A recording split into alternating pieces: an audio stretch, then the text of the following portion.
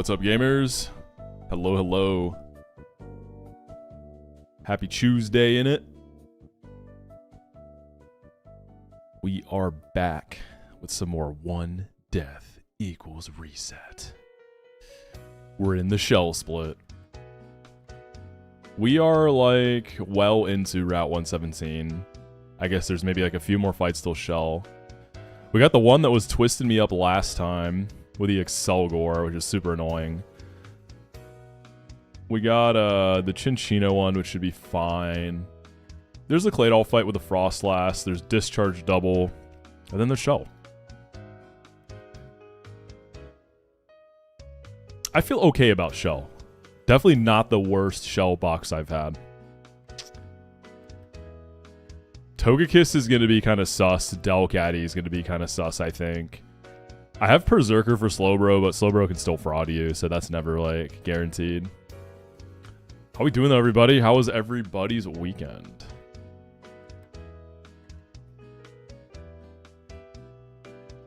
Am I planning on bringing Houndoom to Watson? You don't bring Doom to Watson, dude. Doom place? Bzz. You loved my Legends video? What about the part where I never made a Legends video? You thinking a Moxi boosted, perhaps? Welcome in, though, either way. Glad to have you. Yeah, Delcatty's annoying. The Delcatty... Shell is just... It's a funny fight. I love watching people do Shell, but I really hate this fight. Like, it's funny, annoying fight.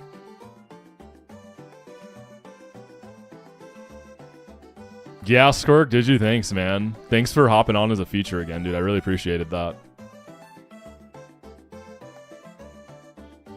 What's up, Weepy? What's up, Kagami? Alright, so let's do a quick review of the box. Penguin run, of course. I think I'm like the only Penguin 1DR run right now, funny enough. If there's anyone else running it, let me know, but I think everyone's doing Turtle and Ape. We got some heaters. This box is good. The only ground type I have is Nidoqueen, though. She's good, don't get me wrong. But it is kind of annoying having her as my only ground type. I wouldn't consider her like a premier ground type, you know, but she's good. She's definitely good. So, couple things. I didn't really see a good Glowbro answer in the box. It's like Togi. But then I'm kind of left open for like Vespiquen, I guess. Like I have Super Fang, you know, fake out into Super Fang in the U-turn in Glowbro is like a thing, or just stay and fight. It's like okay. So I said, you know what, I'm gonna pull Rustboro because Verdant Turf I didn't hit. I was hoping to hit the horse or the elephant. I did not. We did get a good encounter in Verdant Turf though. Check this Petalil out. Okay, so first you can go either Hisuian Lilligant or regular Lilligant. Okay, but check this out. Its own tempo, neutral nature, 22 attack, 22 special attack, 29 speed, fatty defenses. Like, this thing is a beast. This box, I think, wants a Hisuian Lilligant. So, Serena is like Hisuian Lilligant at home. Roserade and regular Lilligant, I think, do like really similar stuff. My only fighter at the moment is Timber. Gonna be really good. This is a great Timber, by the way. It's naughty, guts, really, really good. I want to delay this for Mach Punch. I'd really, really like to do that. Even if I don't delay for Mach Punch, I'm stuck with a girder for a minute. Pointless Percy so I think it's Hisuian Lily, baby. What's up, big dog? You're good, Seto Kaiba. You're good. What's good, Anti? How you doing, man? Yo, your playlist was on fire yesterday. Thank you for sliding that over, man. I added a bunch of your music to my playlist, by the way. You got some good tunes, Mr. Worldwide. Also, PP, hello. I haven't seen you in a little bit. Thank you for the 10 months. How you doing, gamer? Good to see you, big dog. Element, thank you for the 2 months of Prime, dude. Yeah, so we're gonna... I'm pretty sure I'm going Hisuian Lilligant. I looked a little ahead at Watson, because I'm worried about Diggersby. I guess the Lilligants have the same bulk, which I didn't realize. Because they both have entrainment. So, you gotta dodge crits and stuff, but if you can get in and entrainment the huge power away, it becomes really manageable. Ludo, thank you so much for the 5 gifted, dude. I appreciate you so much, Ludo. You've been so generous recently, man. Thank you. If you're lifting today, I hope you have a good lift too. Had a banger squat workout yesterday. We got a bench day today. And then upper body, so today's gonna be a fun one. Gonna get that fatty pump. What music do I listen to? This is such a boring answer, but I listen to everything. I'm a big music guy. Like I'll listen to any genre. I'm super open to different types of music. Recently, I've been getting more into reggaeton and a little bit of K-pop. Those are two genres I didn't listen to a ton of in the past, but I'm getting more into those. Which is actually kind of funny. I didn't think about this, but I'm Korean and Costa Rican, right? So like I'm Korean. I didn't really listen to a lot of K-pop. I'm Latino. I didn't really listen to much reggaeton. It's funny how it took me this long, but better late than never. Oh, you got bench day too, Ludo? Let's go, dude. What are you hitting today? How much are we going for? Yo, what's up, Aaron? Yeah, Moxi Monday on a Tuesday. So true. This game has been beaten true deathless once, and then some people have done like infinite heart skills.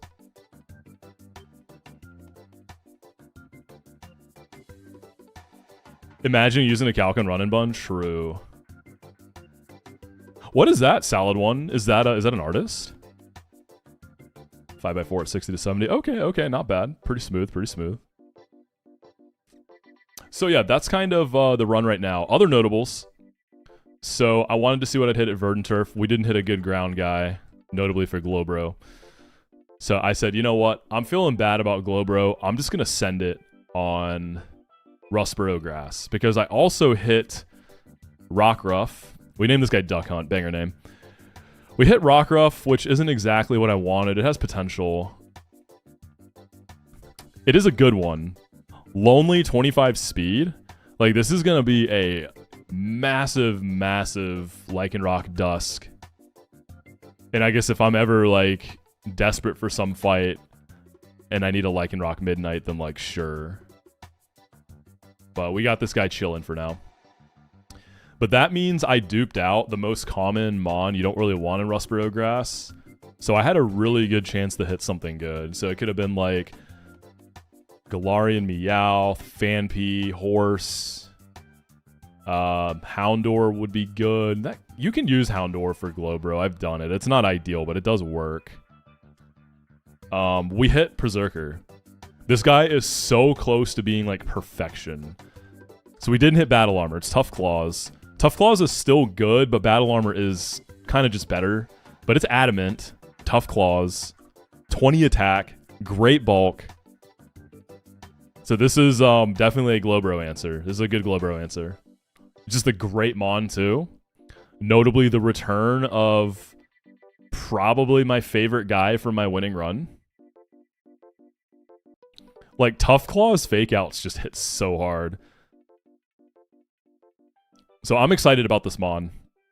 It's funny, I didn't have Togi in my winning run. So this guy was my Togi.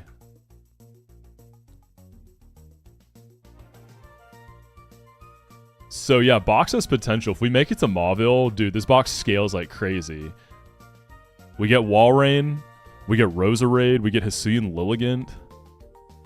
We can get Zam with Candy. I don't know if I'm going to do it.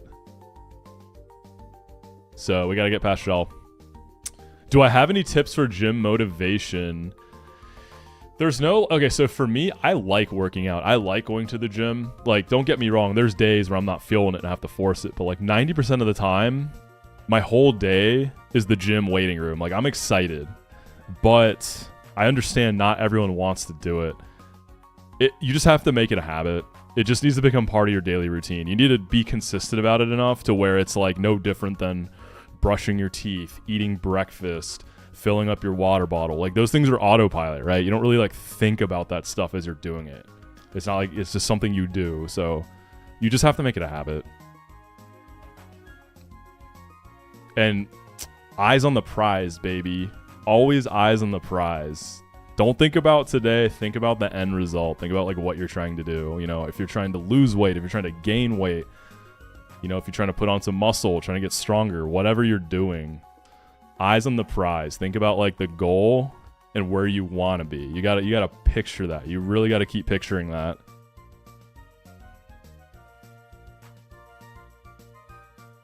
And also, if you make mistakes along the way, don't beat yourself up. We're all human. It happens. Don't crash out over slipping up on like your diet or missing one work. It's okay. It's gonna be fine.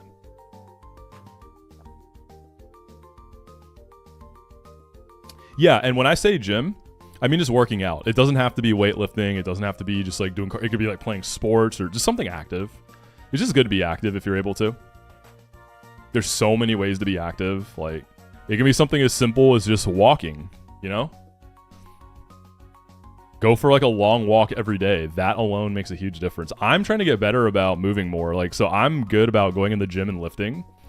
I suck at keeping up with stretching. And I work a desk job. I stream. I do a lot of stuff on my computer.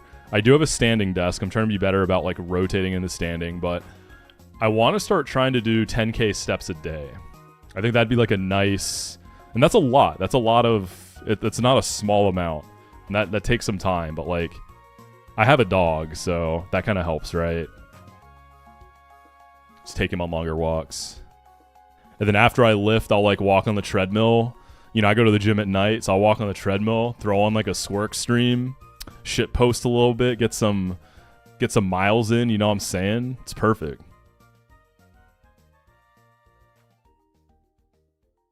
Yeah, 10K steps it's a lot. I have a so I have a walking pad.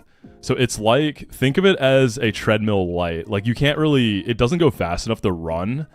So what I'll do is I'll put my desk in standing mode and then get the walking pad down there. And whenever I'm like working, doing whatever, I'm trying to like use that. That helps a lot. Because then I'm just multitasking. Yeah, standing desk was huge. Standing desk was huge. And walking pad is also a big one, yeah. Definitely helps. Especially in the winter when it's just like really cold outside. I work an international job, Gangles, so my schedule, when you don't see me streaming a lot, that means I'm working regular like US 9 to 5 hours. If you see me streaming a lot, I'm either not super busy or I'm working on some sort of project in a different time zone.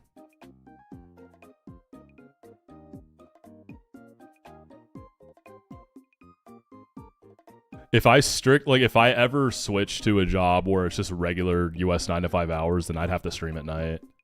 I would just have to change my schedule, but that hasn't happened yet, so.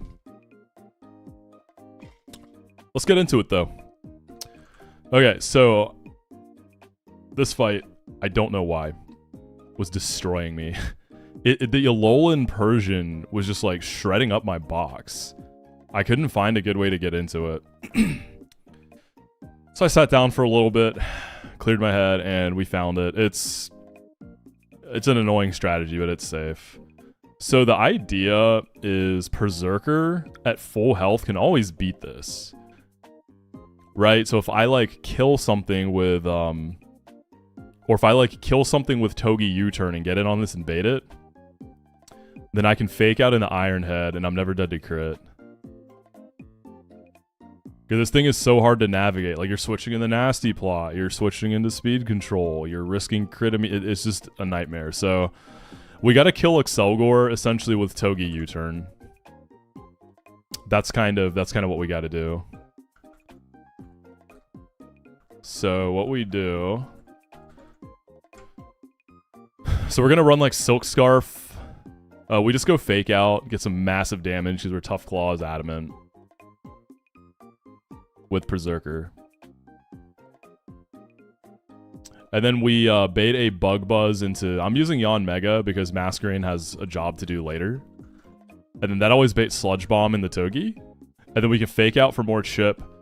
And I'm gonna remath it, but Berserker fake out and the Togi fake out U-turn should always kill this. Togi never dies to like any crits. And then fully healthy Berserker should just bait Persian. So the first thing I want to do is double check the math on that. So Berserker, Accelgor. Alright. So Silk Scarf. So 94 minus 36. What's going on, Mario? How you doing? That's 58. Pivot through, Yawn Mega, bait a Sludge Bomb into Togi. And that's consistent. And then fake out Silver Powder U-turn. So fake out's 19, so 58 minus 19. That leaves me at 39. U-turn min roll's 39. And then on top of that, so I gotta make sure I don't kill it early. So Berserker Silkscar Fake Out never kills it. At worst it does max roll 64. 94 minus 64. You're left with 30. Then when Togi comes in, I just don't do the Fake Out. I just do the U-turn. So I don't accidentally kill it early.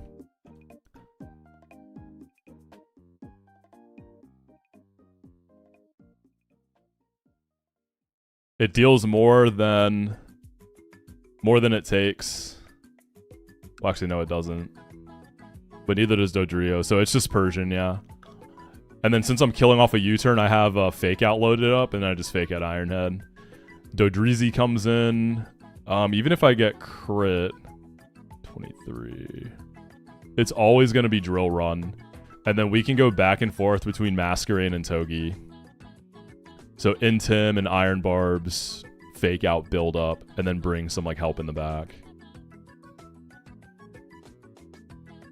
This is a clean line, but dude, this took a minute. Like, I don't know, this fight usually you just throw your fighting guy at the Persian.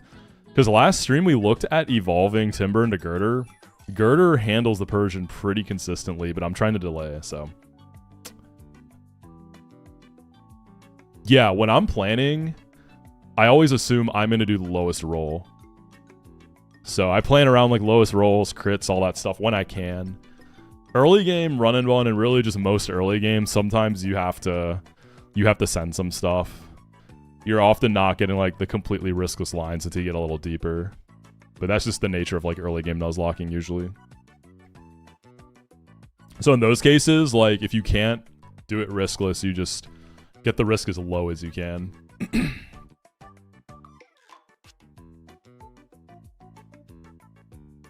Yeah, this is my PB.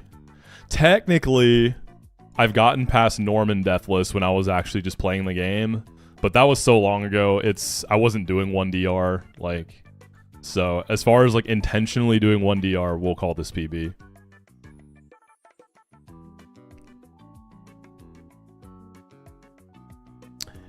Yeah, not being able to sack on some of the demon fights is like, whew. Scraggy cosplay goes hard. Thanks, Grant. What's up, dude? Flywinged 18 Scraggy cosplay. That's really fun. I guess the shiny mega Scraggy does have like, it's purple, right? Yo, Flywinged, thank you for the prime. All right, let's build for this fight. So I need Silk Scarf and Silver Powder. Yeah, Knack is on an insane run. So Knack just beat Tate and Liza. He also did the heist, so he's gonna have double scanner items. He got a really good Dark Shifu as well. So like, Knack is on the run right now. He's on a really heater run. Yeah, what's up, Liam?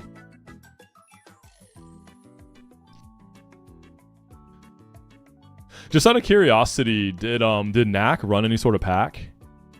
Or is it just straight raw? Udai is also on a good run. I don't know if he did Lily Cove Rival yet, but when I saw yesterday, he was close to Lily Cove Rival. This run is looking good, Liam. I'm gonna fight Shell today, so we'll see. We'll see if I get frauded by Shell.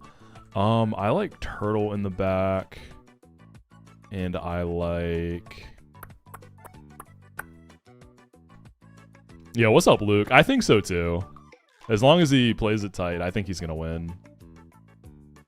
Quillfish could be an extra in Tim, I guess. We could bring Penguin for like for some Aquajet ship if we need it.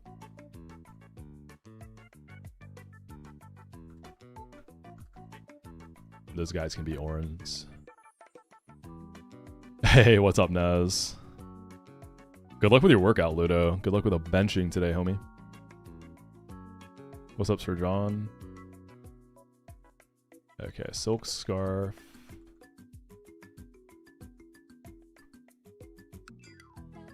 Is it in my bag?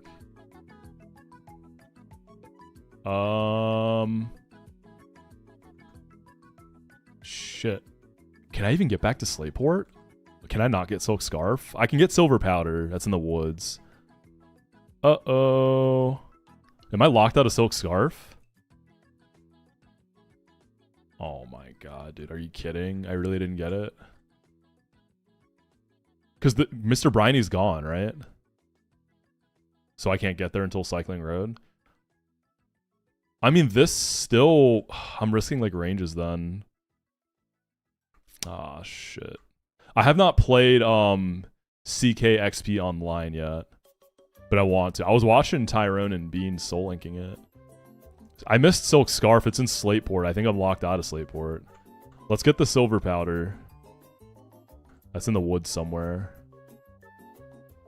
Is he still there? When does Briny leave?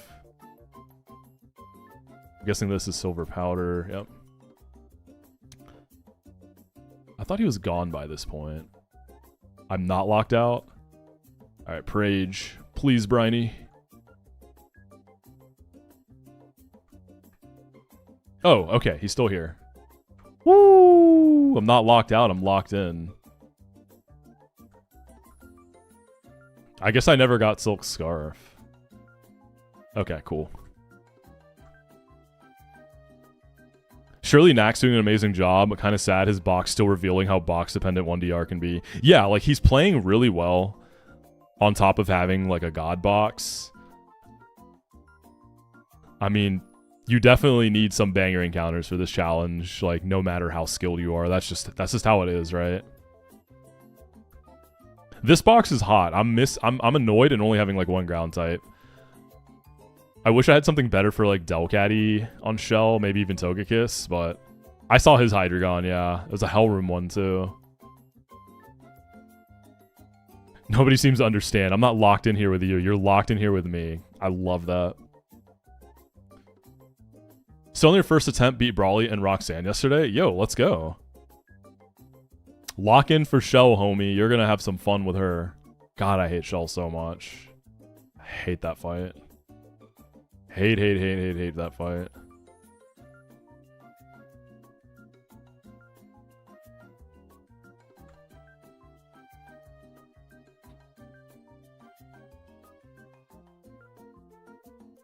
What's up, Abuelo? Yeah, I got the Miracle Seed already. I've used it a few times.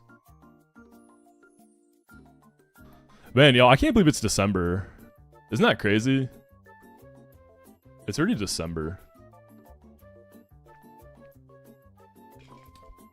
Where did this year go? This year was kind of a blur, honestly. Alright, Silk Scarf. It's been a good year.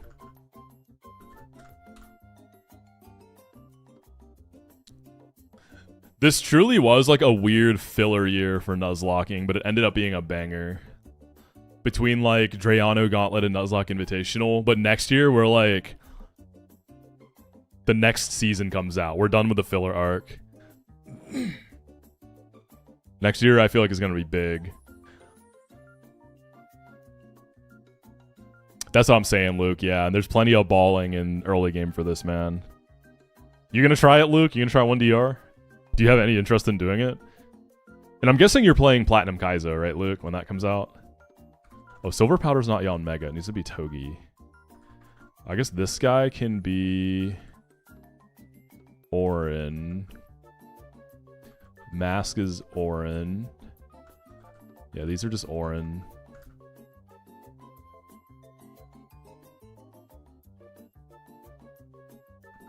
Waiting for PK, let's go. You've got more memories from 2024 than 2025. Honestly, same.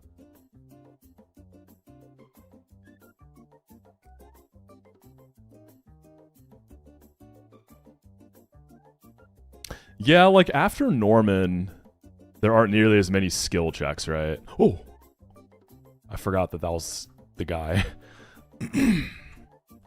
All right, fake out. We didn't crit it. We're pivoting to beta Sludge Bomb in the Togi. Nice. Fake out. And then Silver Powder U-turn always kills. We can never die. This should bait the cat. Please tell me I'm right. Perfect. Okay. We're beating this stupid ass Persian. Fake out. I can't die to crit. I don't think it can set up. It always attacks. God, that's so much damage, dude. I should be healthy enough to only be baiting Drill Run always. So we go Mask on Drill Run. Getting some Intims too. And then Iron Barb's Fake Outs on the Drill Packs. How much do I take from crits? I think it was quite a bit. Up to 22%. So max roll crit is 19. So until then, I'm chilling. Fake out. Go back in the mask on the drill runs. And then we just kind of rinse and repeat this. If I get like Giga Crit, we got back up. I'm slower than the Dodrio, which is why I have to do this. I mean, it's jolly, so...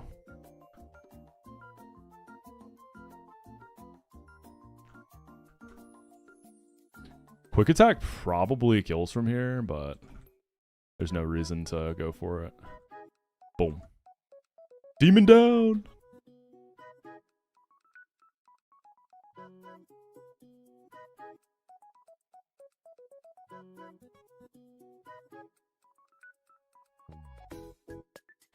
Yeah, I swapped the move position in battle. You can do it in battle. Matter of fact, Berserker's moves I feel like are... I like that. Move order matters, y'all. I always like to have like Fake Out or Protect as my first slot.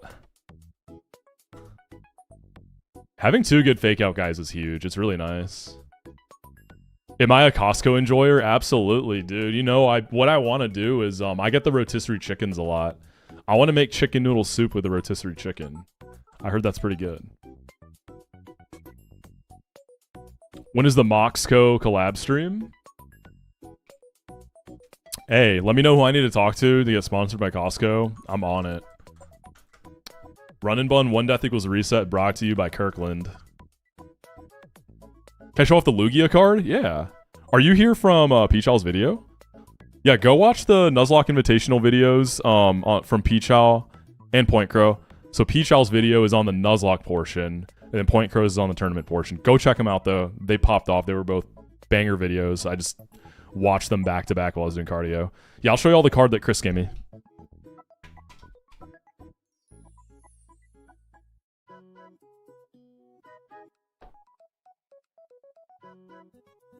Yeah, shouts out to Chris again for this, man. That dude is the GOAT. I hope he's doing well. Alright, check it out. This is a gift from Chris Melberger at the end of our Nuzlocke. Look at this beautiful, beautiful thing. So pretty, man.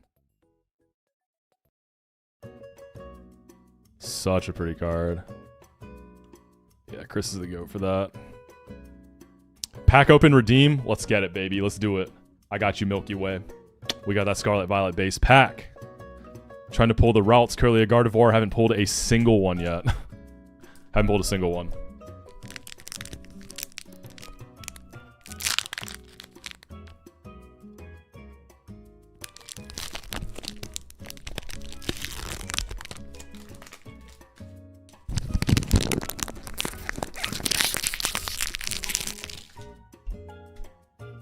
You know I gotta give you all the ASMR first.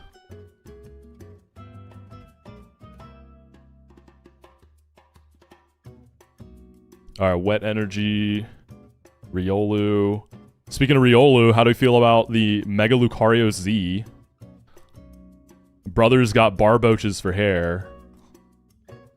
Like, when you see it, you can't unsee it. Magneton, Clawitzer, Greavard, Vitality Band, Toxtricity, Mousehold.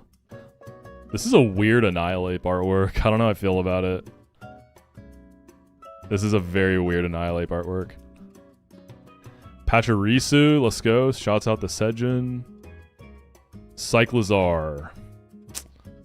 Just a basic Cyclizar. Okay, I like Cyclizar. I'm a fan. Yeah, y'all like Mega Lucario Z? Is it cool? Does it have a new type? I could low-key see it being like part dragon, maybe. Do we know if it has a change typing or have they not said? Yeah, part psychic, part water. I can see those two. I think the original Mega Lucario is way cooler still, but I don't hate the new one. It's just okay to me. It's aight. The hair is just kind of weird. I'm going to be real, with the new Megas, there have been a lot more misses than hits for me, unfortunately. There are some really, really good ones, but there have been more misses than hits. I hate to say that. I love Megas. Like, the original batch of Megas, almost all hitters, man. Almost no misses. Yeah, Mega Drampa might actually be my favorite one. I really, really, really like that guy. Yeah, I agree, Liam. I like seeing underrepresented guys get Megas. Guys who need it. Mega Phalanx is up there for me, too. Hatsune Luku. For real, though, man. The blue hair and everything. Lucario really doing a Hatsune Miku cosplay. Dude, it's gonna be so fun using new Megas and ROM hacks. Yo, what's up, Terra? Yo, Terra, you adding the new Megas in Terra Emerald? Is that why the date got pushed back? Is that what's going on?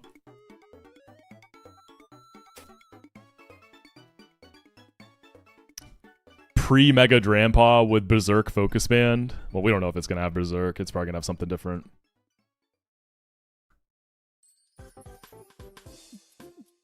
Nah, I love that, Terra. I love the mysterious angle. My mysterious king. I think Mega Zygarde's really cool. It's weird, for sure, but I like it. PK is Platinum Kaizo. Coming soon. Alright, next fight.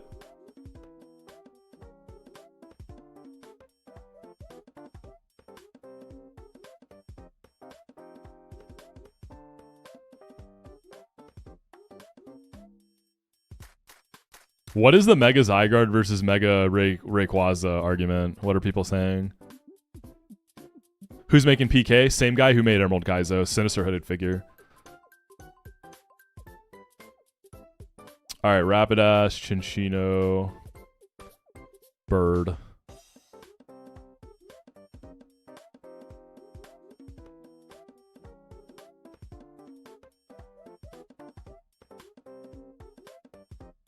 Emmy's little Beware emotes are so cute. Alright, Rapidash.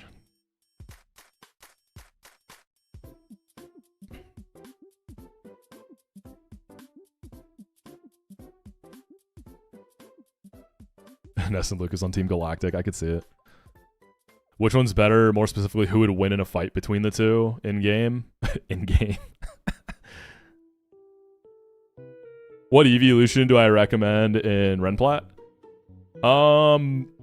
Umbreon is a good, like, general, just good mon. It's good. It helps with some of the early game stuff, too. Jolteon's really good, too. I like Jolteon and Umbreon.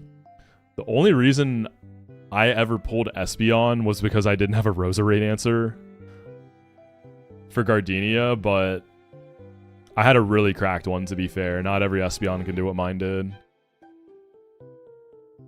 But yeah, I think Jolteon is probably my favorite one to use, and then Umbreon is just generally good and easy to use.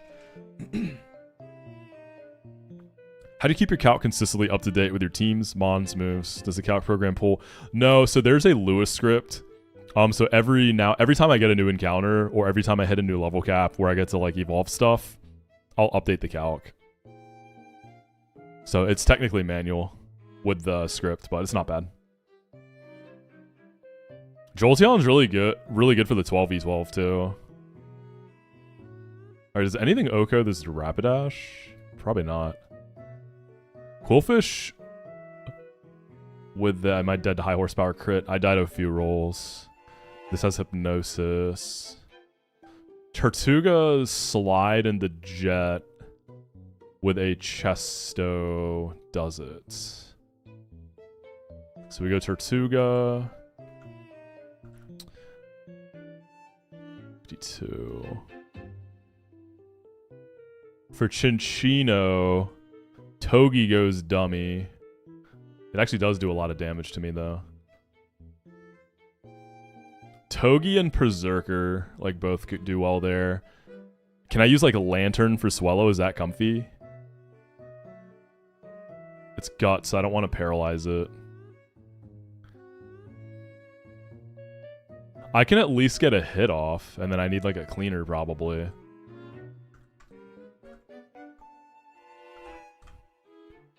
Let's see. Not Quillfish.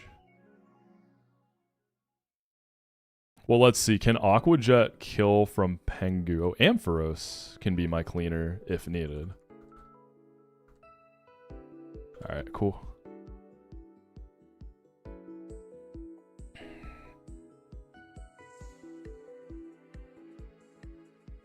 Yeah, how you feel about the Lucario, Ronnie? I think it's alright. I don't love it. I kind of want to upgrade my graphics card, but like, they're still so expensive, man. I'm on a 3070 Ti. I feel like if I upgrade, I should go 50 series or 5 series, but there's still so much. It's hard to justify right now. Because I don't need a new one, I want a new one, you know what I mean? So it's hard to justify. Alright, this guy's Chesto. So the Chinchino has Sing? Yeah, that's annoying.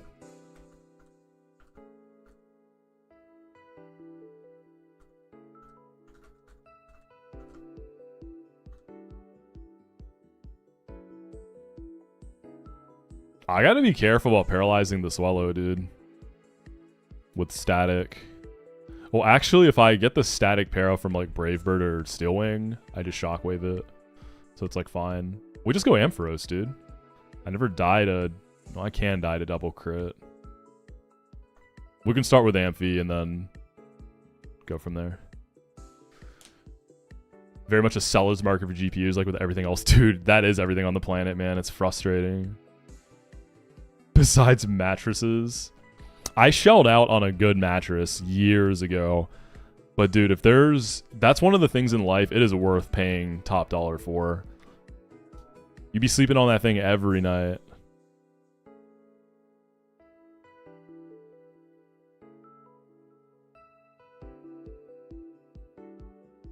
Give me 1 second.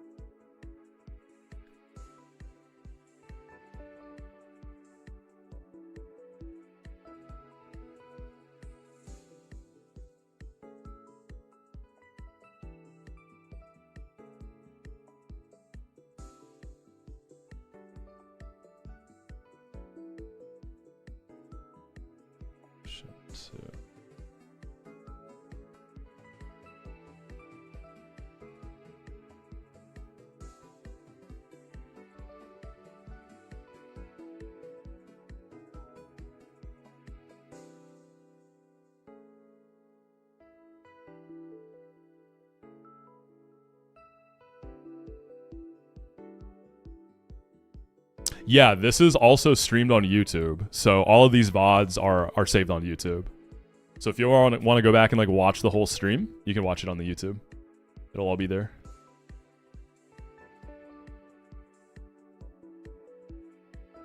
Your mattress is 30 years old. You're trying to get a new one. You're almost there. It's dude, that's an old... I mean, mattresses last forever too.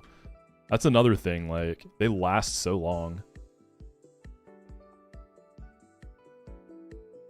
Oh, yeah. I have a Herman Miller office chair. I got it secondhand. It was used. I got it off a... Well, Casey found it for me off Facebook Marketplace.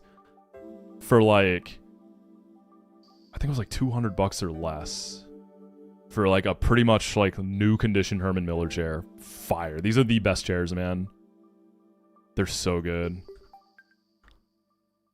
Ergonomics going crazy on it. I got burnt! What is this clicking, by the way? Well, at least it won't sing. Rock Blast is most likely. Let's go big P-Zerk first, baby.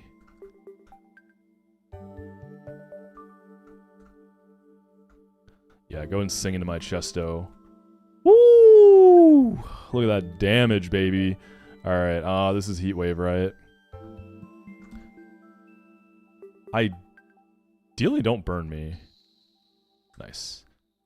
Shockwave. I don't think I'm dead to any crits, right? Doesn't look like it based on the rolls there. So we send it. Oh, he crit me! Oh, shit.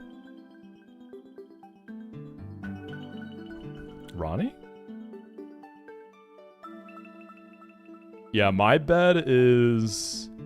I don't think it's a Is it a California king? It's either a king or a California king.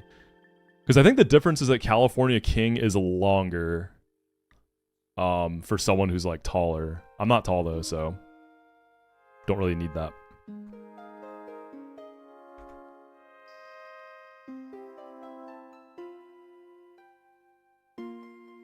Have you ever noticed Swellow kind of looks like he's seen some shit?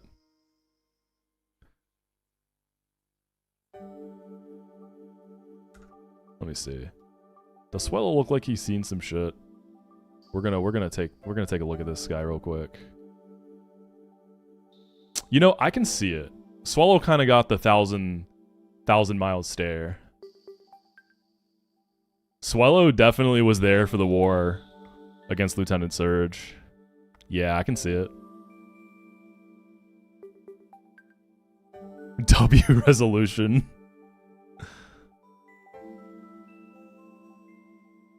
I mean, it makes sense, yeah, because Swallow's been force poisoned and burnt constantly.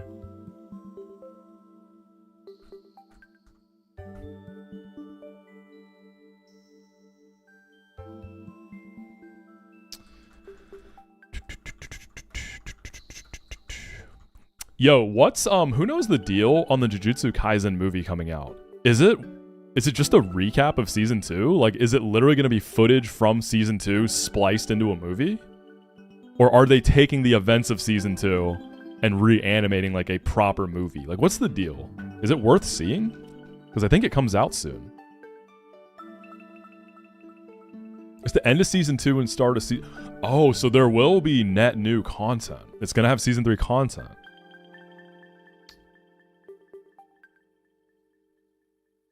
Okay. And the season 2 content is pulled from the season. It's not like newly animated in movie quality. Which is fine. I mean, season 2 was fire. Man, that was a peak memory. We watched a new episode of JJK season 2 at TwitchCon 2 years ago in the BNB. That was a good time. A simpler time back then, huh? Oh, is My Hero Academia done? I know it's on the final season. Did it finish?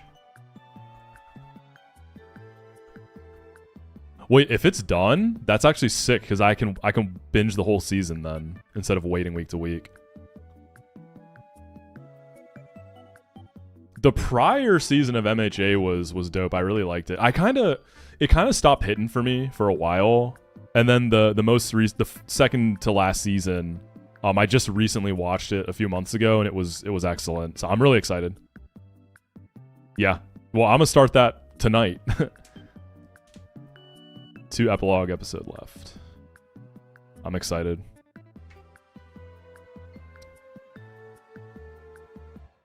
I haven't read the manga, so I actually don't know like about the ending. Okay, we have one more fight until Discharge double. Claydol, Kling Kling, Electrode, Frostlass.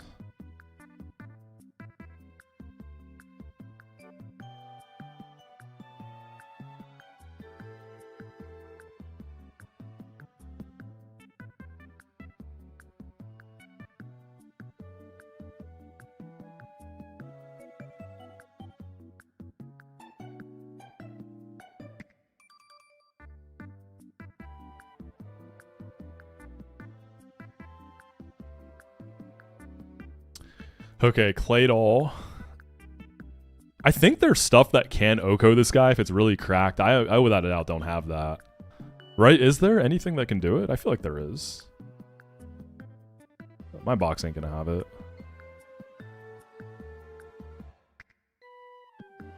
I guess it'd be a strong physical attacker. Yeah, surely. Like a strong Sharpedo maybe, or a Crawdaunt. Those guys probably pick up Okos, because Crawdaunt has knockoff at this point.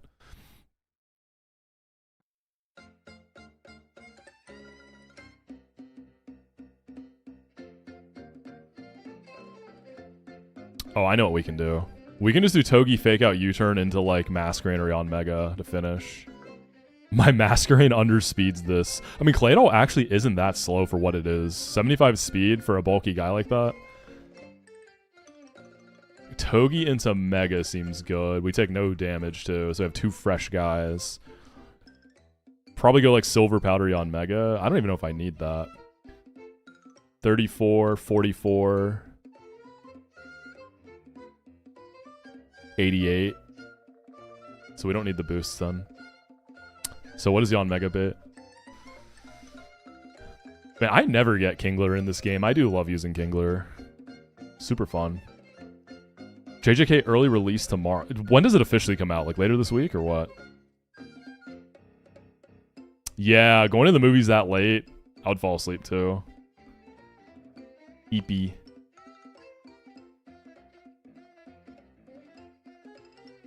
Seventh, okay. Also, doesn't Metroid 4 come out this week?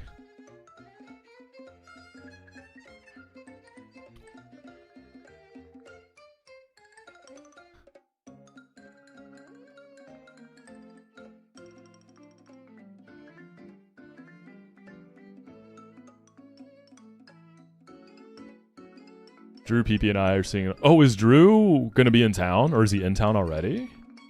Is he visiting? I'm assuming y'all aren't up there in Canada. In nowhere, Canada. Oh, that's fun. Hell yeah. I hope y'all have fun. Love to see that. Love that for y'all. Also, Vix, the Nuzlocke Invitational video was peak. Very, very, very well done. Really, really banger stuff. It was so good.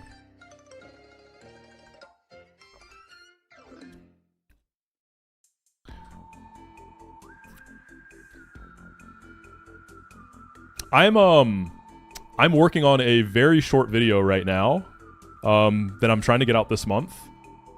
We'll keep it as a little surprise.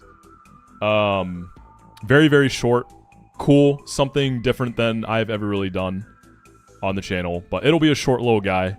I'm anticipating no more than like 15 to 20 minutes. I've got a really sick thumbnail idea for it. I think the thumbnail is maybe what I'm most excited about, but I'll let y'all know when that's like coming out. I'm almost done with the script for it. And then I'm going to do most of the editing myself. Most, if not all. Possibly hit up Drew for like a intro type beat. But it's not going to be anything crazy editing wise. It's going to be less focused on like the cinema stuff and more focused on like the story being told. It'll be cool though. I think y'all will enjoy. Because I'm definitely not going to be only putting... I'm trying to get away from only waiting until, like, the big videos come out, you know? Because then I'm going to put up, like, 1 video a year. I don't want to do that. I want to get more stuff out. I have other stories to tell outside of the, like, Run and Buns, Lucids, EKs, and all that. I've got other cool stuff that I can do. Hitting the Quan short. Come on, man. Spoilers. But, yeah, just a little something to look out for. Will it be a sit-down face cam story about how you had a glizzy? I did, in fact, have a glizzy after the Drizzy Glizzy. My boy Stonked sent me a few dollars and was like, yo, go get yourself a Costco glizzy. So I did it. T&L split video before Squirks. Oh, shit. Oh, shit. We can't... We've said too much. Also, gamers, we are currently sponsored by Cook Unity. Easy, delicious, affordable, tasty meal delivery service. Save yourself some time. You know, the cooking, the cleanup, all that business. Let's just forget all that. Get you some good food. And let's get it to you for 50% off your first order. 50% off your first order. But you got to use my link right here. Real talk, though. It's worth. I got a box coming in, and I'm going to show y'all what's inside when it gets here. And you will get to see for yourself what it looks like. I will show you right here on stream, baby. We're gonna be feasting. Check it out though, real talk. It's good stuff. All right, Yon Mega, what are you baiting?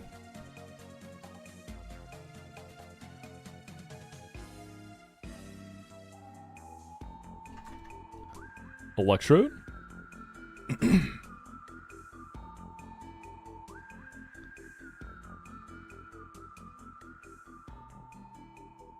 Yeah, Electrode for Electro Ball. Can Nidoqueen just go crazy on it? How much does HP Ice crit do to me? Is there a resource online to have your badges on the overlay like that? There's like PokeLink. There's other stuff too, but I think PokeLink is the big one. I personally did it myself. So I made I found these like pixel badge images that I liked, and then I just used Photoshop to format everything.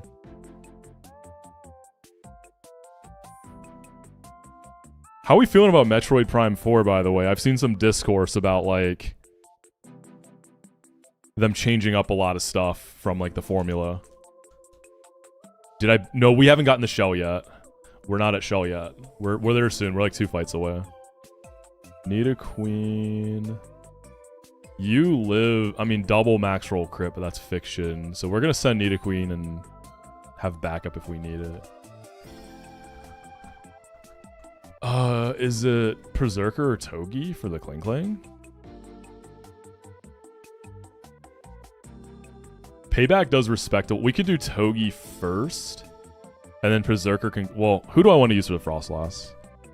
Togi gets the benefit of everything it clicks on Togi, racks up Iron Barbs. I can Intimidate, it's clear body. I think Togi can probably just 1v1, maybe even get a Spark Para. What's up, Jason? Yeah, I used to use PokeLink, and then it just, it was just more work than it was worth. Because I was just using it to display the Pokemon on my team at the time, and I just didn't find that was really adding enough value to my overlay to, like, constantly be tweaking it, messing with it every time it, like, crashed or had to, like, manually update it, so I just dropped it. It's good, though, don't get me wrong. PokeLink is good. Just depends what you want to do.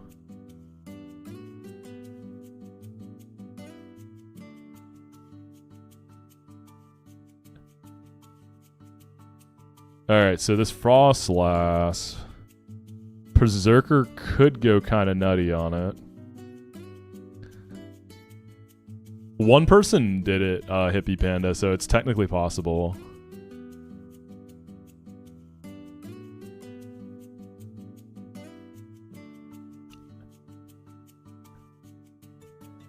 Oh, does Rapidash is slower.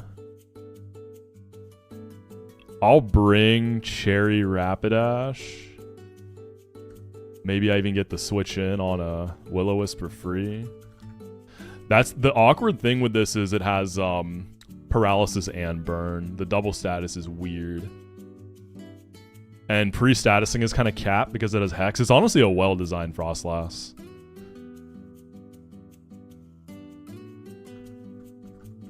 How's Lopunny do? Wait, Limber Lopunny with Rostberry. I just don't have damage output on it though. Because we ain't Mega Bunny yet, so we don't have Scrappy. If it was Scrappy, this thing would be cooked.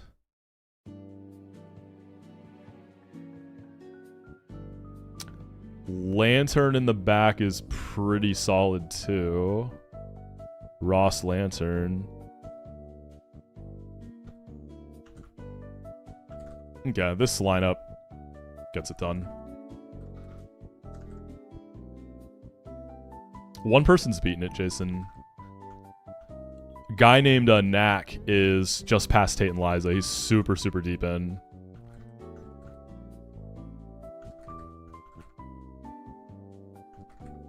And then you got me. Trying to beat Shell today.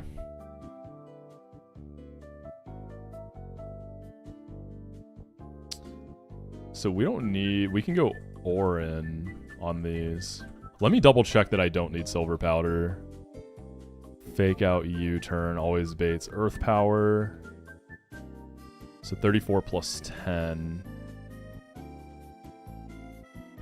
85 minus 44 is 41. I think Yon Mega picks that up. Yeah.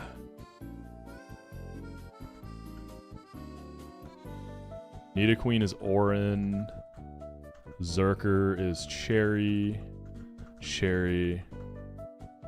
Rost.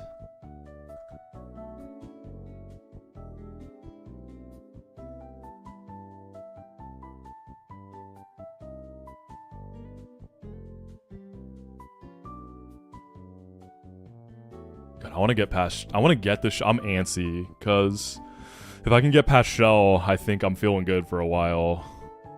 Well, Watson's Ampharos freaks me out because I looked at Nidoqueen and without Soft Sand, she has to hit a terrible range, and she's risking 30% para to Dragon Breath. Maybe if I like scale in Candier. I think my Nidoqueen is minus Spatic. Is that the issue? No, she just has low Spatic. Here's another thing too. So you can breed with Nidoqueen. I did delay for Earth Power. That's with Earth Power I'm talking about. Here, I can show y'all the calc real quick. Just looking at Watson real fast. She has good bulk. If she comes in on Discharge, like, she's chilling bulk-wise. So we'd be at level 35. So she never dies a Dragon Breath crit. The problem is Earth Power has... Dude. It's a 0.4% chance to 2-hit KO. If I go Soft Sand, it gets... Yeah, Soft Sand gets it to a guaranteed 2-hit KO. But Dragon Breath is that 30% paralysis chance. So that's, like, really scary. Maybe Togi could come in and clean up, but I don't know. I'm not really... Oh, you know what? Togi does bait Discharge. If Togi has the health, I could go in on Dragon Breath. You turn in the Nidoqueen. And then I should have it, right? Togi's probably pivoting on Zero Aura. Yeah, but where I'm going with this is, you know, we don't need to plan Watson right now. You can actually breed a Nidoqueen with, I guess, a compatible male Pokemon and get a Nidoran male egg. And you can hatch it, I guess, in Trainer Tower, because that's like a dead location otherwise, right? So I could get a Nidoking. Right? Does it work? Burrito, I didn't even know. So Burrito is the one who told me about that tech. Why have I seen no one do it, though? She can't breed? What was Burrito talking about, then?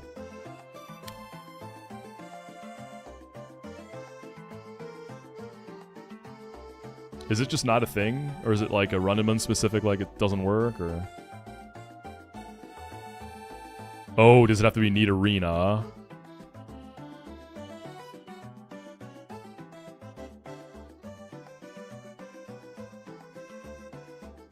We haven't fought Shell yet. We're close. I'm stalling because I feel like I'm gonna get crit by Shell and just lose. Any of the Nidoking line can breed, only Nidoran. Oh, so I would have had to have kept it as a Nidoran. I don't even know that would have been viable for me. I've needed... Oh, let's see. Is there anything... Could I have gotten away with not running Nidorina? Or Nidoqueen? This Electrode could have been Serena, but it's not riskless. I would have needed help. She was great on Hiker Mike, but I probably could have found something else. I could have used other stuff for that Electivire. Oh, Corgi would have been super sketchy without her, because she's my only ground type. Corgi would have been risky as fuck without her. Okay, I feel justified. Outside of Corgi, though, I could have went without her. Yeah, if Togi's healthy, I can chip the Ampharos and make it work for Nidoqueen. I just risking Para seems like a death sentence there.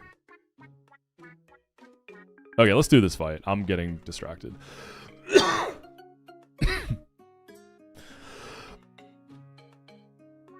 Excuse me. Ooh, I cough so hard I'm seeing stars right now. Alright, we fake out U-turn into Mega on Earth Power. Boom! Electrode. Double max roll crit HP ice skills me. Okay, we win. Yeah, I'd win. We go Togi on the Klinkleezy. Yeah, show me the gear grinds. Give me that delicious chippage. I think I Super Fang first.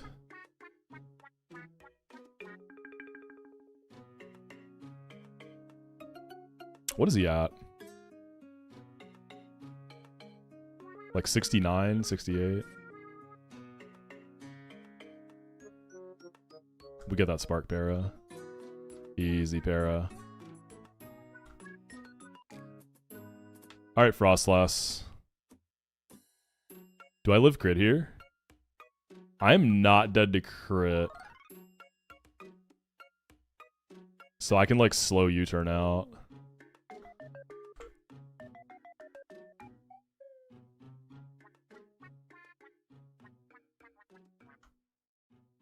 Will-O-Wisp me, okay. Dash is positioned. I think we just win. Yeah.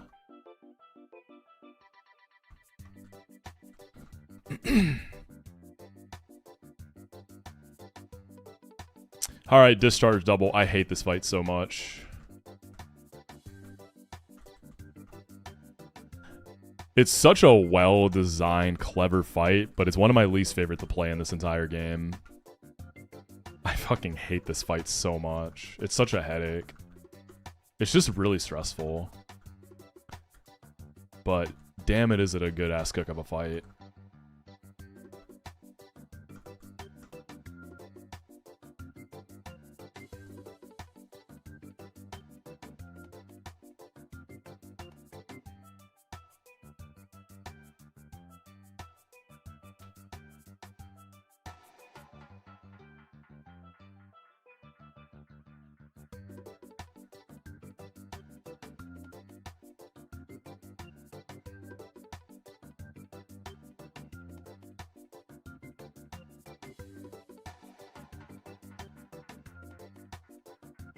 The Discharge double. This bad boy I'm putting on screen right meow. It's just such a well-cooked fight. Like, it's so clever. So anyone who hasn't seen this fight, it's a double battle. So there's an Emolga, a timid Emolga, which is just unbearably fast at this point in the game. All it knows is the move Discharge. And it's holding a metronome. So metronome, every time you consecutively use a move, it keeps boosting in power. Until you like interrupt it somehow. So you could like fake it out. Ape gets Torment, which doesn't let you use the same move back to back. So you have to like move, different move, move again. So it would constantly be resetting metronome.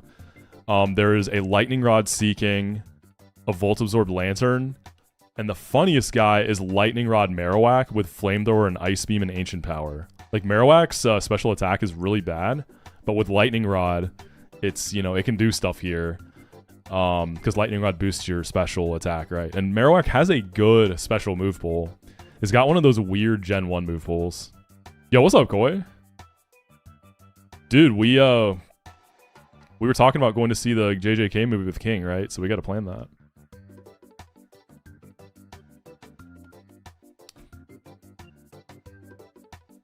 What's up, Lyricy? How you doing? Yeah. It's a very annoying fight. So I don't have the Giga Chad Dreadnought, who's really strong in this fight with like pre-status. I think later this week, Koi, yeah. I'll text you guys. And we'll run it up.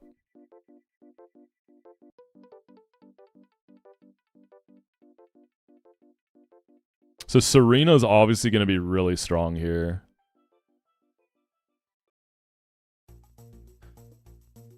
She takes like barely any damage from... I mean, dude, Metronome 4. She's still taking very little damage.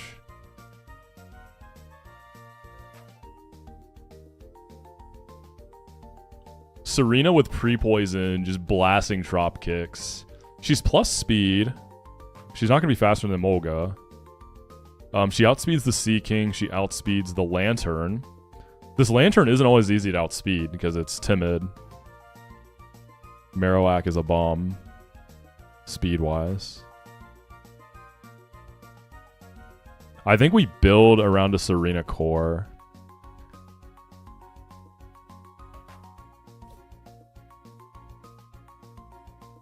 The Focus Sash on Sea King is definitely annoying. Can she double tap Marowak through Citrus with like a Miracle Seed? I'll be pre-poisoned.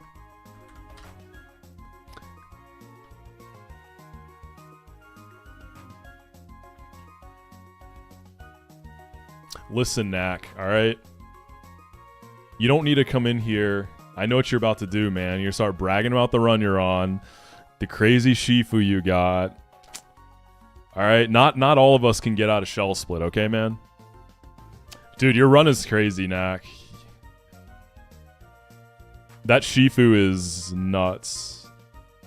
Definitely a lot of people punching the air after that pull. Do I think Marowak would let me into the Bone Club? Gulp. Dude, I miss using Alolan Marowak. I wanna play a game that has that guy again. I miss that guy. The tunes have been hot fire today. Yo, thank you, Shine Time. I try my best.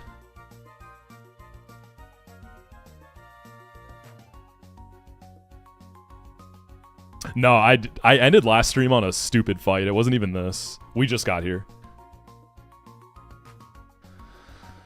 Okay, Serena Miracle Seed. I believe I can double tap the Marowak. Yeah. I kind of want to run Orin, though. It's an okay range to do it, but it's not super reliable.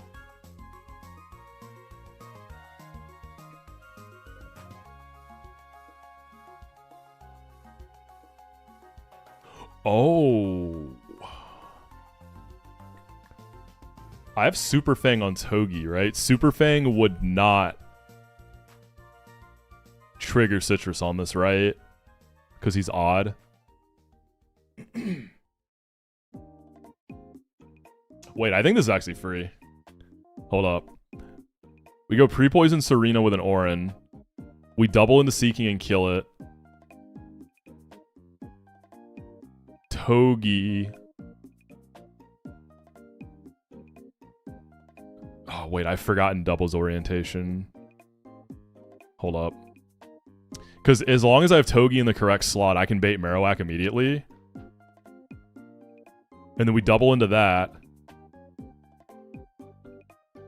And then, yeah. Wait. Togi has to be faster, which it is. So we just ignore Molga. Togi Super Fangs Marowak. It doesn't trigger Citrus. Serena then kills it. Lantern comes in. Super Fang plus Trop Kick kills Lantern. So in 3 turns, we blast down one side. And then I can just bring my Electric Immunes. So like... Lantern...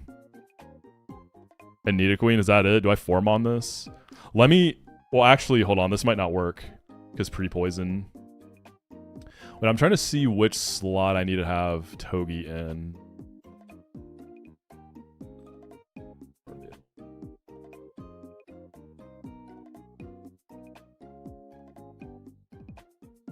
I think Togi I need to have in my second slot, right?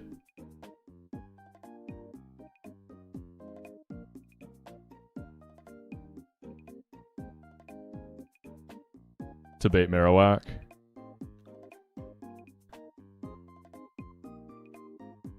Yeah, Togi just needs to be diagonal from Seeking, right?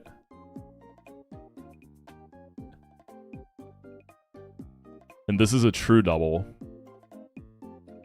Yeah, so Togi in slot 2 gets me Marowak. Otherwise, we get land. It doesn't really matter, actually, which one I get first. But I guess Marowak first is what I want. Okay, so I'm taking poison every turn. Let's see if I can actually do this. I'm probably risking, like, a crit or two. So 97 divided by 8. I'm going to have an Oran Berry. So I take 12 poison per turn. So turn 1, we got doubles on. Max roll crit discharge is 18. Alright. 97 minus 18 minus 12. Seeking's dead. We're at 67 at worst. Metronome's boosted. 67 minus... Again, we're looking at max roll crits. Minus 22, minus 12. We get Oran, that's plus 10. Marowak's dead, we're at 43. Another discharge boost from Metronome. It's 25. 43 minus 25 minus 12. We live at 6 as Lantern dies. Dog. This is literally riskless. I've never had this fight straight up riskless like this. Oh, is Togi fine? Nidoqueen does not have Sheer Force. She's just Poison Point. I think that's all she can have. Yeah, Togi's chilling. We just throw an Oran on it. Let's go, baby! We can form on this.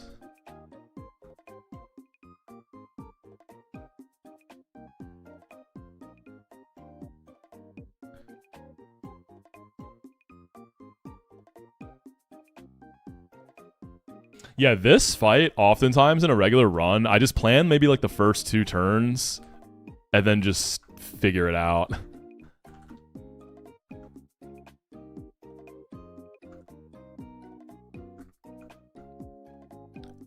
This may be the smoothest I've ever had this fight. I'll bring Roselia just in case I like calc something wrong. Yeah, what's up, Clue? It's going well. It's going well. We'll see if it's going well once I get the shell, though. It's like low punny. Actually, Ampharos. Yeah. Berserker for another fake out, maybe. Shouldn't need it. Yeah, Ape with Torment is really nice. Oran.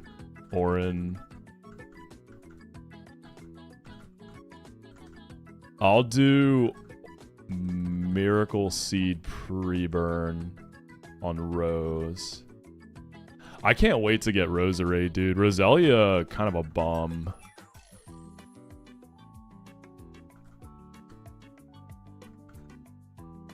The reason I have to pre-poison Serena because she's clicking a physical move, right? Pre-burn would be nice for less damage, but whatever.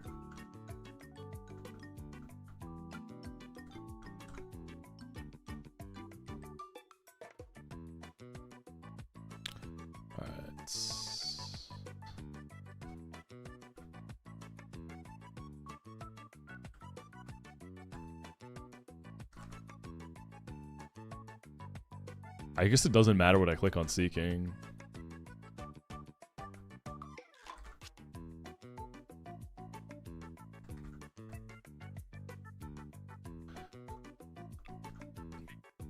Does Roserade get Giga Drain by chance? I know you scale for Mega Drain, right? And mine's not Technician, so...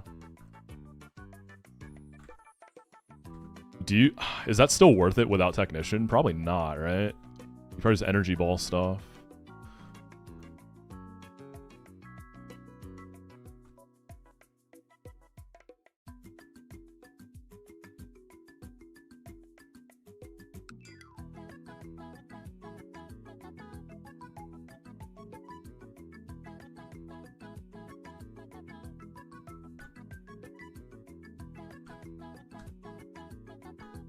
It doesn't learn Giga Drain straight up. too bad. Do you not get a Giga Drain TM in this game? I've been missing on abilities, huh? I didn't hit Technician on Rose. I didn't hit Battle Armor on Zerker.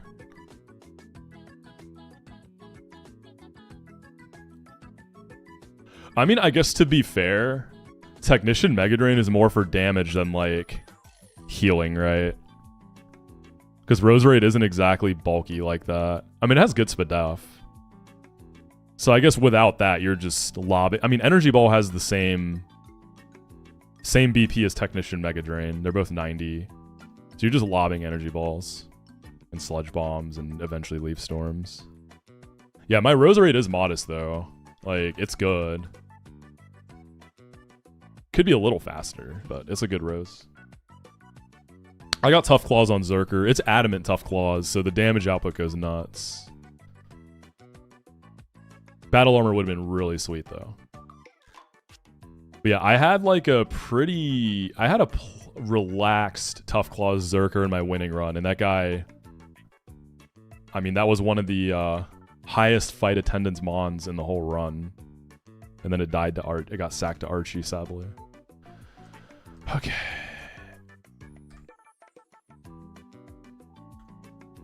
Alright, double in the Seeking.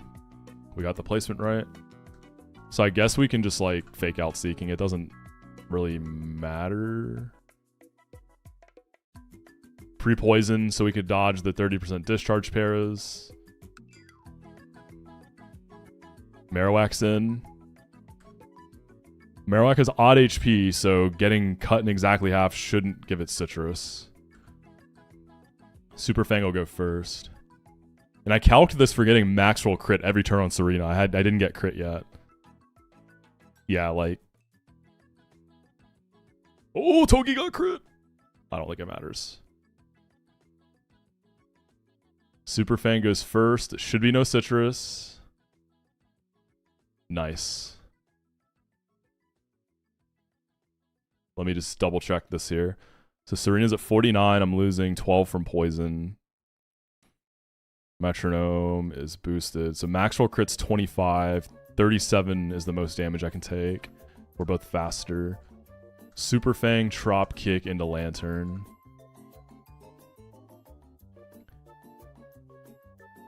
Ooh, I got crit. But it's fine. Super Fang, Trop Kick. Boom. That's GG's. We just go into our immunes. VA Lantern and Nidoqueen. God, that feels good, man. This fight is always such a headache. Love that.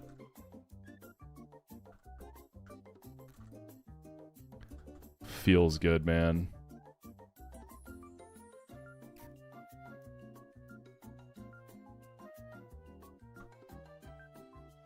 Oh, let me get the protective pads, just so I don't forget. It's niche, but it's in here.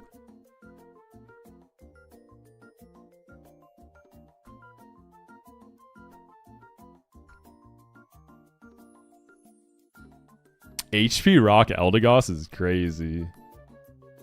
Eldegoss is good for that fight, but it's a lot to keep track of because Cotton Down is blasting the whole field, so it's kind of annoying.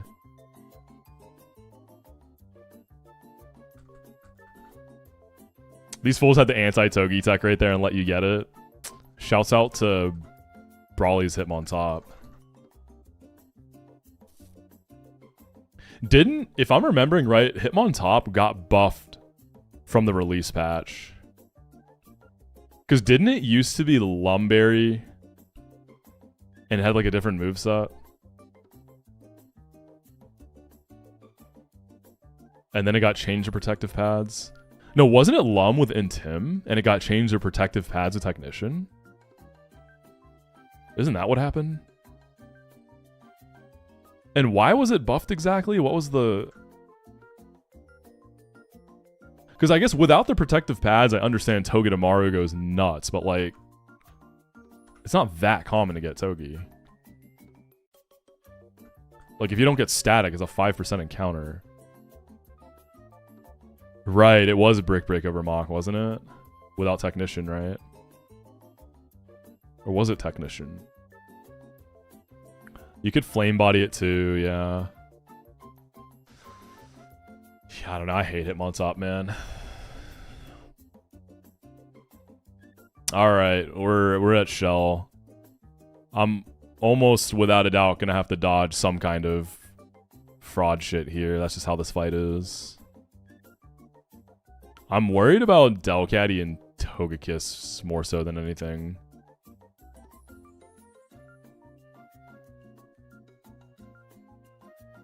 Yeah, I think it was Lum before Protective Pads. Yeah, the double ended up being super easy with I think what made that come together was plus speed Serena. I'm pretty sure she has like no attack. Yeah, it was the plus speed that did it. Being able to outspeed the Lantern and Seeking. There's no terrain on this fight, nah.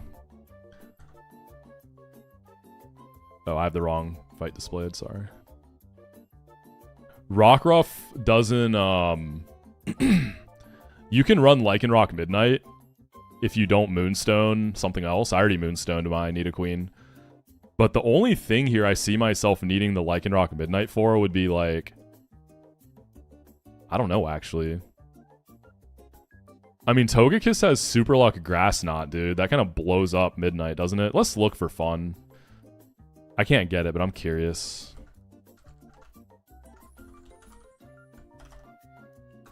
I think you have Rock Tomb, right? Sucker Punch. I looked at it for Glowbro.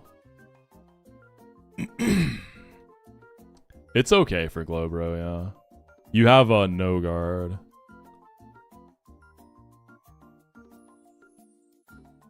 It can definitely be a thing for Togekiss, yeah. If you come in on Mystical Fire or Air Cutter. Mystical Fire, though, with my particular one, if I get High Roll crit, I'm dead to Grass, not High Roll crit.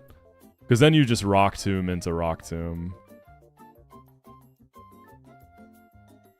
Yeah, it could be a Delcatty guy too, right?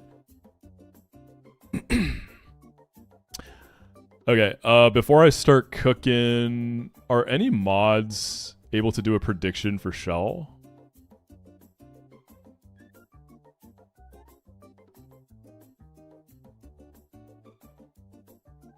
And then I'm going to take a bathroom break.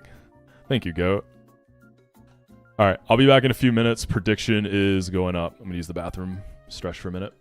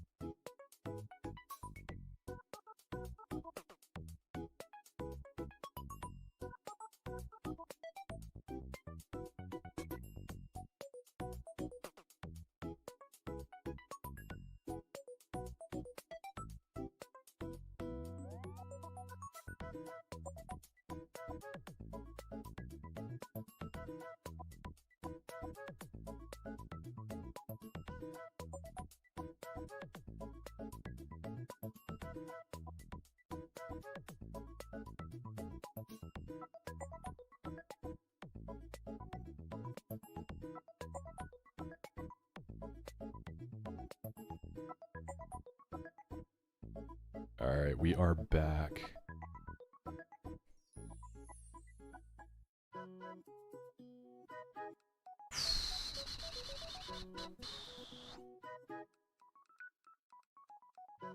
So the lead is probably just Lapras. The only other thing I could think of would be like Girder if I pulled it, but I don't think I need to do that. Lapras should just beat it pretty consistently, right? Put singles on. Okay, so we know that Togekiss knows it can always crit with Air Cutter, yeah? It sees it always critting, because Super Lens, Scope Lock, high crit move. So I believe it knows this. Yo, what's up, Shine?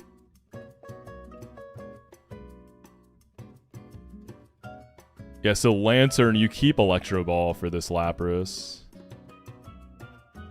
I'm faster than the Lapras. I just run Chesto. I could go pre-burn. I think I just do Chesto. I have to get pretty frauded to lose this Sleep RNG, right? So let's say I Paralyze. It has a Citrus Berry. And then Electro Ball. 66 times. Okay, yeah. So 2 Electro Balls always kill. First one will pop the Citrus and 2 always kill. I can... a lot of crits kill it too, but... Lantern, I fished it up from 117.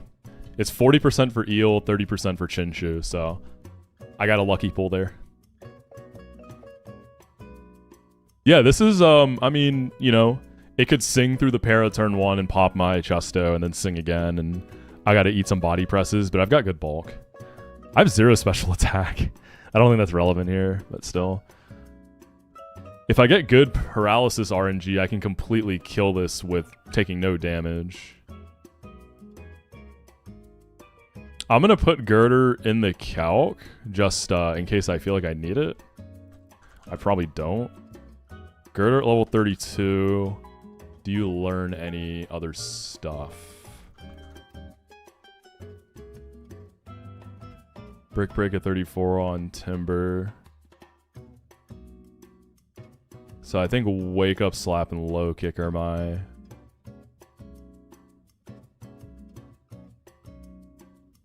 Yes, your set doesn't really change.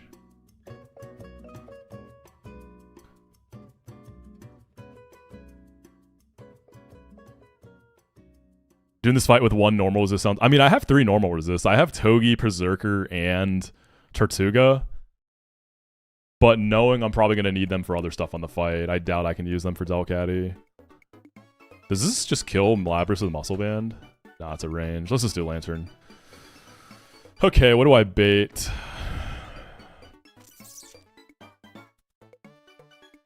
Rhyperior sees Slow Kill. So you're the first.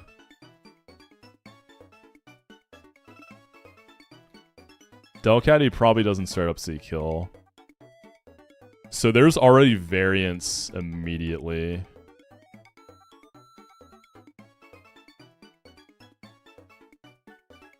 I can bait Delcatty or Lapras. What do I prefer? Or sorry, Delcatty or Rhydon. Rhydon's kind of... Early Rhydon's kind of scary, right? Because it can...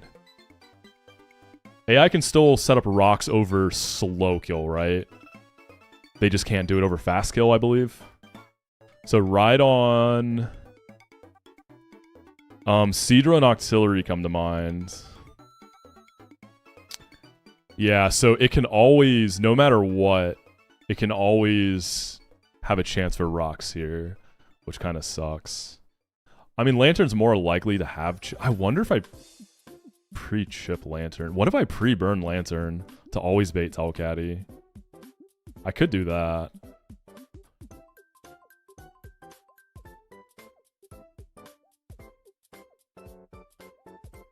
So Octillery never dies to any max crits and always kills. Wait, is Seadra just doing this better? They both always kill. Seadra's bulkier?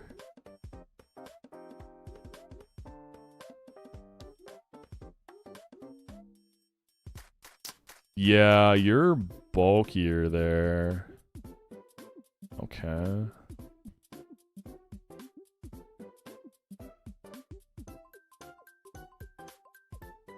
I think, if I'm not mistaken, I think I once used Octillery for Slowbro and Giga Frauded with Octazooka drops. Obviously, I was desperate. I think I did that once. It's super cap.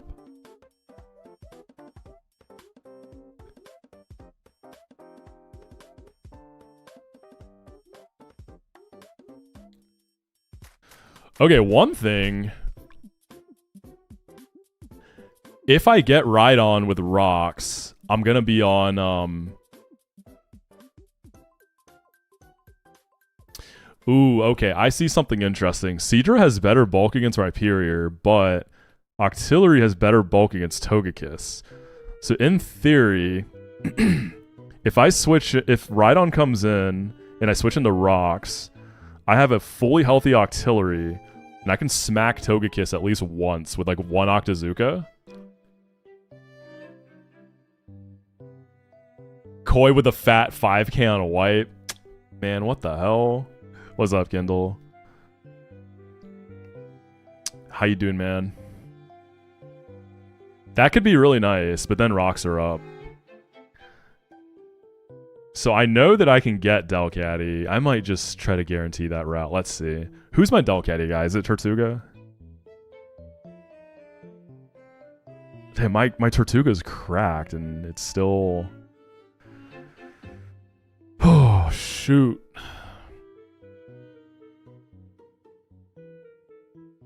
It's been good, Kindle. It's been good, man. I had a nice like Thanksgiving week. December's looking real good.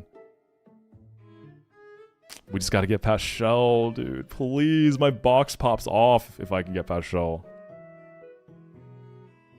I want to use that Lily Bee so badly. I don't think Tortuga really does it like that.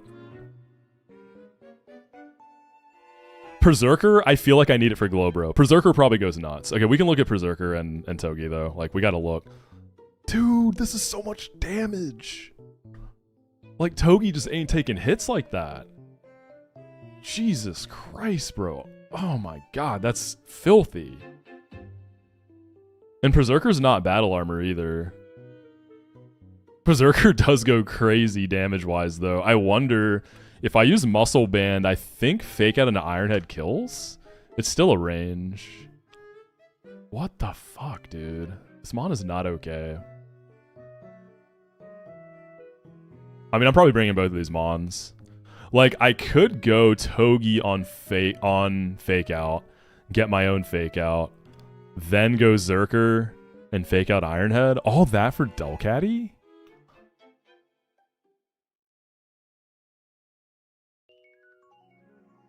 I mean, what beats Vespiquen if I don't save Togi for that? Attack order is a high crit move in this game, right? Alright, this is looking sketchier than I thought. Yeah, it's a high crit rate move. Nah, this shell's looking way sketchier than I thought. This is the PB run benches. So we'll see if we can push it or if we die. What if I go hard stone, right? I was hoping Rock Slide Jet would do it. Like, do I have any 1v1 mon for Delcatty?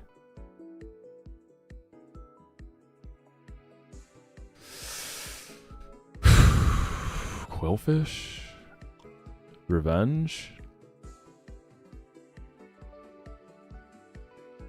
Quillfish, if I dodge crit, I come in on Fake Out. It hits me with Last Resort. I'm always dead to crit. Double Powered Revenge. It's a range. I could do Quill. Dodge crit Revenge. Then either Togi or Zerker can clean with Fake Out, right? So if I do Muscle Band, Zerker Fake Out always kills.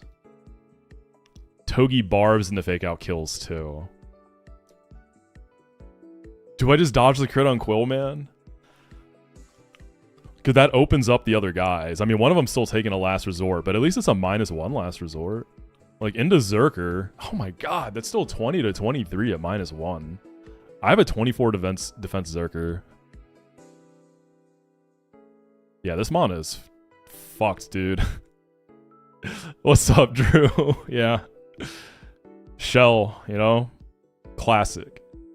You can't, you don't get any ghost types so much later in the game. You just don't get them.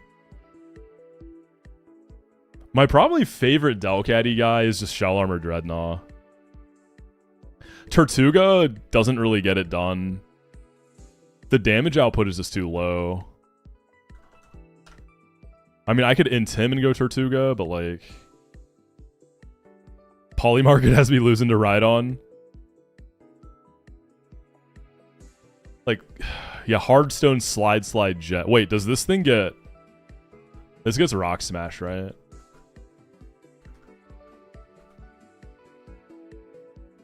Yeah, this is looking borked, dude. I don't know.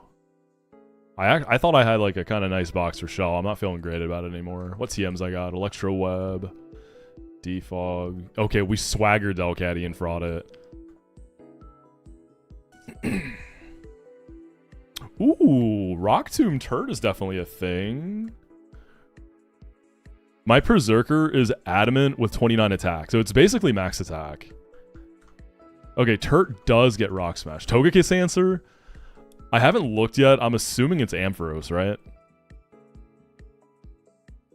Let's see. Smash Tortuga. We could drop Crunch. So I always get at least one Rock Smash, even if I get double crit. So 22. 74. Rock Smash always drops in this game. Smash Slide Jet.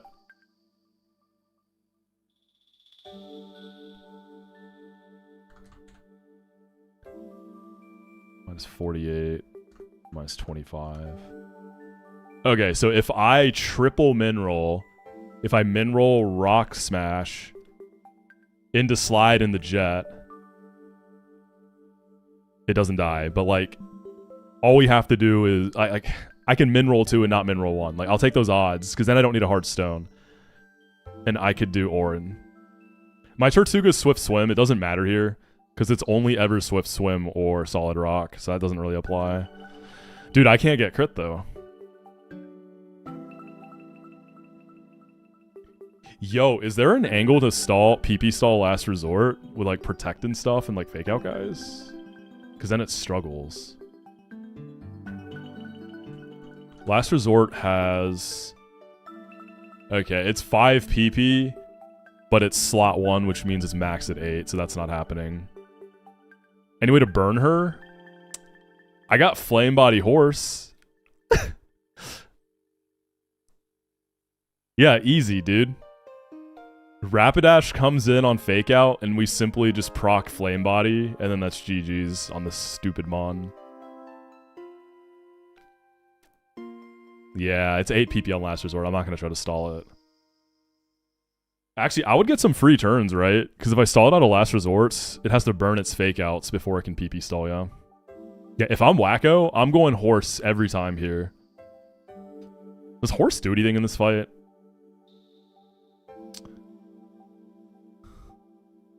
Dodges crit on Vespiquen and beats it. Horse low-key does stuff on Togekiss. You can also get a burn. Yo, Wide Lens Hypnosis Horse? Anyone? And then just trigger the Flame Body and whiff the Hypnosis because you burnt them? Dude, Quillfish has to dodge 1 crit. And then you set this thing up to beat it. Where's Tortuga?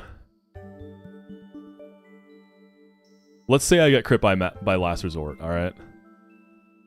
Because I have to Rock Smash and... I have to get a Smash and a Slide. So I have to take a Fake Out and 2 Last Resorts.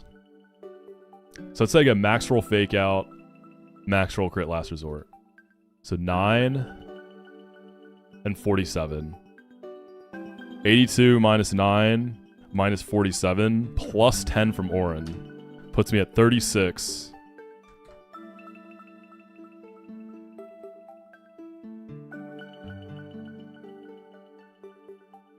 I can get crit once. So they both risk 1 crit. Well, okay, what if the Fake Out also crits then? 14 and 47. 31.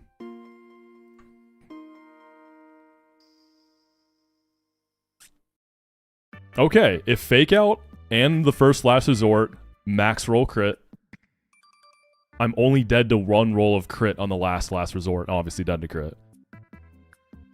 So I can get crit by Fake Out and a last resort. And Quillfish is dead to one. I switch it on Fake Out. Well, what if I switch it on a Fake Out crit? Am I just dead? Because also rocks could be up depending on how I build this. So I get my Intim. 36. 88 minus 36. 52. So if I get high roll crit by Fake Out, I'm dead to one roll of non-crit last resort. So it's pretty good odds.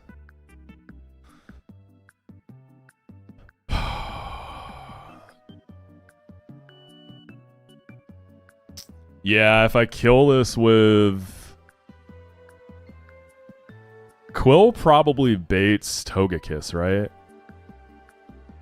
If I kill with Turtle, it's going to be Rhydon. And then Rocks are going to be up before Kiss comes in. Quill does give me the better sequencing, I think.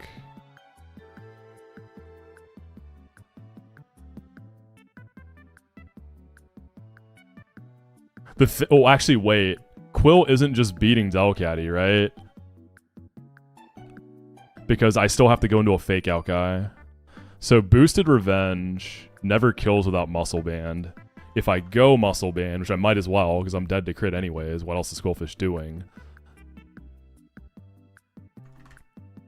I have a 1 in 3 chance to kill. That's not bad. I'm always baiting Rhydon. Right, or Togekiss. I'm always going to be dead to Air Cutter.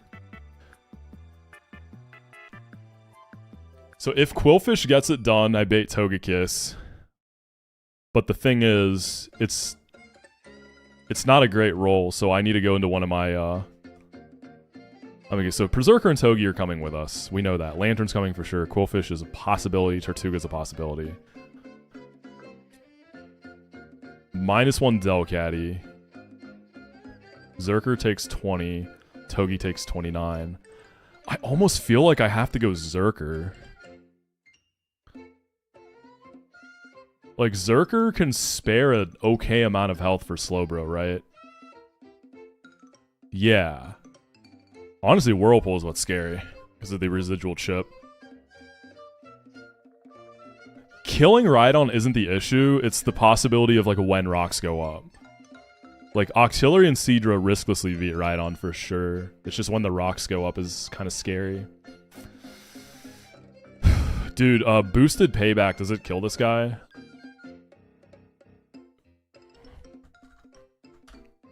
Fake Out into boosted payback almost always kills.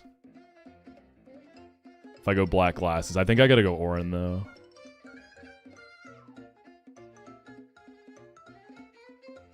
It's... Because, like, Quick Draw is a 44% chance. Quick Draw and Quick Claw stacked, right? 44% to go first. And if he ends up not clawing me... I think I just go, like...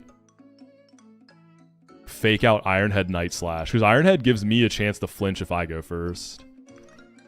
Because Fake Out Night Slash... I have to kill it in... Yeah, Fake Out into 2 moves kills it, assuming no crits, right? I still have to do that. Even Night Slash crit off a Fake Out isn't always killing. I don't remember the odds on the rocks. I just know that if the AI doesn't see a fast kill... Like, if it's a slow kill, they can rocks. Fast kill, they can't. Rhydon's not going to see fast kill, right? Zerker? Wait, hold up, dude. If I use Zerker to finish Delcatty, I think I always get fast kill Drill Run from Rhydon. He's 1 point faster. So that's guaranteed kill shot. No rocks, right?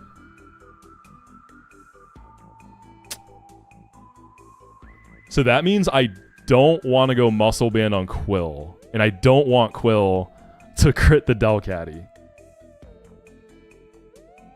I don't think Serena's going to do it for Rhydon. Guy's Eviolite. Check it out. Yeah, she's a bum here. I mean, not a bum. Okay, like, she risks crit though, right? Say she comes in on drill run non-crit.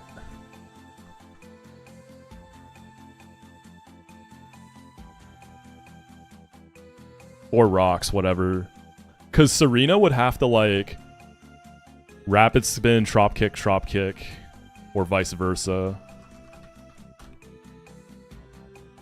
She takes too much damage in the time she'd have to, like, spin away the rocks and actually kill this thing. You know what I'm saying? I can fraud with trop kick. Like, I can trop kick first. The Miracle Seed doesn't make a difference, so... I trop kick. Let's say I come in on drill run crit even. I'm at 63%. Max roll. Trop kick it. It's at -1 attack. He double edges me.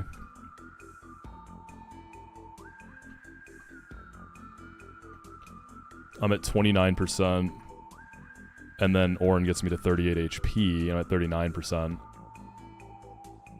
So I can come in on drill run crit and I can't take really any additional follow-up crits.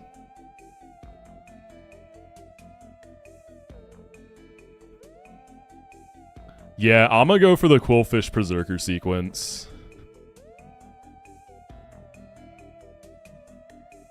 And then I have a fully healthy Togi, which will beat Vespiquen. Ideally, if there's a way I can route this where Vespiquen comes out before Slowbro, and Togi has the health to spare, I can U-turn out for a little bit of chip, too, to help Berserker. So it looks like as long as Berserker doesn't catch a crit, I'm taking 23% tops. Berserker does pretty well against Glowbro. And if I'm not trapped, I can try to switch into something. Okay, so... Rhydon, we can... Octillery and Seadra both get it done. Well, I guess this is never going to be Rock, so Octillery's never going to be able to actually, like, touch Togekiss, right?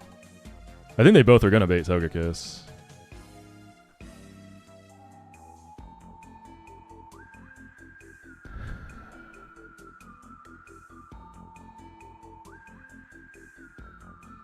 The Mario 64 Desert track. I feel like a lot of people hate that song. I actually really like it. I think it's a banger.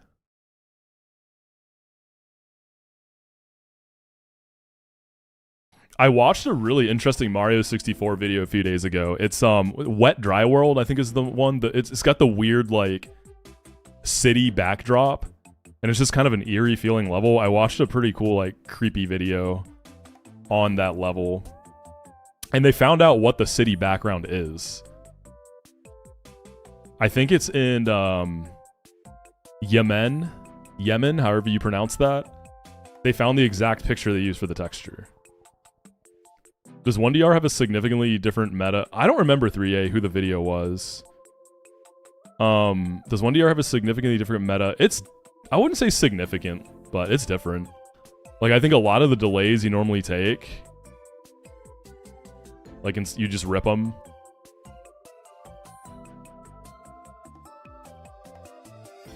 Other than that, there's more luck checks, right? Encounters matter. Octillery's baiting. God, man, Togekiss is gonna pack my shit up.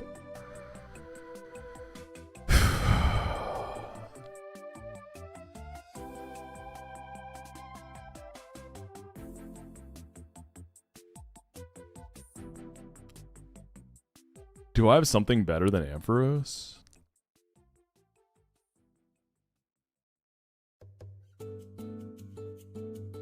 Do either of my Rhydon guys have a good chance to bait,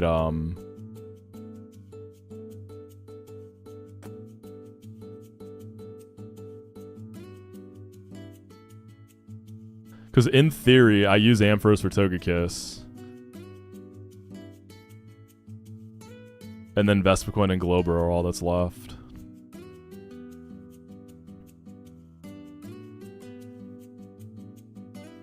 This thing can Mystical Fire Ampharos too. So how does Mystical Fire work again? Even if it's not highest damage, if you have any special attacks on your kit, it can get a score boost and override highest damage, right? In this case, though, it can just... the overlap on Ampharos is weird. I'm thinking if I need to go into backup.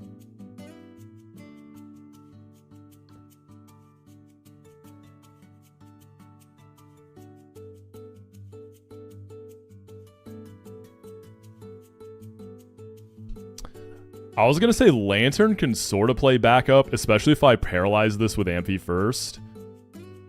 But I need Ampharos chipped to bait Delcatty before Rhydon.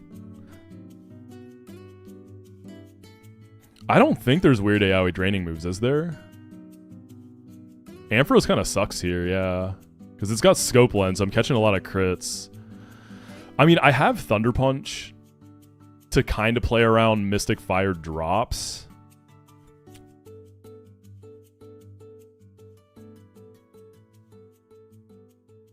Like, I'm wondering, do I just send it or do I paralyze this? I feel like I paralyze this. Well, actually, it has contact moves. Draining Kiss and Grass Knot are contact, so I could trigger Static, which would be crazy. Oh my god, that'd be good. Is Togedemaru faster? Ooh, it is. Because the thing is, if I could just chip it once, I can just do one Thunder Punch. But the chance to bait Mystical Fire in the Togi is truck. Oh, that's so annoying, man. Yo, what if I delete Shockwave for a physical move? No, because... Nah, because it can still just Mystical Fire because the overlap, right? So that plays around the score modifier, but it doesn't play around the overlap. Damn, I thought I was cooking there. Can Nidoqueen be a thing here? Nidoqueen into like Togi? Can she bait Mystical Fire? Fuck, she definitely can.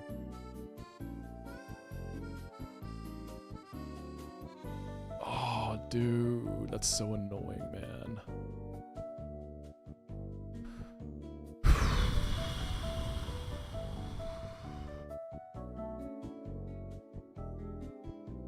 I have to like fraud this then.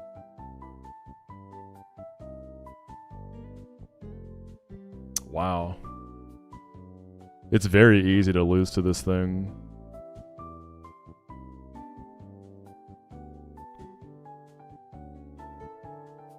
I mean, Rapidash, it's so capped, but I could go like... I could go Wide Lens Hypnosis. And then just go to town. Nah, that's stupid. Wow, this thing is a monster. I don't even have any other like encounters I can like. The only encounter I have open is Petalburg fishing. So there's. I don't even know if you get Gastrodon at this point. I don't think you do. I don't think there's anything there that would help me with this. So I've pulled every encounter besides that, and this is just kind of what it is, huh? Another angle, dude, is Paralyze. I bet Berserker melts this, yeah. If I Paralyze with Amphi, and I don't switch into a Mystical Fire, or a full Paraturn, Berserker straight up fake out an Iron Head, just nukes it. I don't have any scales. I do have 2 candies, but I don't know if candy helps me here with anything really. Is there... Do I use a different lead and use Lantern to paralyze this? Lantern can still bait Mystical Fire, though. I could delete Bubble Beam and Shockwave and Electro Ball. Then it could never Mystical Fire. It'd be able to Draining Kiss or Grass Knot into Zerker, which is potentially okay, but Zerker's already chipped too. We could also bait that into Togi. Wait, am I mistaken, or do I have a Smart Strike TM available? I think I'm... I wonder how much like damage that does on Togi if it's any more. Smart Strike. I don't think so. Mauville City and Lily Cove. Oh, that's not going to be more than Spark anyways, right? Yeah, it's the same amount of... Slightly more of it.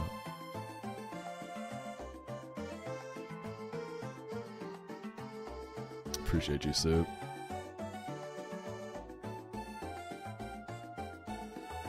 Dude, this run is so sick. I'm like... I want this run to live, man. This box is fun.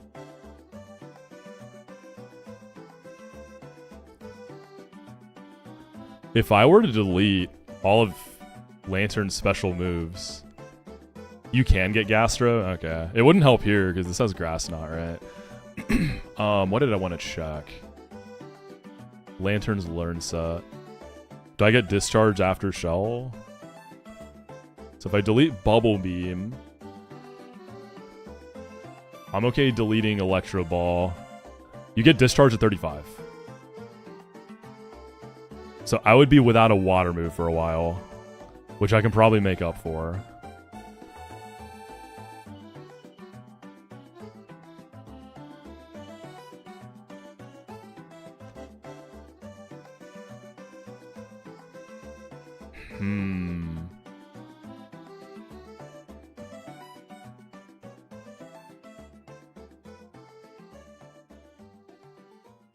I wonder if I switch leads.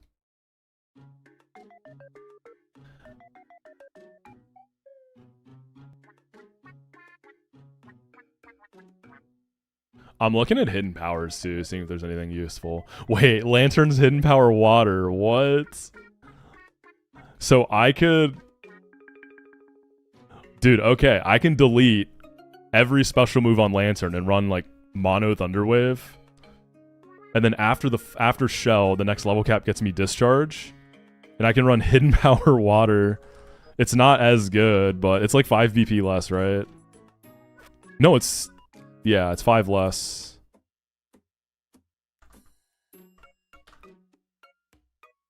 And Lantern probably needs to click electric moves more often anyways. Dude, okay, do I have a better lead? Is Ampharos the lead? It's not amazing. It might need help.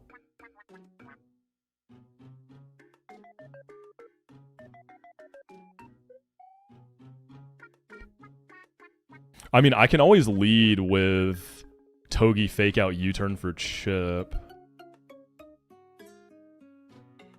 Yeah, I could do some Rock Smash stuff too.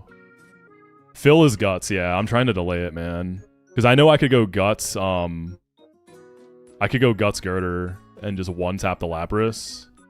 Probably baits Ride. It baits Ride on Fast Kill, right? It does, yeah. Huh, the line changes in an interesting way if I do that. How good is the Mach Punch delay? I've never actually... I don't really usually have this Mon.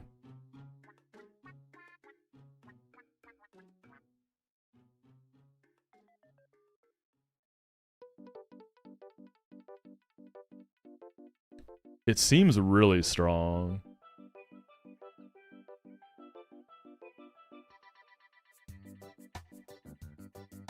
The thing is, this still isn't like a foolproof strat, right? Because Berserker having to switch in on this. Okay, so let's look. I'm assuming I don't get crit by Delcatty. So worst case, 90 minus 21.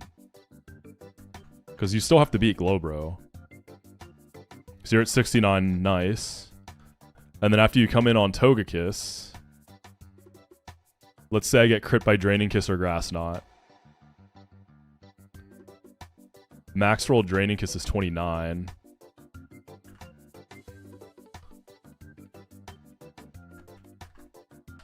Plus 10 from Orin. So Berserker's worst case fighting Glowbro is being at 56%. But I have to switch into Glowbro. It's probably not a poison job. So Glowbro gets really sus even if I do this strat. Oh, okay. Y'all are saying maybe just Timber can beat the Lapras? Let's see. I have a naughty Timber. It's at level... Yeah, I haven't even leveled it. There's a low kick, right? Oh, shoot! Yeah, baby Timber can do it too. That's crazy. What the heck is this, mon? There's one... I'm a naughty nature. There's one roll that doesn't kill. And if I go Muscle Band, I can... Do I die to burn in the Frost Breath? Let me see. 87, 94 divided by 16. So I take 5 from burn.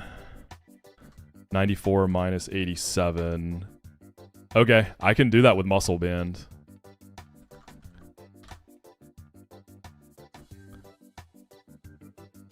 Frost Breath is consistent damage. So worst case, Frost Breath and the burn chip. I live with 7. I don't need like Orin or anything. And then random move out of Rhydon. So I could keep my delay intact and still do that. That opens up Lantern. Is there a different cleaner I could use for the Togekiss then instead of Lantern? Or instead of Berserker? Random move from Rhydon's fine. Octillery lives every crit, right? And the good thing is, it's a fast kill into Octillery, so it's never rocks. Yeah, Timber never baits rocks there. So that's really nice.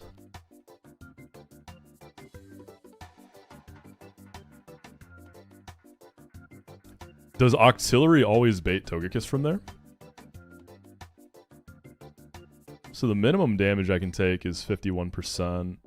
I want to say always critting Air Cutter just at least always sees kill. Yeah, so Octillery will always bait Togekiss. And so would Seadra.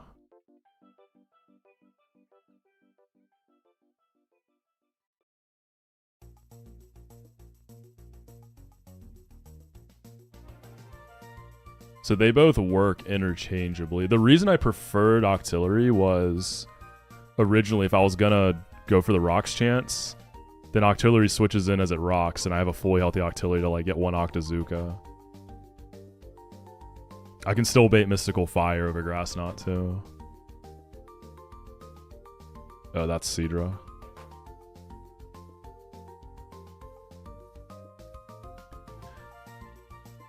This Togekiss, dude. I'm already dodging a crit on Delcatty.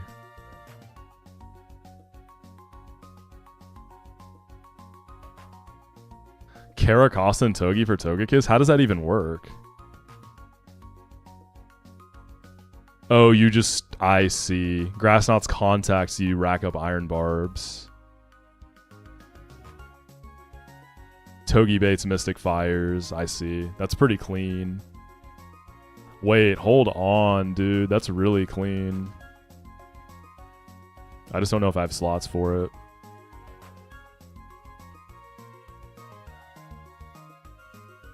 I don't think I have a lead that gets me that. Unless I chip with Timber and then switch it in.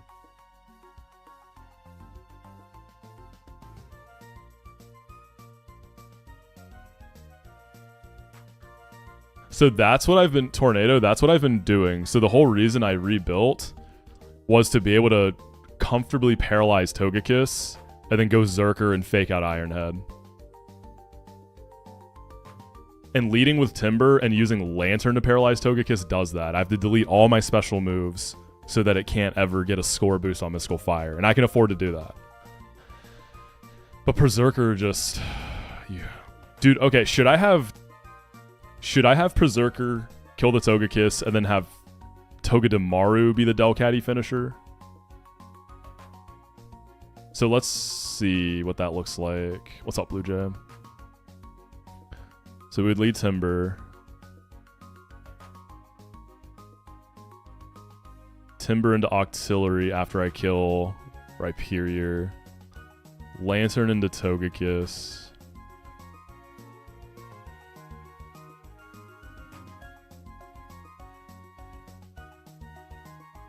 Every 10 minutes, I get the urge to be mean to you, but it disappears quickly.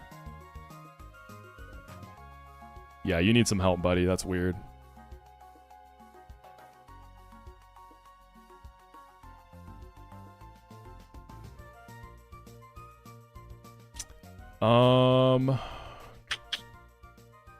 Lantern comes in. We get a comfortable paralyze. Great. And then we bait either Draining Kiss or Grass Knot into Zerker. We kill it. It's possible that if I get good Paralyze RNG and good crit RNG, I could smack it once. But I'm not going to have any like real moves to hit it, right? Because what could Lantern realistically run that isn't special? Does Lantern get Rock Smash?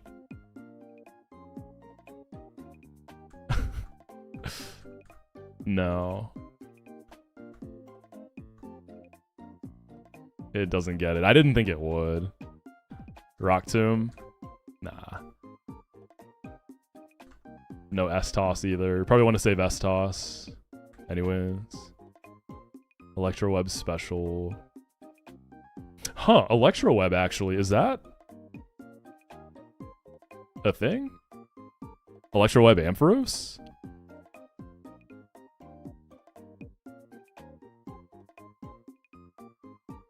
Oh, Secret Power. Yeah, that could be a thing for Lantern. I'm sure it gets it.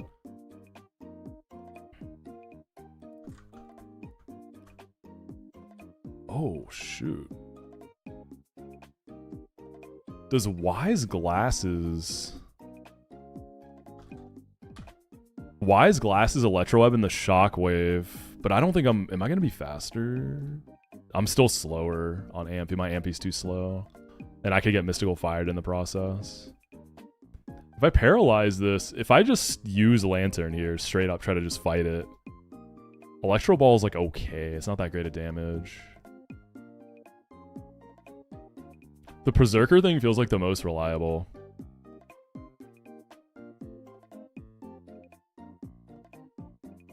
Because Togi, in order to kill this... I kind of like using Togi here, I'm not going to lie. Because I need Togi to be healthy for Vespiquen is the problem, right?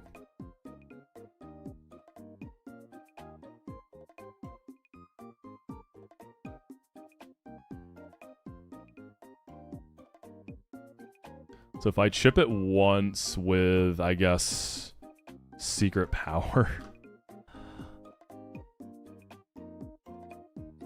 What even is Secret Power here?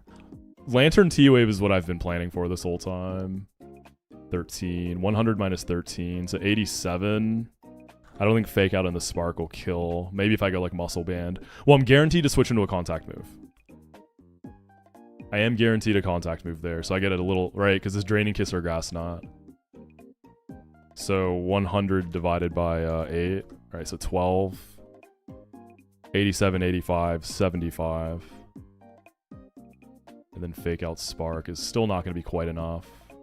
61. If I did Muscle Band. And then I have to also account for Draining Kiss healing. Muscle Band barely helps.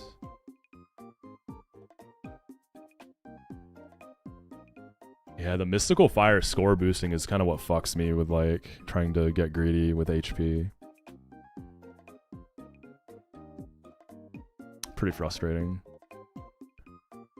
Yeah, that's right. Timber would already have the band. You're right.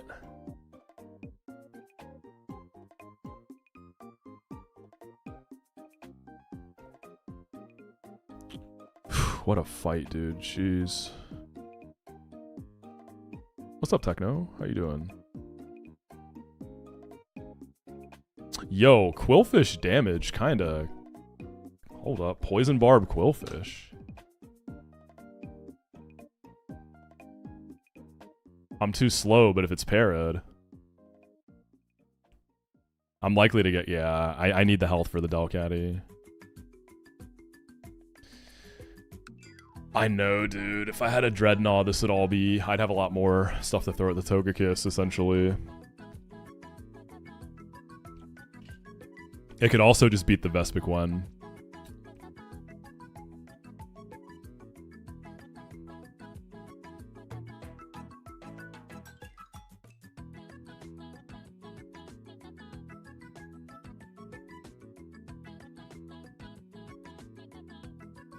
Togekiss is my Vespiquen out right now because I have to use Berserker for Glowbro.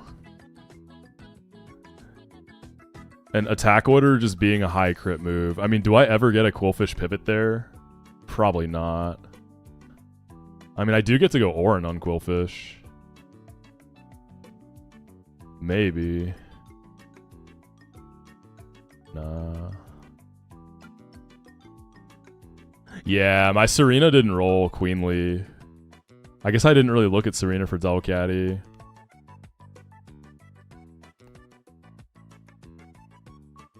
If I don't get crit by either of those moves, I could use Serena, right? Like, I do. Low Sweep, Tropic, Miracle Seed. Muscle Band if I use a different lead on the fight. It's ranges for both. My attack's a little low. The playlist on YouTube is this. That's what I got playing right now.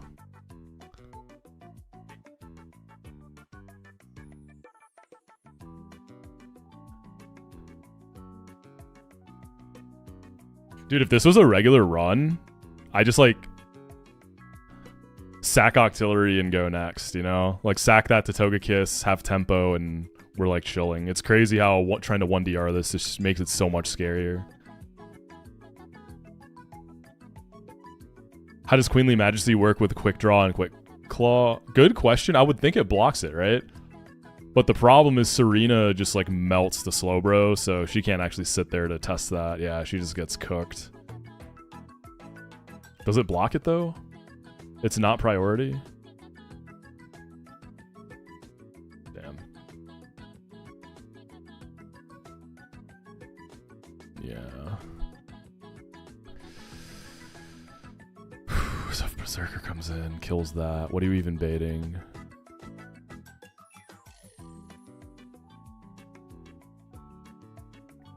I guess his Delcatty comes in. Yo, what's up, Burrito? Dude, I'm getting cooked by the shell, man. I just have to risk some things. Dude, this run is so good if I get past shell, bro.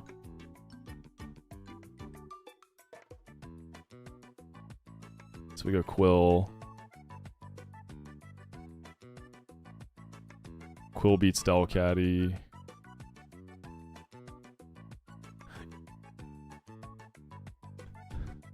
Okay, I think we go for this, dude.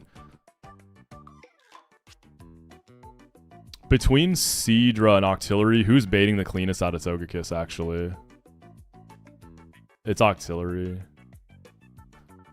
Okay, I like what I'm doing with Lantern here. I do. It's cool. So let's go over this real quick. Anyone who knows about like scoring and stuff, let's make sure this is correct. Mystical Fire in this interaction. I'm switching Lantern into Togekiss, okay? Mystical Fire never overlaps into anything, so it's Draining Kiss and Grass Knot. I'm deleting every special move on my set. I'm running Thunder Wave and nothing else. Mystical Fire can only get the score boost if you have a special attack present on your set, right? So by deleting everything but Thunder Wave, it should only go for highest damaging moves, which would be Draining Kiss or Grass Knot. Am I understanding this correctly? Like, am I making shit up? That's real, right? So I should be able to make sure Mystical Fire never happens. Okay. And we're not butchering our Lantern because if we get past Shell, we learn Discharge, and I have Hidden Power Water, coincidentally, to have a water move since I'm deleting my last one for a while. And then we go into Berserker on Grass Knot or Draining Kiss, and we go to town. If Berserker gets crit, that's really tough, but whatever.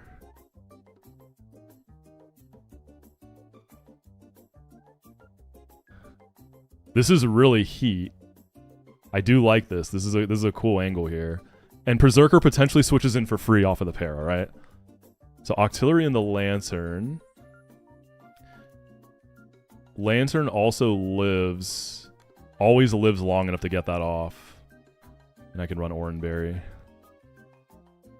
Okay.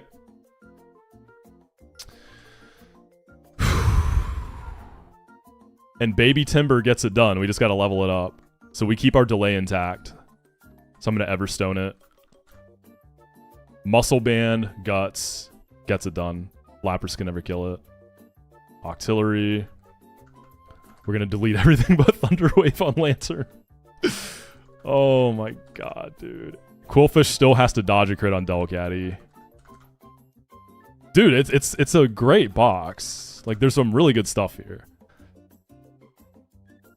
So Tortuga and Quillfish both have to dodge crit on Delcatty, so I'll just send the Quillfish. Right? They both got a dodge crit. What else am I using for Delcatty, dude? Rock Smash, Tortuga, or Quillfish? Oh, the thing is, though, Quillfish still has to... I still have to go in the Togi to clean. That's fine. I will say, though, Tortuga potentially baits... Nah, I can just bait attack order. It potentially baits, Hidden Power Grass. But Delcatty's always going to do too much damage.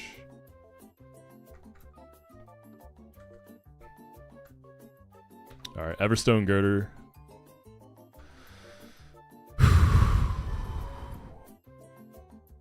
We're keeping our delay intact for Mach Punch. We're going to get this guy all the way to level cap.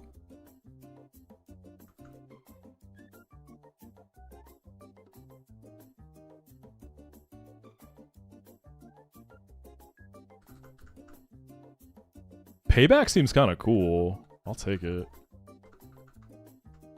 Rock Slide over Rock Throw. Alright, you're capped off. You're going to get a Muscle Band, and you're going to get Gutsed.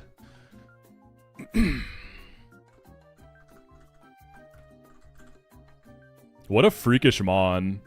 Yeah, that's correct. It's Mach Punch delay. What a freak to be able to... Let me calc this one more time. This really just one-taps the Lapras?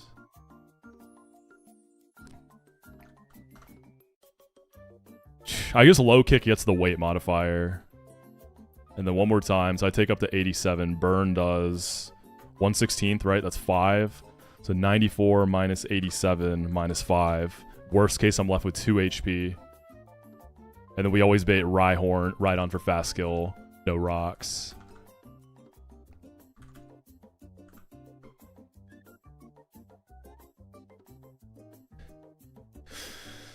Can Drill Run miss?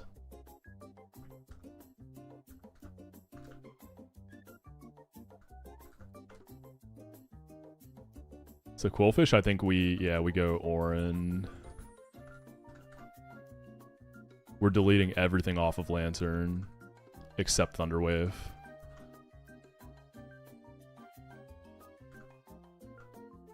Yeah, it's 95 vanilla. Is it 100% in this game? Okay. They got the Rock Slide treatment. This is crazy, dude. What a...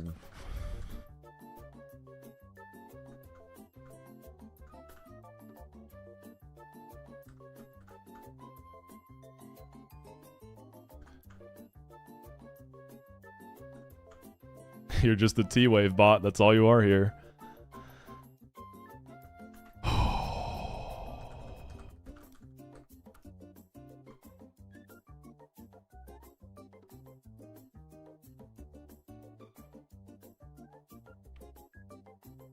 God, a full para in the Zerka would be so good. Please, man. Quillfish, you gotta dodge the crit, dude. You gotta dodge a crit. Just one crit, man. That's all I ask. Togi might have to dodge a crit on Vespiquen, too.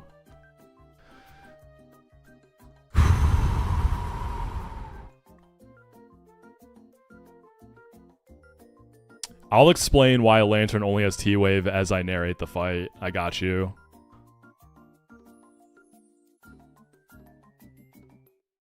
I don't remember where you trigger her. Cook took so long, I gotta go pee again. I'll be right back in just a minute. I'll make it quick.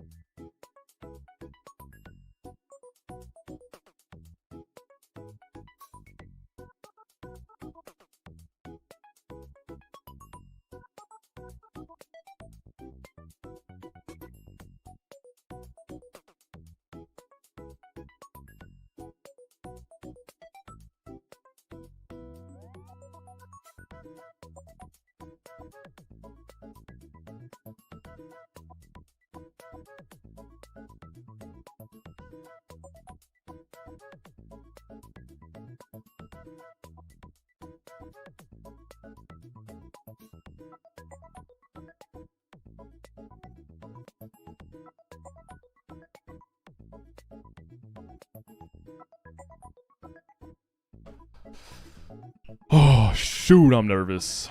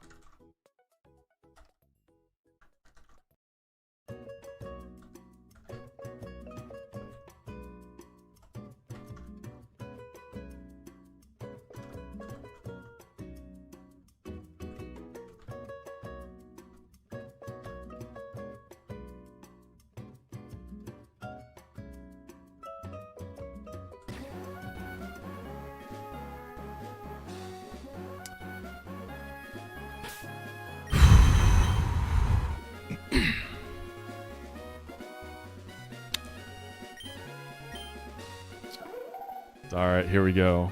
Yo, what's up, Drink? Damn, even Drink's being wholesome to me. In a normal run, I would be pretty comfortable here. Dodge a crit on Delcatty and then just sack something to Togekiss and be done with it. But this is 1 death equals reset. And we're testing something with Lantern that I think should work based on all the knowledge I have, but I'm still not 100%. I think it'll work.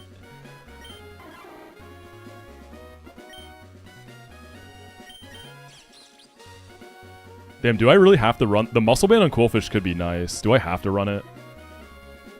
Let me check. Yeah, if I don't run Muscle Band, there's a 1 roll of Low Kick that won't kill Lapras. Unless I Candy, but I'm not going to do that.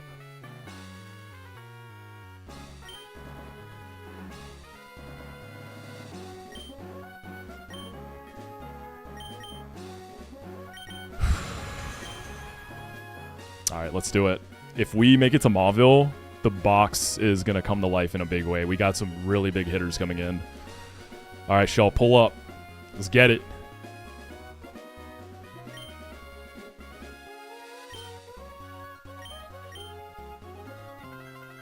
Oof. Let's go, baby. Alright, we got a fun lead here.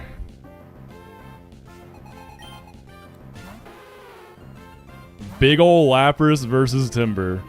I have a naughty Guts Timber, and with a Muscle Band, we actually always just one-tap Lapras with Low Kick. Lapras is always going to go for Frost Breath here, which always crits, so it's a consistent amount of damage, which is great. Max roll of Frost Breath into Burn Chip never kills me. I live on like 2. Oh shit, the actual Shell is here. Let's go. What's up, Shell? Be nice to me today. Come on. Woo! We never die. Okay, this should always be right on. This is always right on. Perfect. So if the AI underspeeds and kills you, it can actually still go for Stealth Rocks. But this guy is faster. So it's going to be random move, and Octillery never dies to max roll of anything. This should never be Stealth Rocks.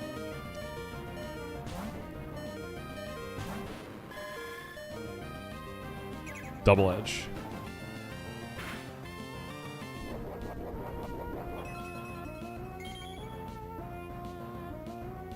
Right, we're at 54.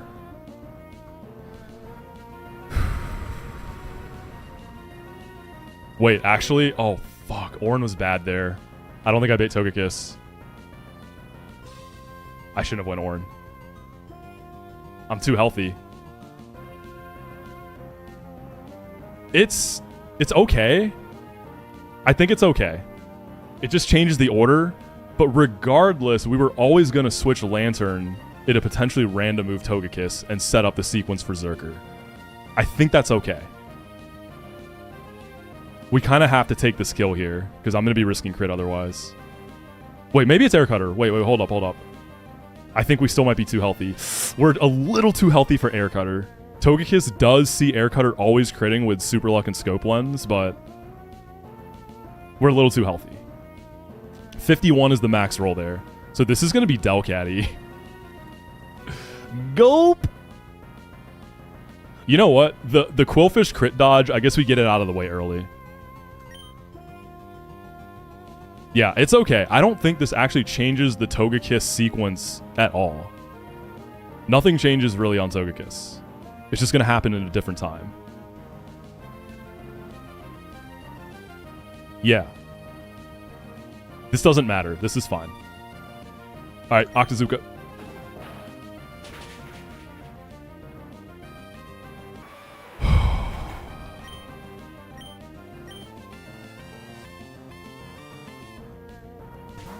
Okay, here's the deal with Delcatty.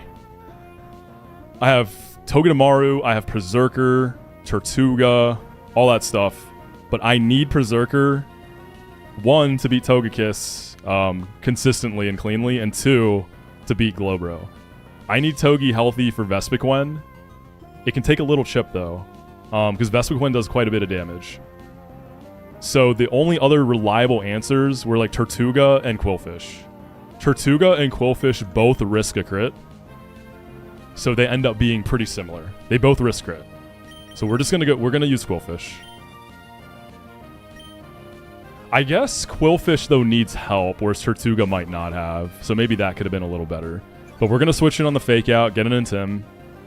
Even if Fake Out crits, we're possibly only dead to crit last resort. Okay, we are always dead to crit here, and the run is over. But we're not gonna get crit. We're gonna get that big chip with Revenge. It's never gonna kill, but it's gonna get big chip for a cleaner.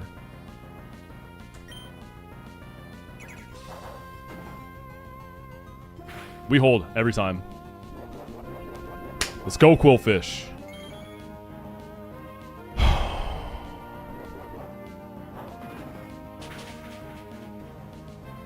That was like a max roll. Woo! Okay, so we have 2 options to clean up here. We can either go Togi or Zerker.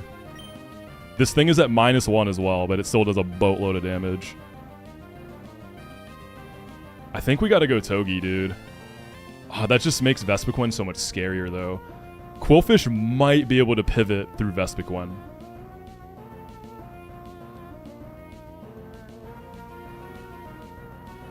Zerker's gonna bait Togekiss. But Zerker already has to take chip from Togekiss. I think we go Togi.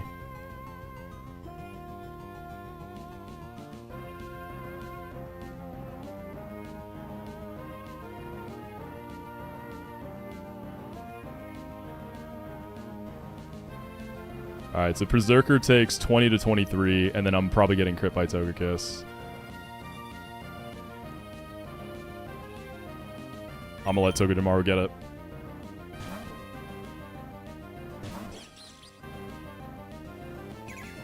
Please, don't do it.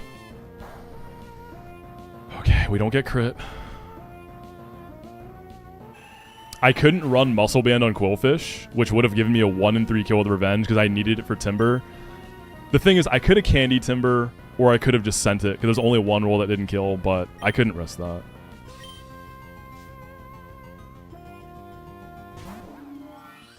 I have Fake Out online. I might as well Fake Out U-turn. No reason not to. I'm faster here, but I just don't have the damage output. Alright, now for the sauce. We're going into Lantern.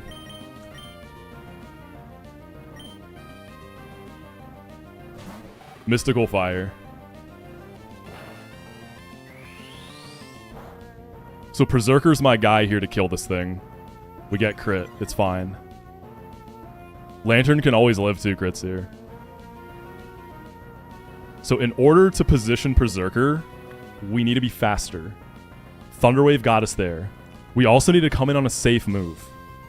So here's the annoying thing about this Togekiss, alright? It's got a Scope Lens, it's got Super Luck, it's a crit machine gun. And the way Mystical Fire works, even if it isn't highest damage, if you have a special move on your set, it can get a score boost and override highest damage.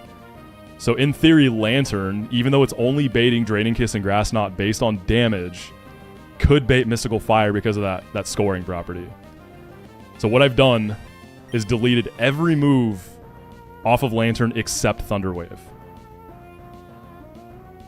While I've butchered my set for now, the set comes back online completely fine in Watson Split if we beat Shell here. So based on this, it should only be able to Draining Kiss or Grass Knot. So first, we're going to get the Thunder Wave. We're never dead to any crits here. There's Grass Knot.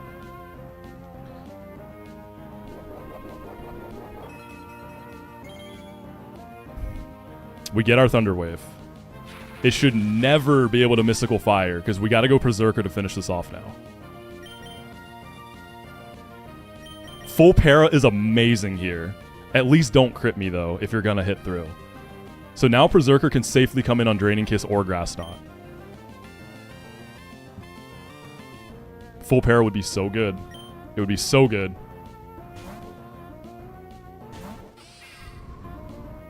Okay, hits through. Come on, don't do it.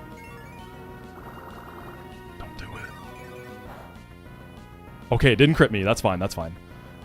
Okay, Fake Out into Iron Head always kills. Double check that we're faster. We should always be faster. Yep.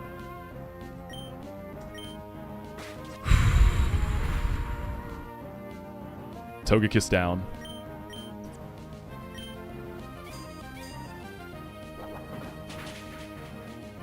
Berserker may be Tough Claws, but it's Battle Armor and Spirit.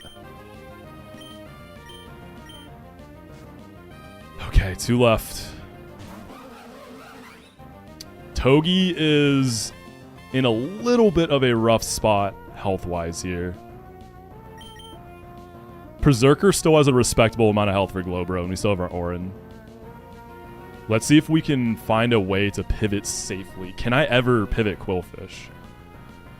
Okay, so what is this clicking here? This is either Attack Order or Dual Wing Beat. Yo, Dual Wing Beat would be some heat. Quillfish definitely will be risking crit. Is there anything that Quillfish... Let's see. I might even stay in and get a hit. I don't know. God, Dual Wing Beat would be incredible, though. I think Quillfish always risks crit on any move. Yeah, so I can never do that anyways. It's too greedy. Lantern or Auxiliary? You guys got juice? No. The Attack Order just does way too much damage. I wonder if I want to hit this first. I mean, I do a clean 46 to 55% with Zerker. Dude, I could just flinch this with Zerker. I have a decent chance to 2-shot with Iron Head. I'm faster, I can flinch. And then Zerker sets it up so Togi always finishes it off without risking crits. Because then I Fake Out into Spark. So Togi's at 59. If I switch into an Attack Order crit, it's up to 39. So that leaves me at 30.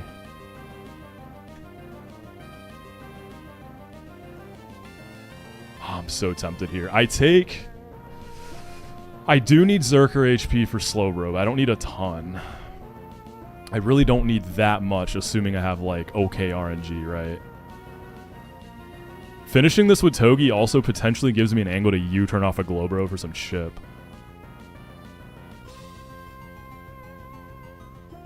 Because what happens is, if I go Togi... Oh god, if this is Dual Wing Beat, dude, it's so nice. I mean, let's check it out. So... Dual Wing Beat and Attack Order have pretty good overlap. It's like almost 50-50. Not quite, but... Yo, Fired Flyer, thank you so much for the Prime. Fired Flyer 7. Okay, let's entertain it. Let's say Zerker takes one. 18. Max roll non-crit. 72 minus 18. 54. And then Zerker just stays in and kills, and I'm positioned for Glowbro.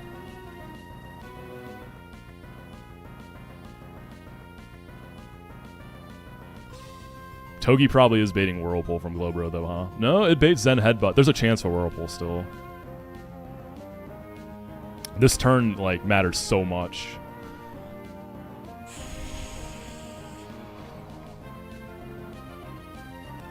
Alright, I'm gonna trust Togi here.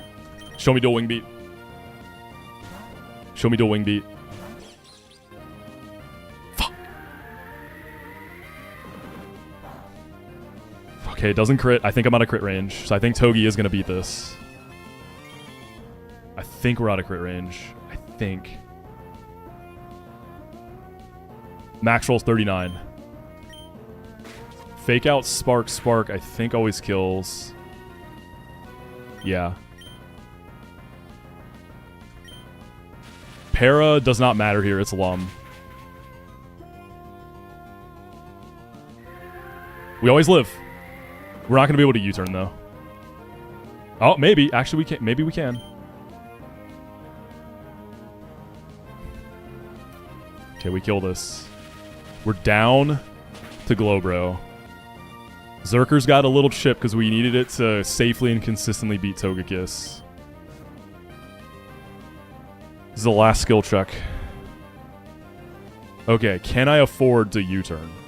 I think I'm dead to quick draw crit. Ooh, I'm actually dead to max roll Zen Headbutt as well. Let alone crit. I think I just have to switch. Whirlpool is fine because I'd be clicking U-turn here. So U-turn gets me out. Whirlpool would actually be really good. I don't even think I died a crit there. Yeah. Whirlpool would be better. Because I U-turn... Yeah, Whirlpool would be better because it can never kill me. I get some U-turn chip. Berserker comes in and Whirlpool isn't in play anymore. U-turn is a really strong play.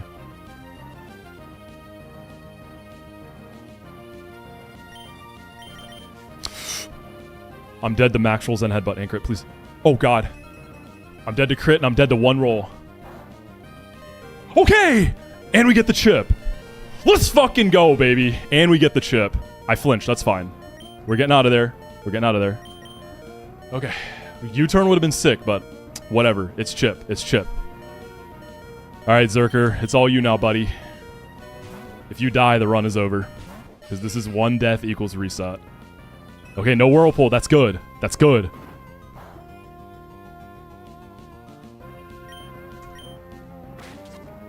Okay. Let's see what we do here.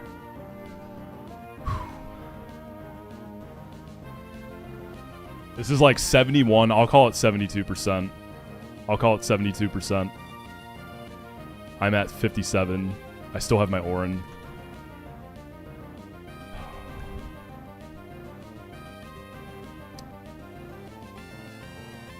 Ironhead. Okay, so I have to two-tap this. Ironhead into Night Slash kills. Boosted Payback, I don't think kills. Boosted Payback kills. But if I whiff the Payback, it feels pretty bad. Does Night Slash crit kill?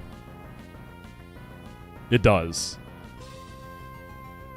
So option one, I go for Ironhead. If I don't get quick drawed, I have a flinch chance. And then I just finish it with whatever next turn. Option two, I go Night Slash knowing that it's a high crit chance. And option three, I click Payback. And as long as I don't get flinched, I kill it. If Payback goes first... Okay, let's see. I see now. If Payback into Ironhead... Or Payback into Night Slash always kills, unboosted Payback, we go for that. I think it does. 78 minus 40, that's min roll. That leaves it at 38. Okay, we go for the Payback.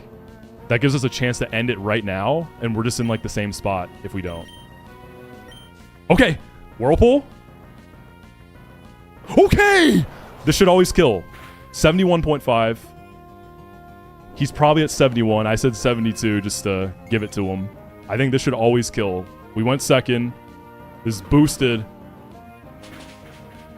Yes! Let's go, baby! The run continues. Watson split. Dude, I wanted that so bad. Berserker, the GOAT, baby! The heater lantern strat, too.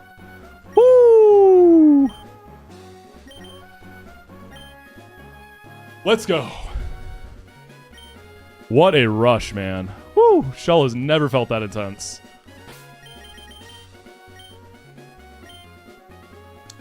Yo, I did my thing. Y'all gotta admit, I feel like I cooked pretty hard with what I had in the box, right?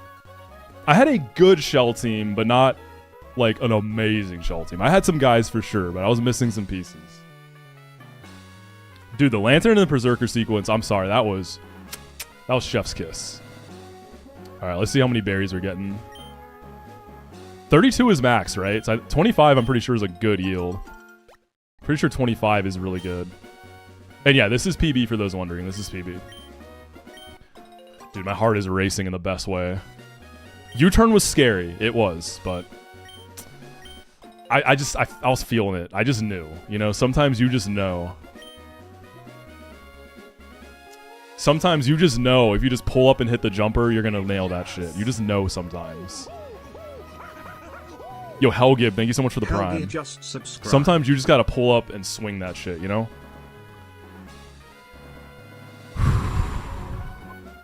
My heart rate is at 103 BPM right now, by the way. For those wondering. 103 BPMs.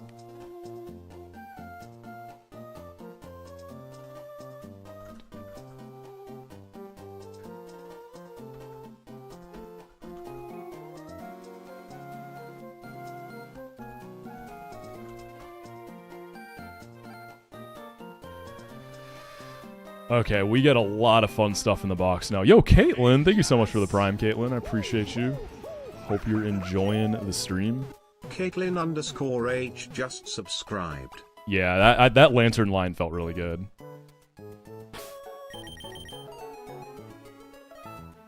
Alright.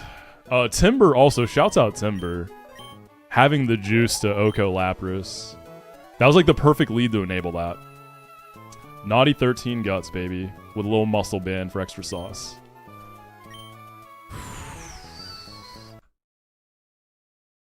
Alright, let's do some leveling. 35 is the new cap. I'm still a little sussed out by having only Nidoqueen as my ground for Watson. I could do 111 and pull fishing, but I really don't want to. I might have to, though. Alright, Timber, we're going to continue delaying you for Mach Punch. You're done for now, buddy. Good job. Proud of you.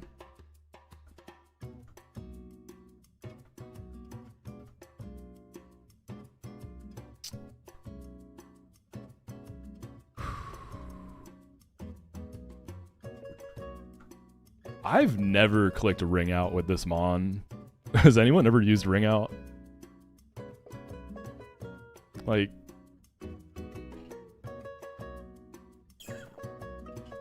I guess if you, like, speed control something, switch in and ring them out, maybe it could be big, I don't know. Like, whatever. Man, what is Lantern gonna do? You lost all your moves. We're gonna go to Slateport and pick up Hidden Power Water, so it has a water move. God, I love Berserker, man. This Mon really brought that shell together. I love Berserker so much. That's my buddy.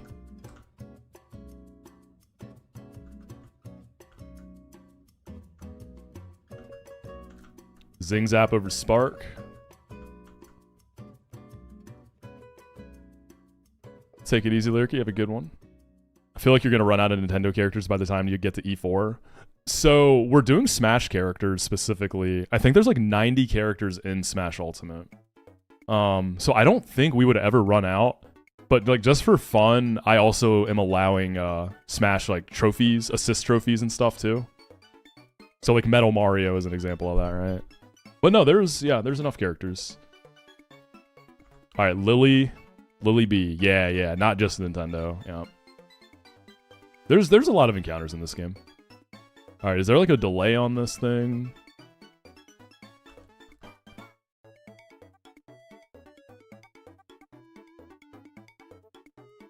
Well, hold on.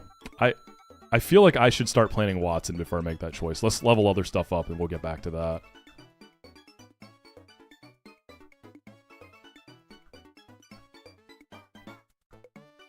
If I end up needing Empoleon, I can candy for it. I've used no candies yet.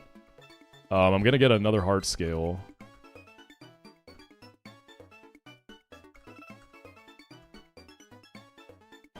Finally get Roserade too. Razor Shell over Crunch. Waterfall over... Sometimes Bubble Beam can still be nice. Penguin Set is sometimes tough. Like, long term, I feel like it's Aqua Jet, Defog. I really like to keep Life Dew. I love Life Dew. I'm just thinking Whirlpool could be nice for Cycling Road Kingdra to rack up chip on it.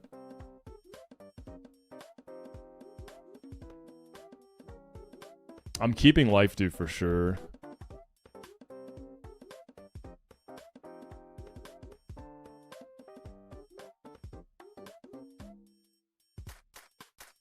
I probably drop Whirlpool, right?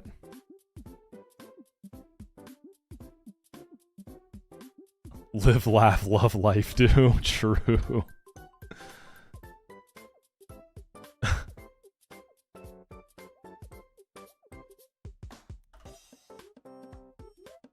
I think there's like niche cases where Bubble Beam is more, yeah. Depending on like something's defenses. Dagar, man, thank you for the raid. Appreciate you. Welcome in. What were y'all playing? Detra's Penguin Set last run was Demonic Protect, Defog, Life Dew, Whirlpool. Yeah, Penguin be doing that kind of stuff. It's just such a good Techmon. But it does get frags. I think I want to keep Whirlpool. Yeah, I'm going to drop Bubble Beam. Beyond Mega trying to learn AP again. Truck and Bun. Where's what's your PB right now, by the way? I like Quick Attack. I feel like I keep that. The only reason I would keep AP is like if I'm trying to manipulate baiting.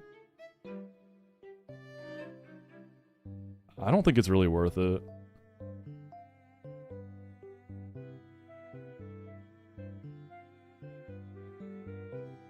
Anyone want to sell me on AP? Yawn Mega over like Quick Attack? Priority is just really nice. This could probably... I could see this maybe... Either this or Surskit for Norman's Meloetta. Yeah, let's just keep QA.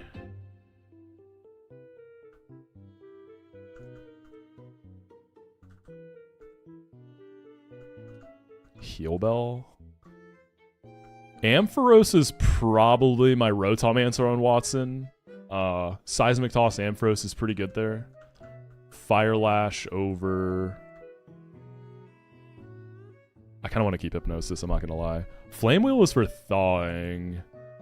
Blaze Kick has a little more damage than Fire Lash. I probably got to take one fire move anyways, right? Because... don't I get high horsepower?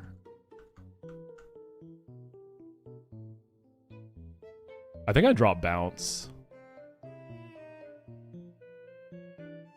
My ever-clicking Bounce, dude.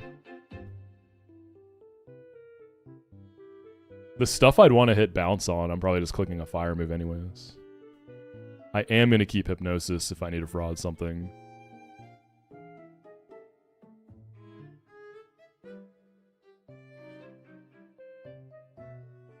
Bounce for a win straight Medicham?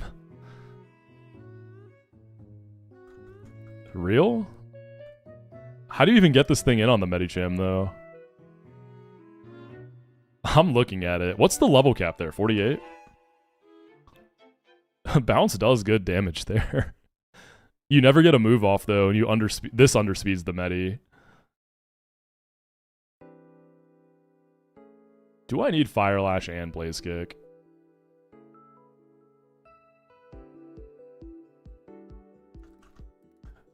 It costs you heart scales to remember moves. In this game, you gotta really think your move sets. Which is actually one of the things I like about this game. I think it's fun having to make those decisions.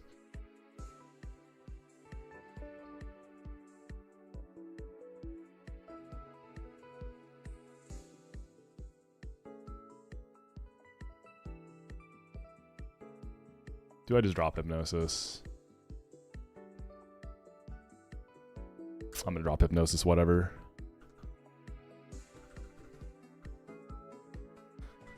Alright, Seadra.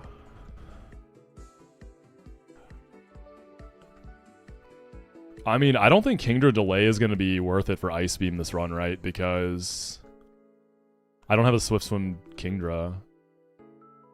Like, I can't remember anything outside of Bridge Rival that Ice Beam is good for.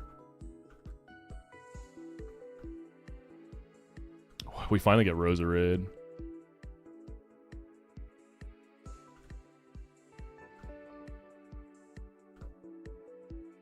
Let's see the sequence on that.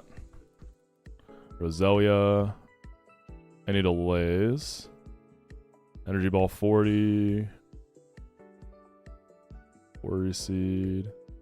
Weather Ball.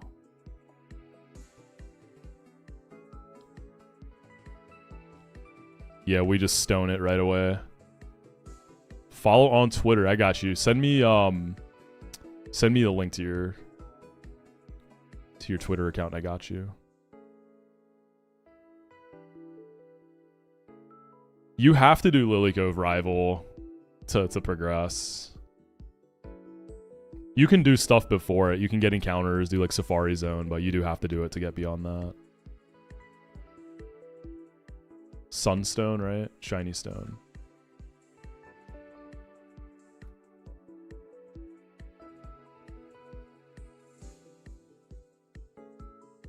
Toxic 36. Then a Shock 31. Yeah, I don't know why I felt like there was a delay here. We're past Shell. Yeah, we just beat her.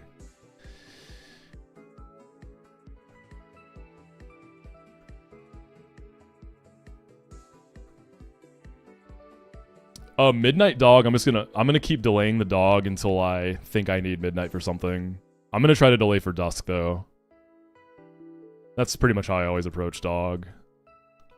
It's not the worst thing in the world if you have to take Midnight. That guy still does things, but you prefer Dusk guy if at all possible.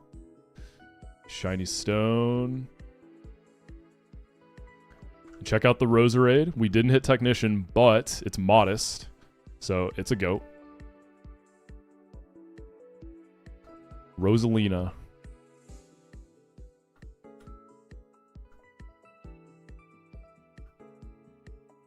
The Celio have delays. We're gonna get Wall Rain now.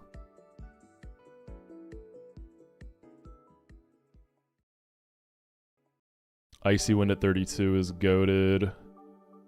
Super Fang at 37.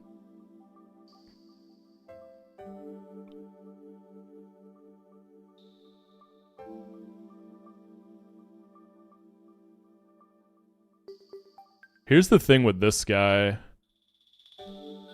If I delay Celio, you get Super Fang at 37, so you can have Super Fang Wall Rain for Cycling Road Rival.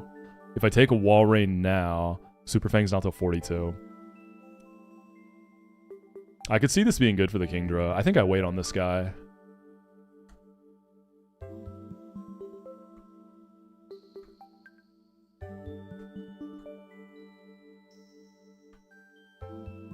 I think we wait. I guess I might as well level up the puppy.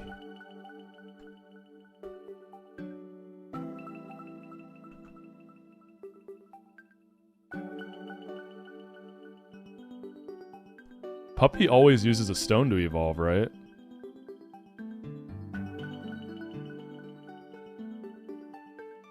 Rock Rough. Or do you miss out on moves if you level this thing up? Lycanroc is Sunstone. Yeah, Midnight is Moon, and then Dusk is later. That's the one we want. I see. You lose Sucker Punch. I'll wait. I mean, it's not like I'm using Rock Rough, right?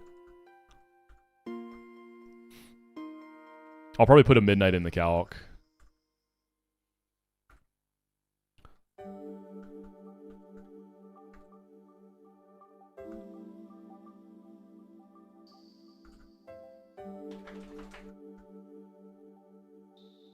Candy gets me Alakazam, by the way. I think this is a Hisuian Lilligant. I'm going to look at a few. I want to look at like Electros on Watson and a few other things and make sure. But because I have Roserade, I don't think I really need regular.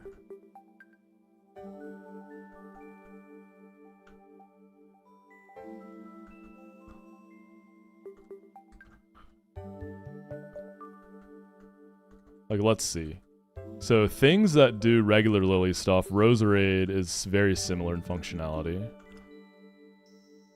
Serena is kind of a Hisuian Lily at home. Walmart edition. The only fighter I have is Timber, which I am dearly trying to delay. Getting a goat fighter like Hisuian Lily makes that really comfortable. My Lily can go either way. It's cracked.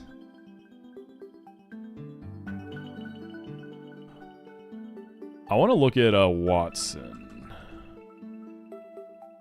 I'm going to put both of these in and see.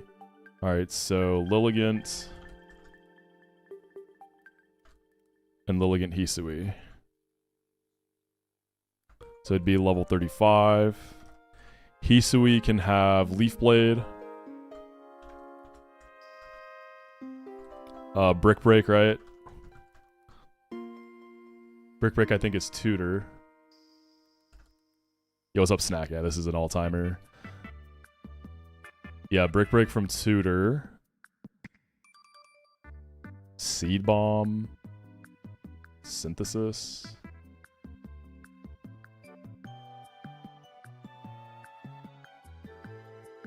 Let's just leave the set like that for now. So Hisuian. And then regular Lily. I think it gets like Giga Drain. Maybe even Energy Ball. You can actually delay Petalil, right? So you can have Energy Ball on Hisuian Lilligant too. And Leaf Blade on the other one. I get an earlier entrainment if I wait. Entrainment for CRR. I don't know if that's helpful. Energy Ball, Giga Drain.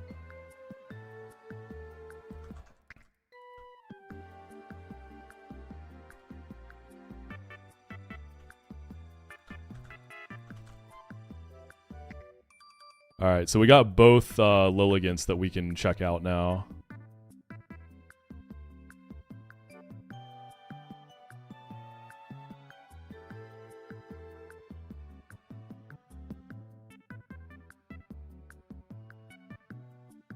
Just finished Charlie Mewtwo's Lucid video. Oh yeah, he cooked. That video was really, really good. He worked really hard and it showed. So Electros comes to mind. Oh, let me update my box with everything I just got.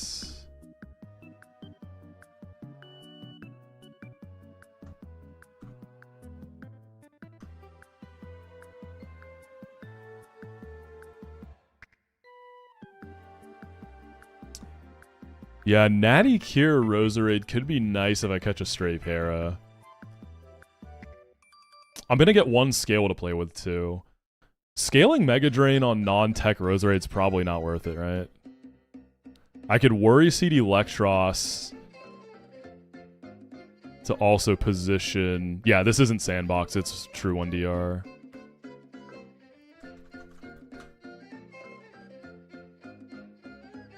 I don't know if Roserade's worth it there. Hisuian Lily... Oh, why don't you have Leaf Blade?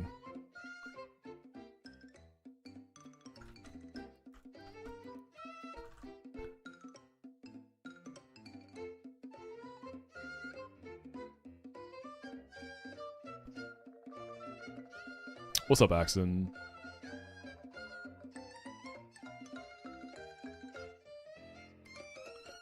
Ice Beam has a few rolls of crit that kill Lily. Otherwise... I could theoretically come in on, I guess, Discharge with a Cherry, try to smack it twice. Roserade also. Roserade can take this and heal, I guess, if it Pops off. Rosary's got the better bulk there too. And no Technician is unfortunate. Like, let's just look. Tech Mega Drain. Oh my god, this would be nutty. I wonder if Mega Drain's still worth, though.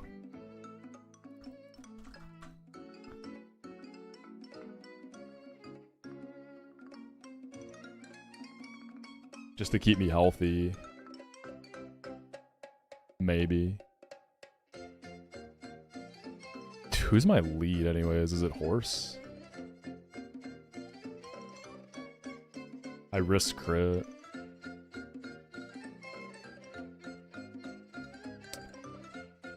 Hey, for the Twitter follow redeem, you never sent me a link, by the way.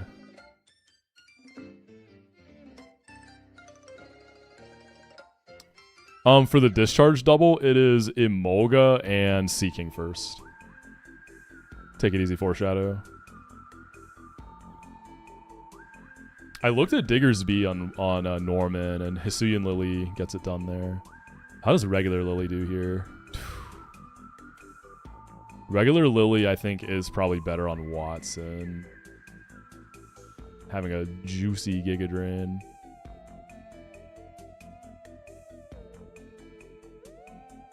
Yeah, regular Lily I think is better on Watson. Hisuian is better long term. For my box here, right?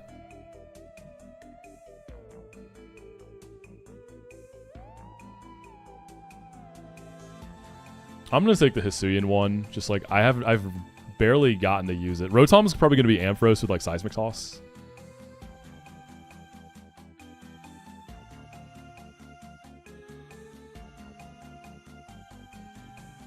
Alright, let's see. Leaf Blade, Energy Ball. Leaf Blade's at 34, Helping Hand at 28.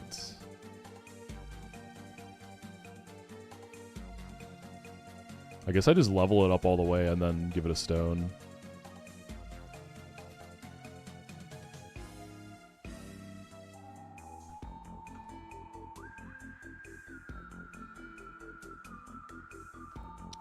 Petal alone gets such crazy moves, like before it evolves.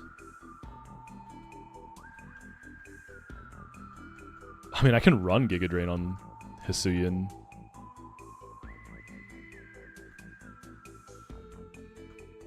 Helping Hand? Is that ever techie? Probably not. On this one.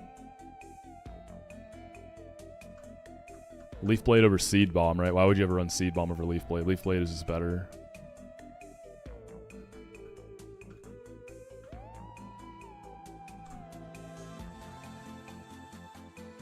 I mean, I can have Giga Drain, like...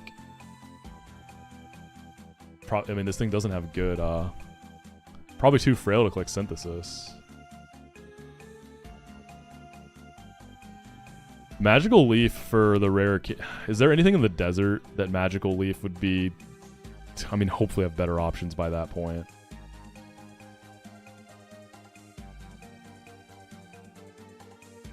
There is... Bright Powdered Sandvale Palisand, but like... Sandslash is Sand Rush in the desert. This is not going to be boxing Palisand comfortably. And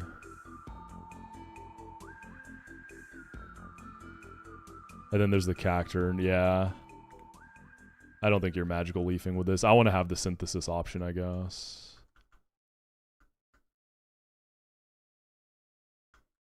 Alright, let's get our Leaf Stone. Let's get our Goat fighting type.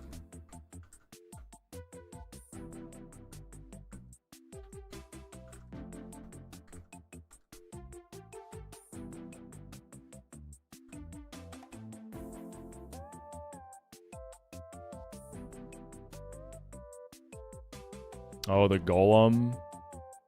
I guess you could come in on really anything but Focus Punch and then just spam magical. There's a Magical Leaf TM too, right? Is there? I'm also getting Brick Break.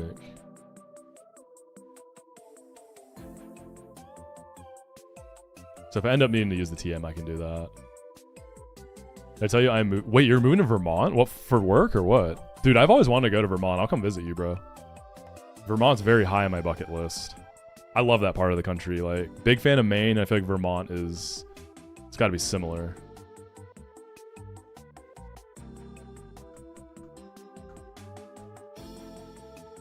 Drop synthesis there. Yeah, New England is sweet. Really cool part of the country. I'd like to go there more. All right, we got our goat here. Look at this thing. Oh, really, Axon? You went to college there. That was probably real fun. God, this thing's going to be so fun to use. Super excited. Does it get elemental punches? You're getting your masters there. Sick, man. I guess you're getting Thunder Punch, no?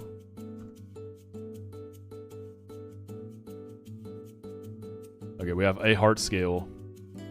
Oh, you'll be in Burlington? That's where I want to go, too. I'll definitely come visit, dude. 100%.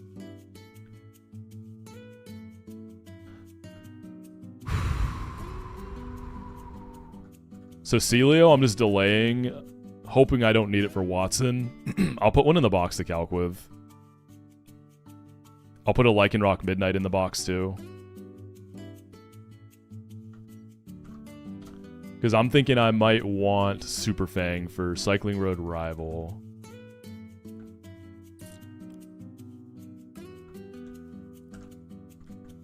So Lycanroc Midnight, what moves can you have? Sucker Punch, Rock Tomb, Tantrum.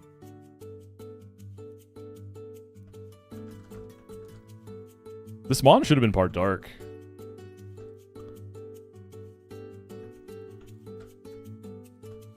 Stomping Tantrum, and then I guess Brick Break. Level 35.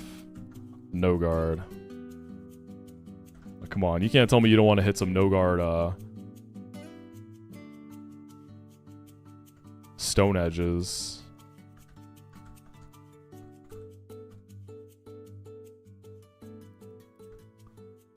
Lopunny doesn't have a delay, but it's... You just don't have Mega Lopunny yet. So I should... Did I not level the Lopunny? Yeah, let me do that. I want to level up Celio and the Walrein, in case I want it for Watson. Notably, I do have a fast Walrein. It's not plus speed, though. So I don't know if it's really a good Encore guy. Walrein...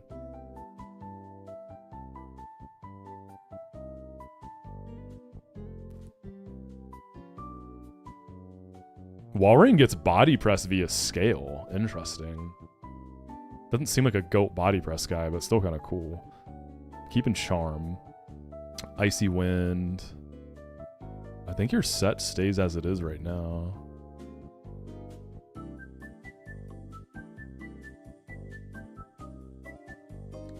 Celio. Yeah, it just kind of stays as is. I don't think I'm going to need Walrein. Okay, so we'll put Walrein and Lycanroc kind of down in the corner. I don't actually have those. You wonder when the next big ROM hack is coming out? It's going to be either Platinum Kaizo or Terra Emerald. Those are the big, like, hot ones coming out. Phil is guts, yeah. Phil is big guts. Let's see. Can this Encore Lantern? Encore and Lantern makes it really clean. Unlucky. A little too slow. If I scale speed. And candy. And 2 candies. Okay, if I scale speed and give Walrein 2 candies. Oh, actually, I wouldn't have a scale for Encore. Okay, so this can't Encore Lantern unless I slow it down with something. Wait, does that guy... Does Dog get Cross Chop? Real? No guard cross chop? Oh my god, man. This Mon looks so fun. Stab, no guard, Stone Edge. 115 attack. I have Lonely Nature. What's up, Dot? Yeah, we got past Heracross. What am I more excited about? It's hard to say. Like, Platinum Kaizo. Emerald Kaizo was the first, like, really like hard ROM hack that I beat, right? Like that's the first one I beat where I was like, yo, I can hang with these top guys. I really believe in myself. Like that really gave me the confidence. So it's like the Kaizo series is special to me. Terra Emerald is going to be really cool because it's going to have all the fun Gen 9 mechanics, and Terra is just like a mad scientist, so I think he's going to cook really, really cool fights and have really cool ideas. I haven't played Emerald Imperium yet. A lot of people have asked me to. I definitely will at some point. I definitely want to play it.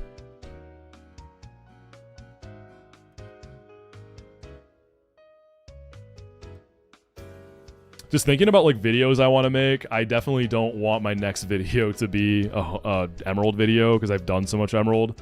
So Platinum Kaizo does naturally like make sense, but I still gotta put out my Drayano Gauntlet video, which will definitely come before that. We don't have exact dates, actually, just soon. Okay, so Walrein can't do that. Dude, Lycan Dog can beat Rotom, but I think Ampharos will beat Rotom for me. I've always liked, you can do Cotton Spore. And then Seismic Toss. Ice Punch is a thing too, but I think Seismic Toss is just more. Yeah, you don't Thunder Wave because of Lum. So you can Cotton Spore and just spam S-Toss with a Rossberry. This is like a super comfortable matchup. Imperium is Radical Red-like. It's not the exact same AI, but it's similar, yeah. I'm not at Watson yet. I'm just kind of looking ahead at some stuff, making some decisions.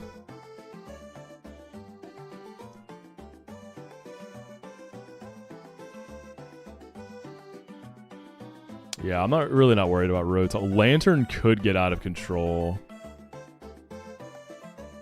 Lead is a little awkward. I probably risk Boom. My Kadabra is sync. Yeah, it's a neutral sync.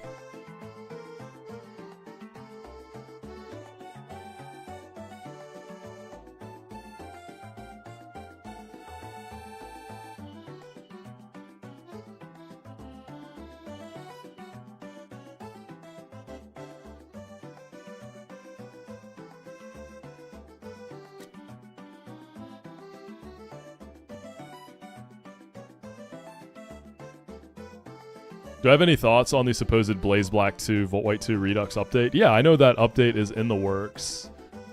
Aphex has kind of confirmed like some of the new features. It looks really cool. Like, I've always thought that game had potential. Current Redux, I mean, the early game is just... It just upsets me. There's so much stuff about the early game just isn't fun. And I did just beat that in the Drayano Gauntlet, so I'm not like super hot to play it again. But maybe someday. Because I guess I've already beaten that game twice at release, and then it's part of the Drizzy Glizzy. Okay, so here's the Ampharos situation that I'm freaked out about. I've pulled everything but Petalburg. I could get a Gastrodon. My only ground type is Nidoqueen. That's literally all I have. I've pulled like everything, so it's not even me being greedy. That's just how the cookie crumbled. Earth Power is a super fiction 2-hit KO. I do tank Dragon Breath pretty comfortably.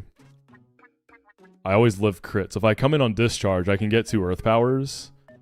Problem is, though, if I want to go Soft Sand, which does give me the 2-ko, I'm then risking 30% paralysis. So that alone doesn't look good. Togi maybe can come in on Dragon Breath. Fake out U-turn in the Nidoqueen. Because I do bait Discharge, and then I got it. You can't pre-status in gyms in this game. It heals you automatically before fights. Otherwise, yeah, pre-burn would be good there. Dude, Stunfisk is nice in this game. I've had it a handful of times. I like it. I used it for Ampharos, I think, the first time I fought it.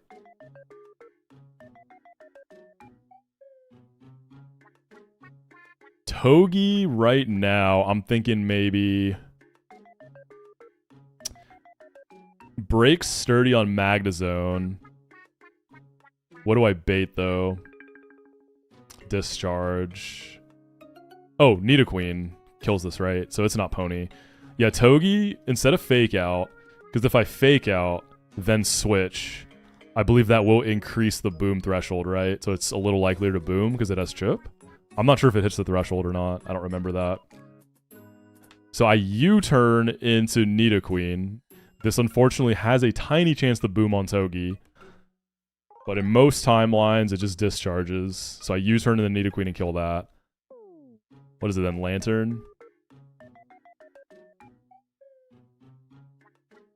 I do outspeed Lantern, that's a thing.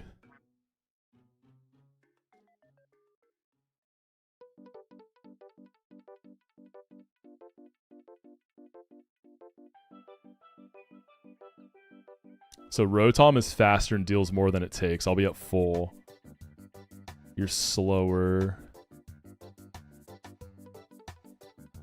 Aqua Tail, Electro. So it should be Rotom, right? Which is really good. It can Will-O-Wisp or Air Slash. Then I go Amphi. So Nidoqueen, Amphi.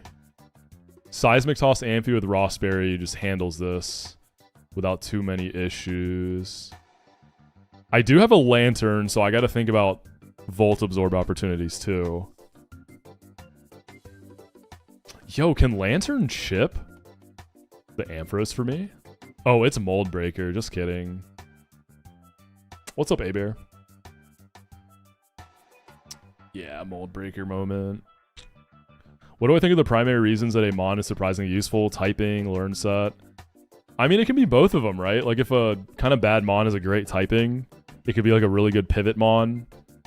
I feel like a lot of the kind of like quote-unquote bad Mons usually have really good move pools and good tech. So that really helps a lot. You can find a use for everything. Honestly, like, this being Penguin Bridge Rival, I'd be so down to hit a Druddigon if it's a good one. Take 3 to 4 bodies on that fight. You don't have to sack it. Like, if you want to get greedier, you can take more bodies and sack. But it has to be a good Druddigon. The one I had was, like, super cracked.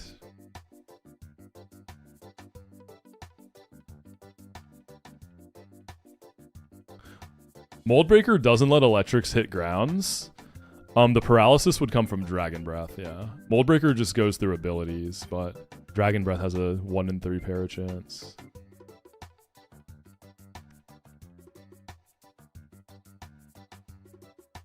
Ampharos beating this baits what? I guess Lantern. Potentially Zeraora. Zeraora is probably going to be some, like, Masquerain, Togi type beat, right? Yeah, like Body Slam too, right, for grounds.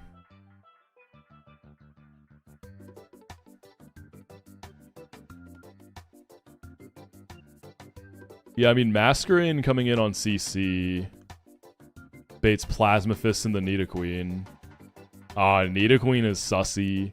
Because, see, any other ground type, you bait Grass Knot in the Togi. So you go Masquerain, into ground, into Togi. And then you just keep that cycle going, and then you eventually kill this thing. And Togi's so healthy later, and it can help with Amphi. I might have to pull another ground type. That's what I'm trying to figure out right now. Or if I do Lantern...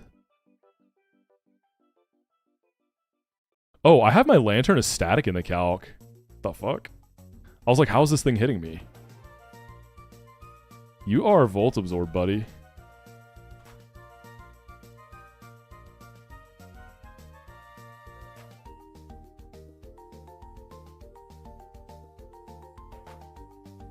Lantern can infinitely pivot with Masquerain. If I can afford to bring all those slots. Masquerain on CCs, Lantern on Plasma Fist, you rebate CCs. Be wary of knockoff with held items. Eventually you get it down to like 1 million, but then what?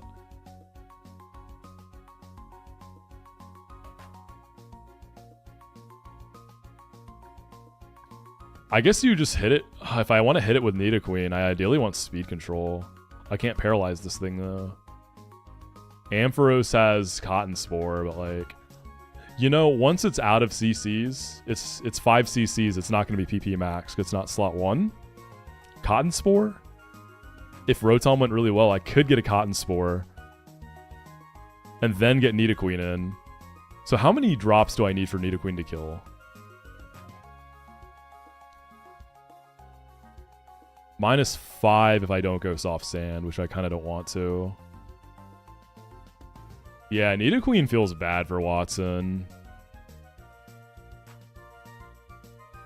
She does not feel good here. She's like missing... I mean, my Nidoqueen's not very good offensively, but she's like missing ranges. Who's eating 5 CCs? Probably Masquerain. Because you have Intimidate to help eat them. Like, Yawn Mega can soak them really well too. It's probably Mask. Yo, how many CC drops give me Quick Attack kill? -6.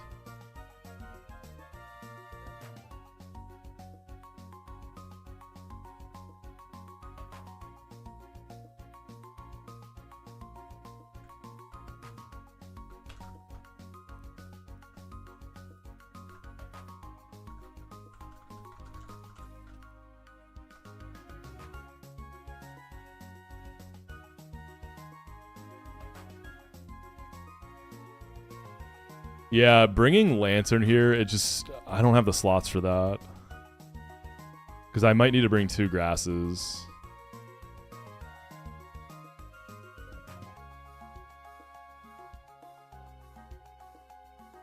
Dude, do I need to go pull 111? I feel like I do. You have to do some fights for that as well. You miss out on some really strong stuff. Or do I pull Petalburg and try to get a Shellos? So 111 fishing. Let's talk about it.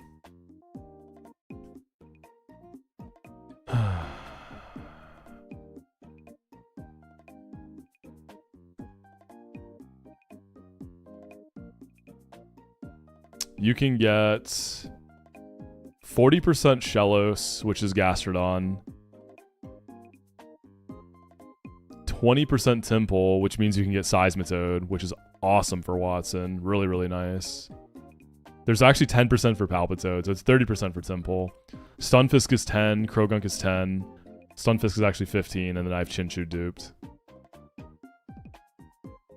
The problem with this is you miss out on desert delay, so like Vibrava, Donphan, Drillbur, Onyx, like so much good stuff. Croc.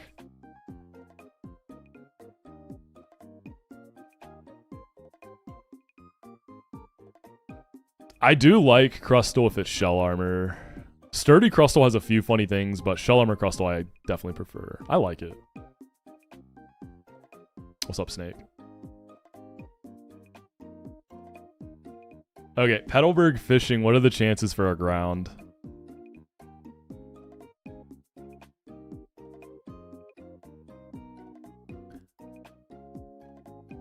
%20 Krogunk, 20% Shellos, 30% Krogunk. So Shellos nets out at 24%, 25%. The odds aren't very good. I'm probably getting a frog. Okay, I don't think I ever mess with Petalburg. If I'm gonna break a delay, I think we go 111. Dude, I wish I knew about the Nidoran breeding thing. I would have tried to delay Nidoran and breed a Nidoking.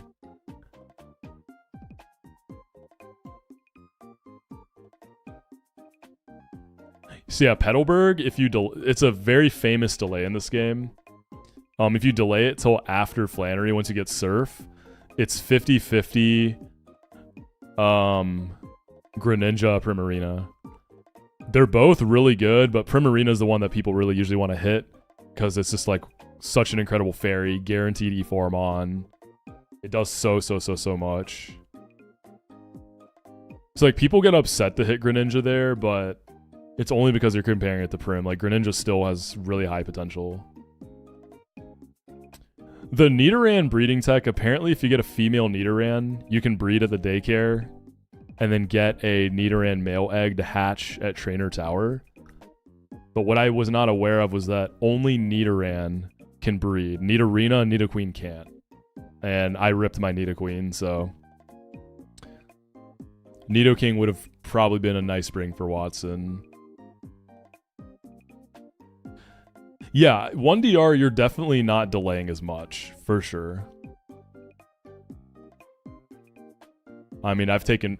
It just feels bad, like, missing out on Rustboro and Desert. Or missing out on Fossil and Desert. Because then I get, what, the Tower?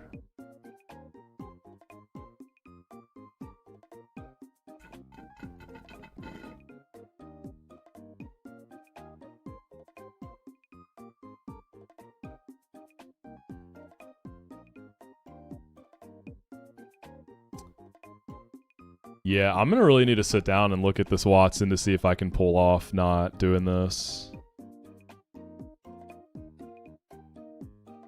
Let's, I guess, start working on gym trainers.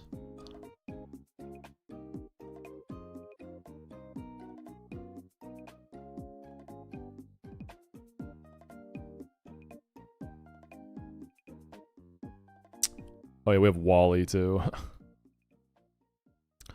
Any tutors I want, any like elemental punches. Oh, I need to put an Alakazam in the box. If I candy, I can get Alakazam. I don't know if that's gonna be any good for Watson, but it's a thing. Alakazam seems like it'll be fun. I've never used it in this game. Good dupe for the route before Lily Cove that has like Pidgeot and all that. Breeding Nidoran gets you a female Nidoran gets you male Nidoran egg. So Nidoking. I mean, it's like a free encounter, right? Like, because you hatch it in a dead location. We beat Shell Ludo. We're officially in Watson territory. Yeah, I really think I'm probably pulling 111. I hate to say it. I kind of want to ask some of the other 1DR guys their thoughts, like on my box, if I should pull it. I feel like I probably pull it. Gastrodon seems cool to use in this game. I mean, I've never had it. Gastrodon seems really fun.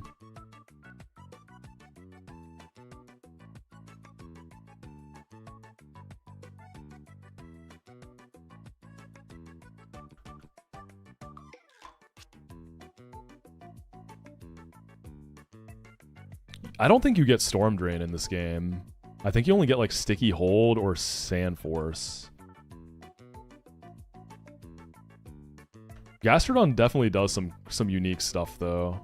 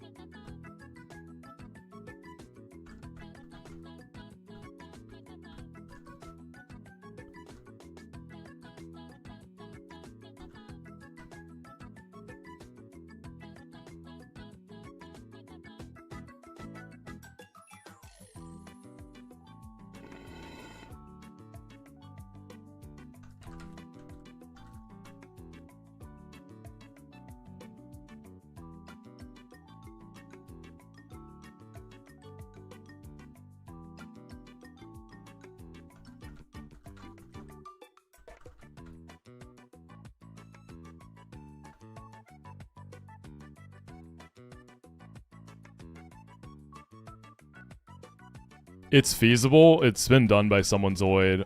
It is pretty encounter reliant though. I think just like where the encounters make things safe, a lot of times you just risk something you wouldn't have risked, right? Like it's not like you're doomed without the goat encounters, but you have the ball a lot more often then if you don't get the goats.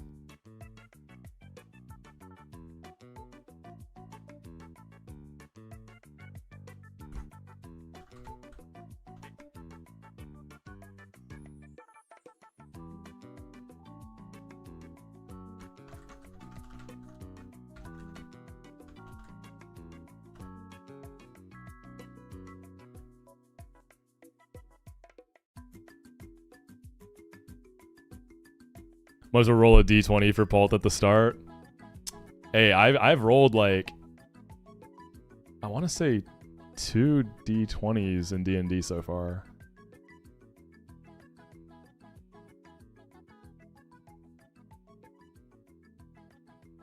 Oh, what was I gonna do? Look at Alakazam. Do you get any moves upon evolution? Psyshock comes in at 39. So you delay Kadabra till 36. Well, it's not a delay. You just candy it and it gets it.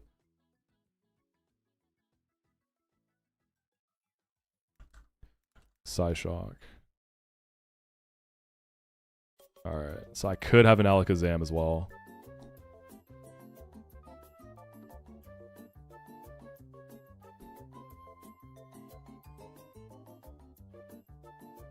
Alakazam doing anything notable? I mean, Alakazam could come in on a CC. Probably 2 CC drops. I can only take 1.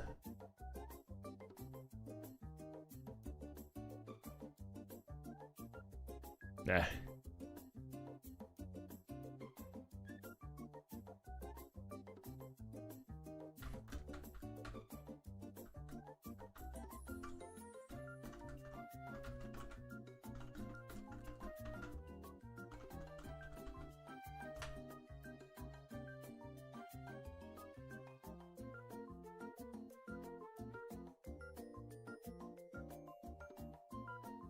I think I'm gonna have to pull 111, man.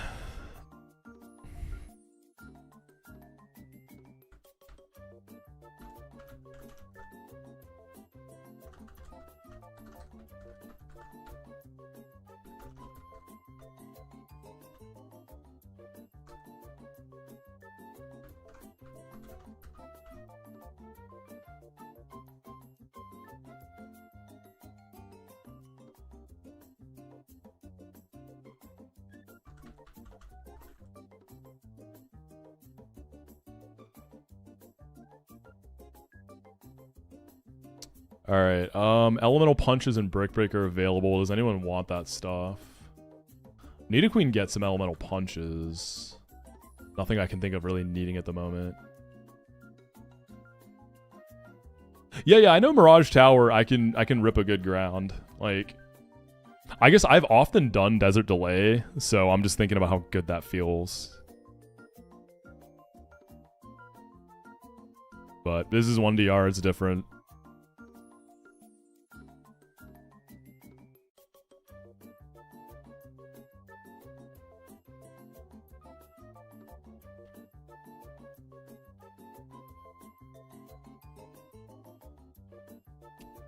What's up, FJ? A lot of 1DR stuff, yeah, it was like, oh, this seems good to delay, then I slowly had to rip. Yeah, that's how my run's been going. I'll like have the delay for a little bit, and I'm like, alright, we got, I mean, Rustboro was like that. This is how it be, man.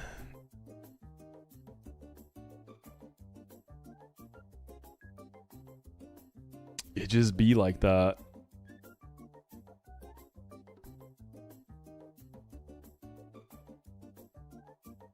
I fear I've grown attached to this run. This is not good. Not good to grow attached in 1DR. That's not a good thing.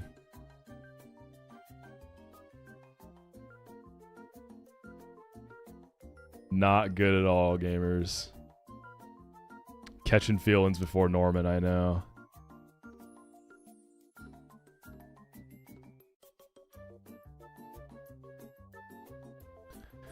Okay, let's look at Watson again. I feel like before I do anything, I might as well figure this out. Okay, so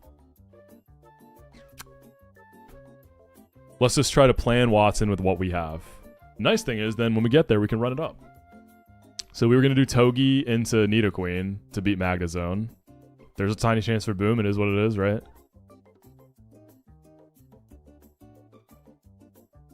I know, Axon, I know. It's part of the magic. It is. The stakes. I have 2 candies and 1 scale.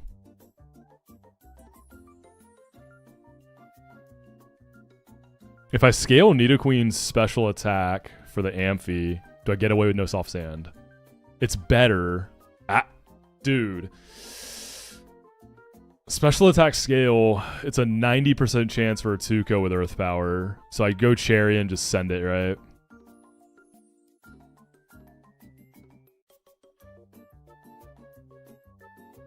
The main thing I really want from 111 Snake is an Excadrill chance. That's the big guy that I really want another chance for. Excadrill is crazy strong.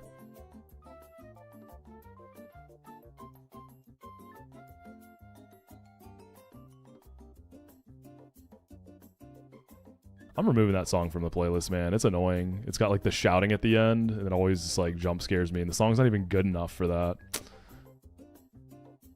Sorry, timefo that by Bisquick. You're cut from the team. Boop.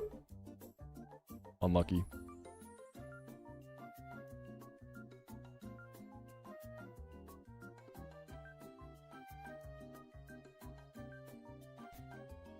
So we bait the Rotom, we go Ampharos. Seismic Toss, Rossberry, 1v1s, Rotom Fan. Pretty well. Togi, Nidoqueen are still at full. This can bait Lantern if it goes poorly, but Zeraora is a lot more likely. I think Zeraora is going to be a big roll compress guy. Nidoqueen could, in theory, just come in and 1v1 without any other like stuff, but then I need a ground for Ampharos. But if I'm trying to use just Nidoqueen, I probably need to use a CC pivot. Or something that baits a million Grass Knots into Togi. That's probably more reliable. So Nidoqueen has just a, I mean, close combat knockoff and Grass Knot just overlap into each other like crazy. The problem is too, if I'm running Cherry on Nidoqueen, it's going to be a knockoff first. And then it's going to be overlap City. So that's pretty whack.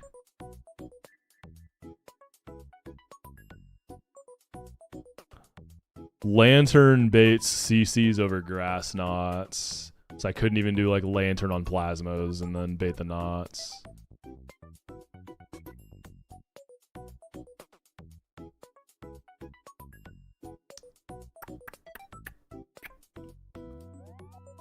Yeah, do I have a good Grass Knot baiter? I don't think I have it. Roserade and Lilligant are probably going to be coming to this fight in some capacity. Masquerain takes the CCs, yeah, and it baits Plasma Fists. But it doesn't... Let's see. So -1. Plasma Fists into...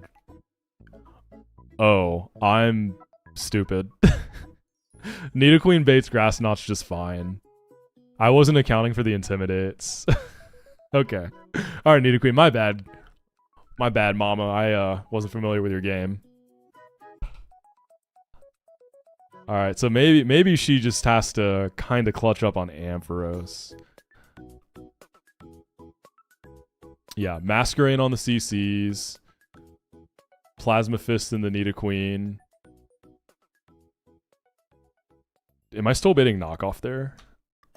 I am. So something potentially has to take that first knockoff. We'll see about that. But...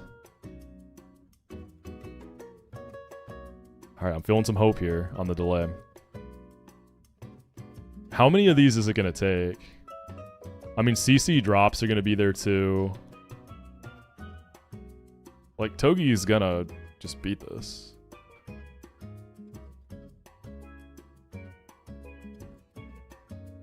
We can get into the nitty-gritty of the math if we need to. I don't think I can ever bait Lantern, dude. Grass Knot's never going to do enough damage for that. Yeah, so we're going to bait Eel. Am I really baiting Lantern this late? That doesn't feel right. Nidoqueen is going to kill Magnezone. Lantern is slower, deals more than takes. Rotom is faster, deals more than takes.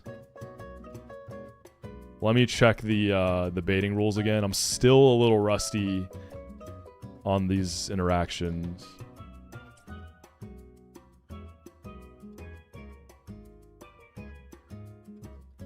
fast kill, slow kill when isn't killed, faster and deals more damage than it takes, and is based, the percentage is based on your current HP, right? And then it's slower, deals more than takes, and then faster, and then just default. So this should always consistently be Rotom over Lantern. So I've got the baiting correct.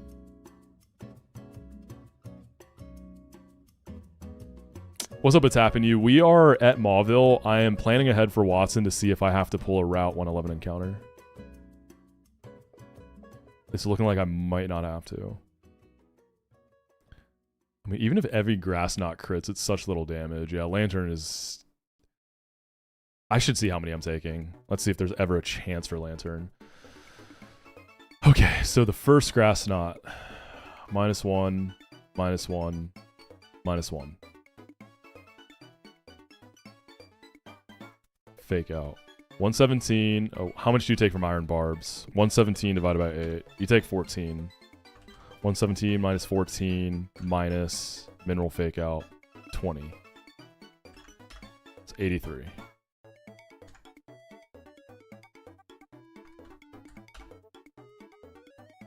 And then the next one, you're going to be -2 from the next CC.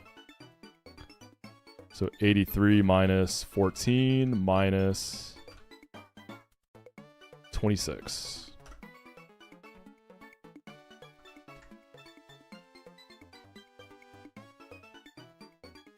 I think I only take 3 Grass Knots.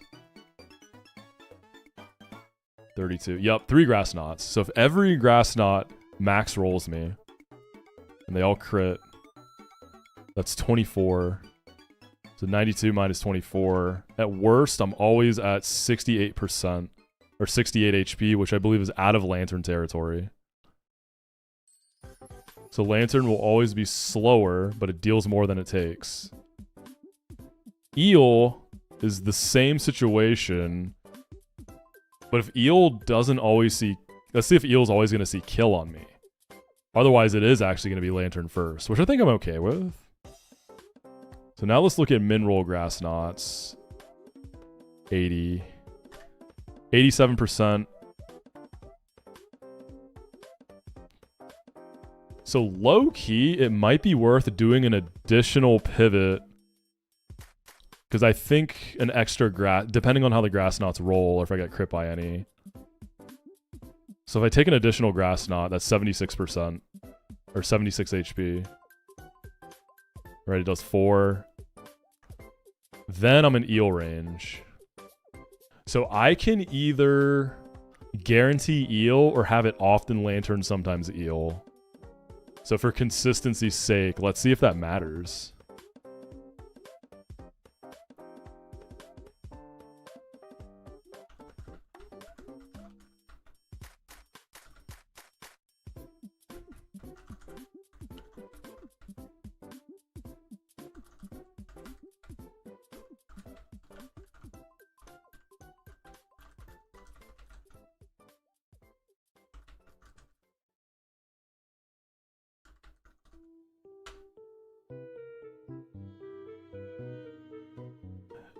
The thing with Nidoqueen on Ampharos 2 that feels bad is that she would need a Spatic Scale.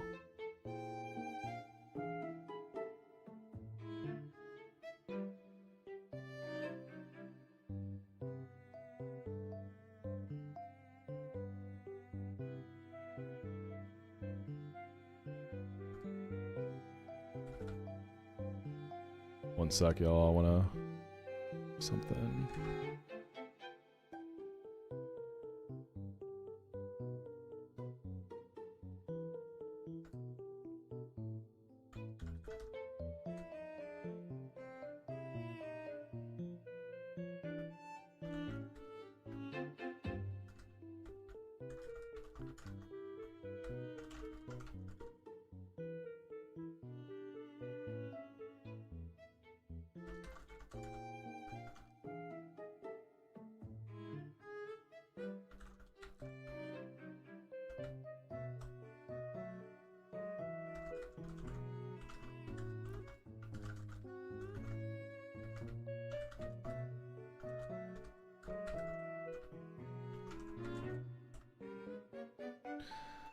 Okay.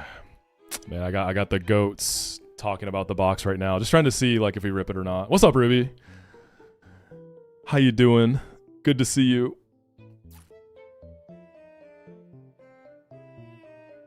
Yeah, if I don't use Togi for anything but Zera, missing Wacko real bad right now.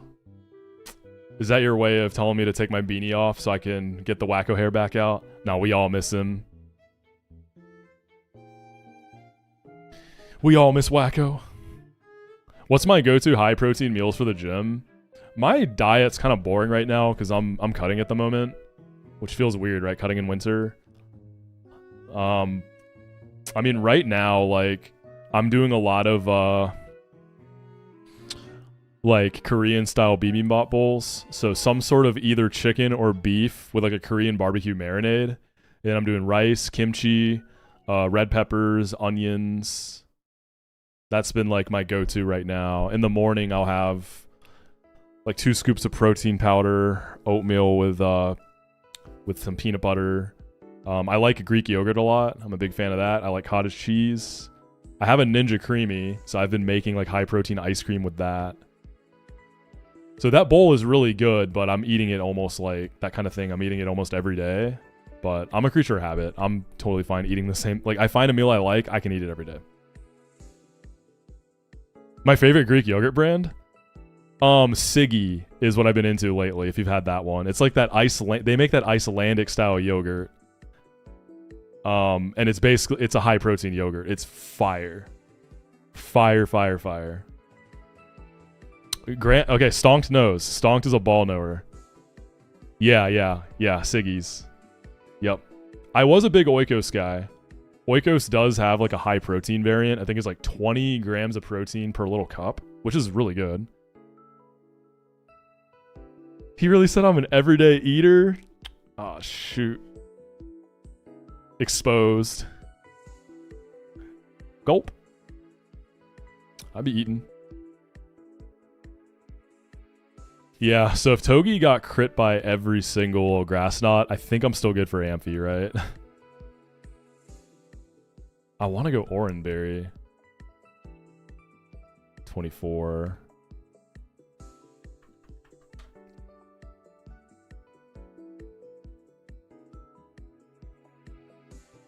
$92 minus 24.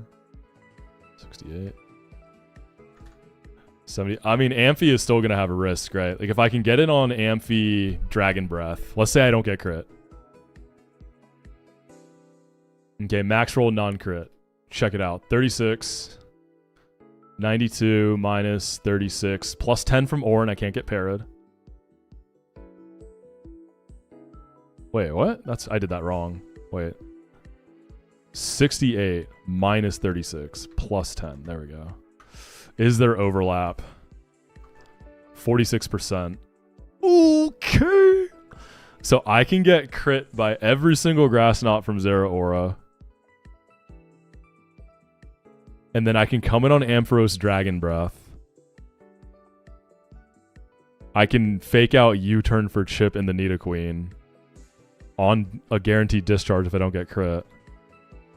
And then with Cherry, I can send 2 Earth Powers. And that's like super fiction. Right. I'm accounting for like a worst case scenario that every grass knot max rolls me. So that's like not happening. So that leaves Lantern and Eel.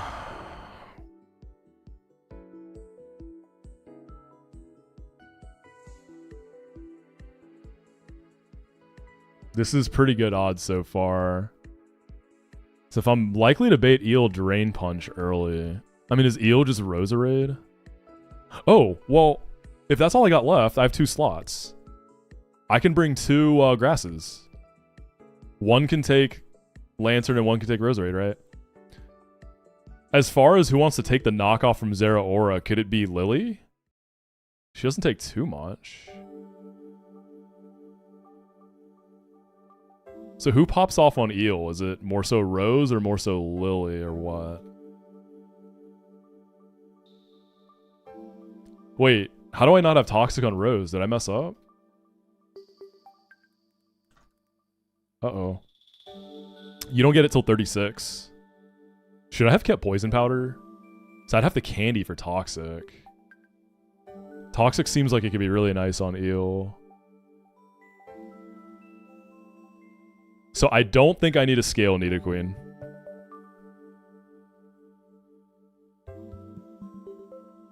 So we do have a scale open if I want to like...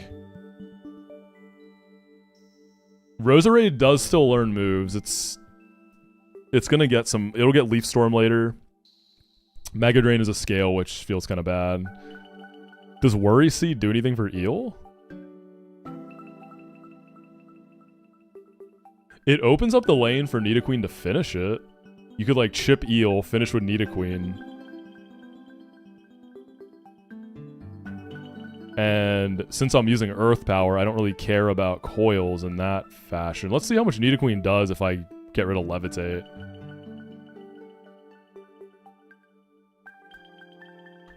%53% to 64. That's not too bad.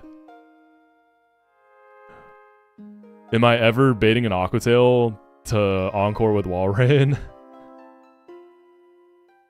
Walrein also goes pretty nutty, but then I miss out on Super... I don't want to bring Walrein.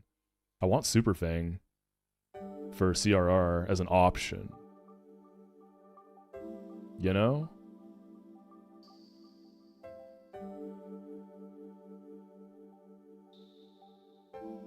Yeah, I only have one scale currently. Only one scale.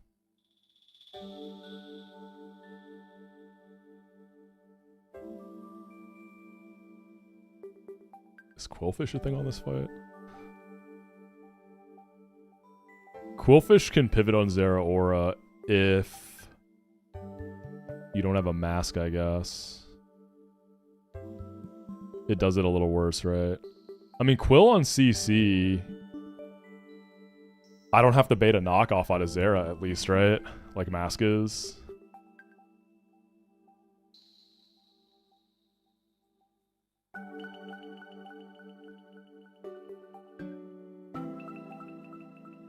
Wait, where am I getting this knockoff bait thing from? It's Nidoqueen who baits it.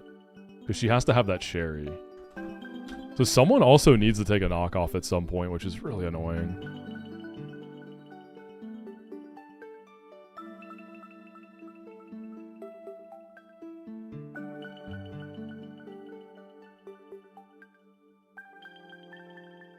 It's possible, Kroku. Hard, but possible.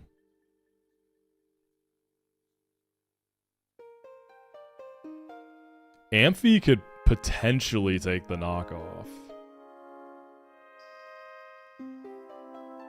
Wait, didn't I say that after -1 it doesn't see knockoff? Is that just not a thing? With Cherry, I think it still is, right? With Cherry, there's overlap. So it'd be knockoff Grass Knot. Do I have Masquerain take a knockoff? If I go itemless, it's potentially a lot. But it's still not terrible.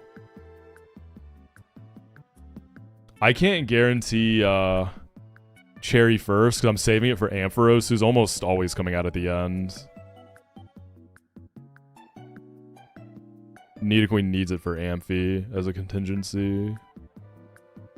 I could have Masquerain take a knockoff. It's not the end of the world. It's going to be Intimid too. And even if I get crit, it's still, like, doable.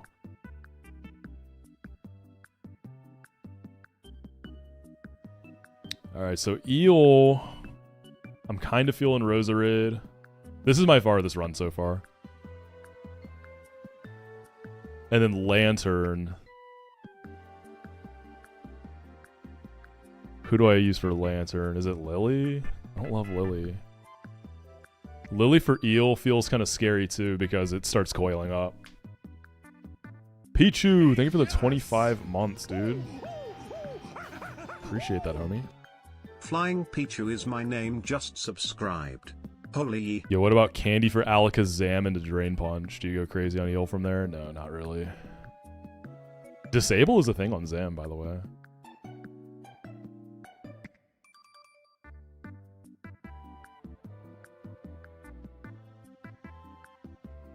Oh, I could also pivot through Mask on Drain Punch, assuming I have the health. I have decent odds to have the health.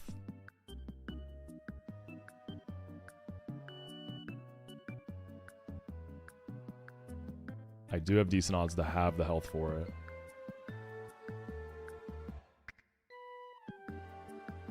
And then I can probably just bait a clean Thunder Punch. I want to use Roserade for land. Yeah, this is where Unovan Lilligant is better on Watson, right? But if you get past it, then Hisuian probably just outpaces with my box. Is Serena ever doing stuff? You outspeed the Lantern and double Trop Kick. Actually, yo, Serena for Lantern ain't bad. If I can come in on... If I get burnt, though, it's pretty bad. If I could come in on a Discharge non-para, and then Trop Kick. Gotta dodge Ice Beam crit, but it's likely to Thunder Wave.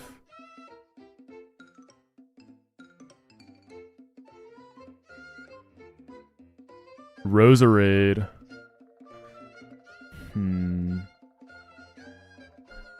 Is my Lantern ever doing anything to make that Lantern more manageable?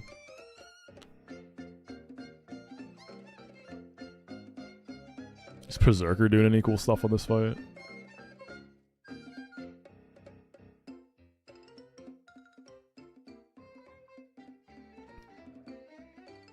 I mean, Lantern sits on Lantern. Mine's slower. And I can use Discharges. Like, if I fight the eel first, would say like a Roserade. Bait the Lantern. I can potentially use my Lantern. Pivot through Roserade on Scalds. That baits Ice Beams. I would need a way to bait Discharges back into my Lantern. But I have no damage output. Secret Power. I need to go pick up HP Water, too. It's Hidden Power. It's Water for Hidden Power.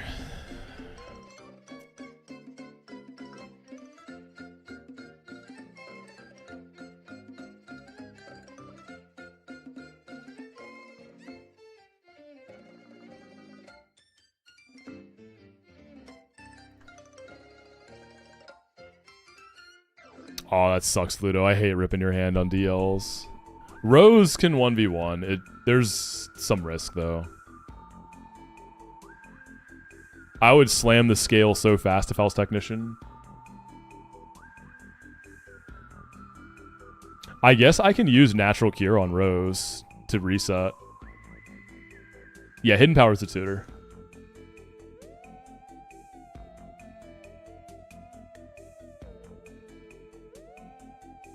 You scale for Mega Drain to get Technician Mega Drain. But I'm Natural Cure. So yeah, I guess if I get screwed by... You know what? Yeah, I come in on Discharge.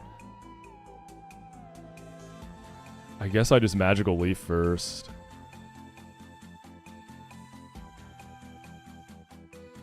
If I get parried by Discharge, it eats my Cherry, and then it Thunder Waves me after I hit it once. Do I have something that can take the Ice Beam so that I can switch out and get my Natural Cure and then come back in? Ampharos, maybe? Ampharos could bait Scald, which is fine. I just don't know how healthy Ampharos will be after Rotom. There's kind of a lot of variance there. Oh, is Seismic Toss a clean 3-hit KO, by the way? Yeah, it is. And then Ice Punch is not, right? I mean, if Ice Punch is, we just do that, because double freeze. Nah, it's not a clean 3-KO. So it's S-Toss. Coming in on Scald is definitely ideal on Rose. It's just when Lantern first comes out. Well, I don't know. I could probably pivot to Beta Scald first.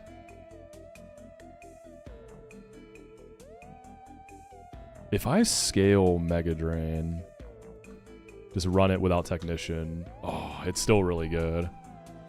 That's not worth it, though.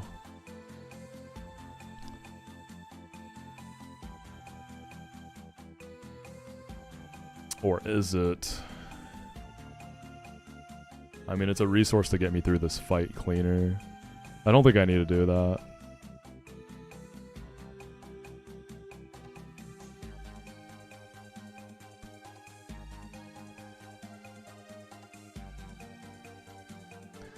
Is there a world where Rose fights Electros, baits the lantern, and then Rose can like hit the lantern once, and then Lilligant can come in and finish it, and then Ampharos comes out. And Ampharos is going to be most likely Dragon Breathing from that position, so I can go straight in the Togi, get the chip, go Nidoqueen, and finish.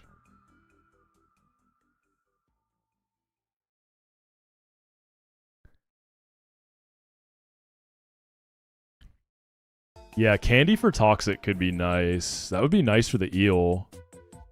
If I scale for Mega Drain and Candy, I think Rose can do what I need.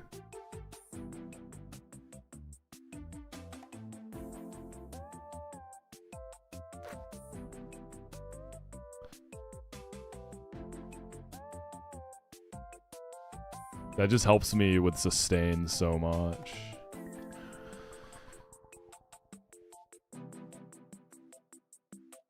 If I hit the eel with one magical leaf, Nidoqueen still doesn't kill it if I worry seed it.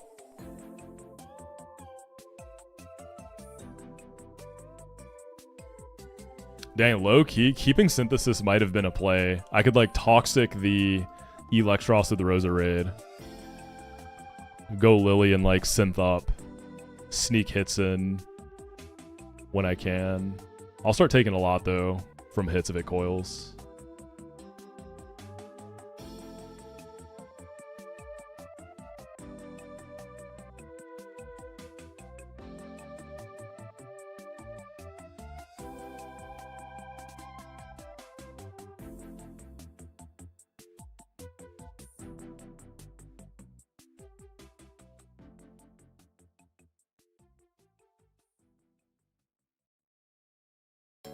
Yeah, Serena is always just going to be risking some kind of crit on Lantern.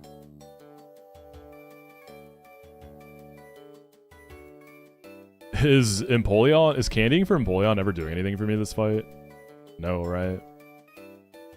It can pivot into Dragon Breath and bait Discharge, but I don't have slots for that. Togi has to do it.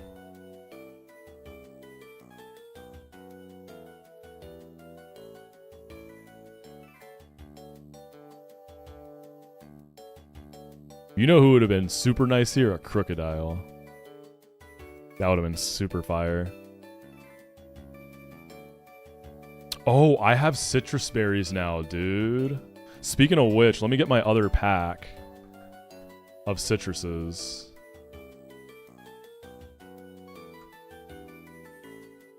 I can't remember. There's no trainers down there, are there?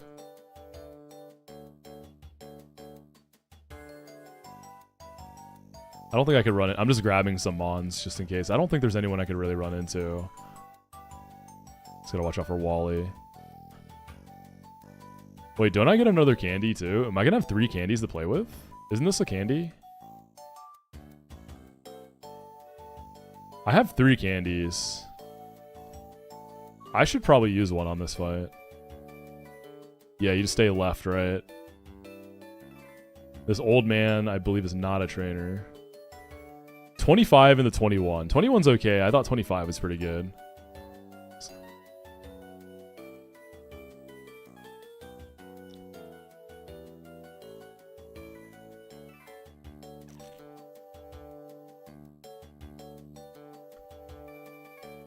Get the bike too.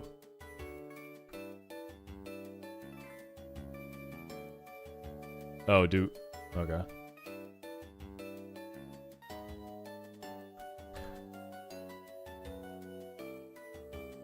I'm gonna sit on Watson a little bit more. I guess let's start clearing the gym then. We got Wally, right? You recently beat a hardcore Nuzlocke of Renegade Platinum. Think I could beat Watson and Run and Bun? Not sure. Yeah, you could. You're gonna have to be a little patient with the early game though. It's gonna be a little tougher to break out of.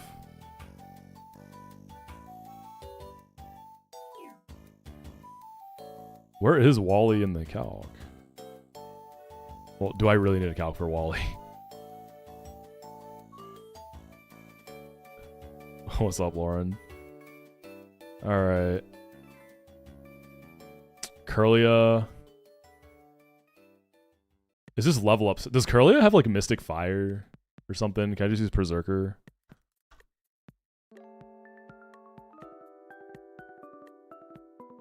No, we just go Chesto Cat.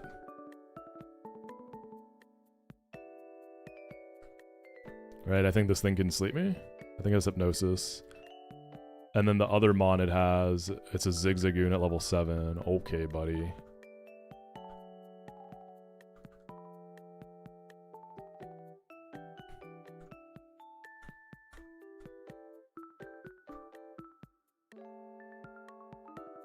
Yeah, just level up set.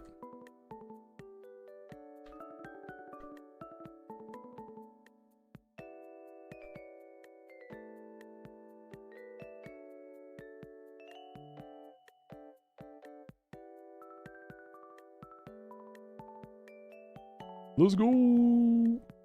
Easy Wally, baby. Easy Wally 1.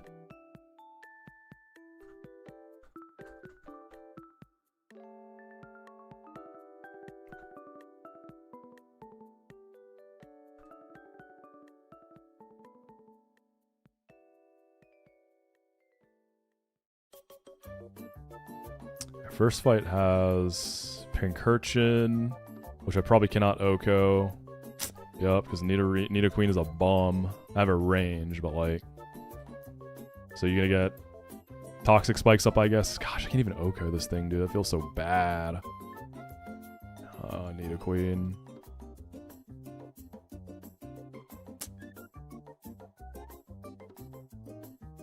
I don't think anything can Oko this thing. I have stuff that can soak up the Toxic Spikes later, I guess.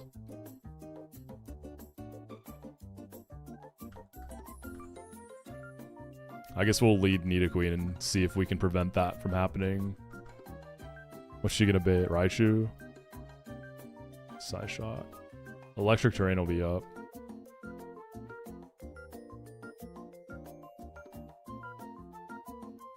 First run of this game, you lost Pokemon to Wally. Yo, Loki, once I almost got kind of bodied by Wally. I forgot what happened, but... He almost got me once. He almost took a body from me. I'll admit it.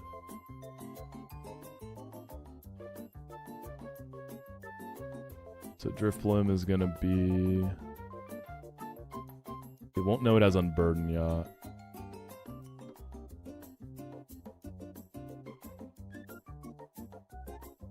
So you're slower more. So Raichu's just gonna get the faster scoring.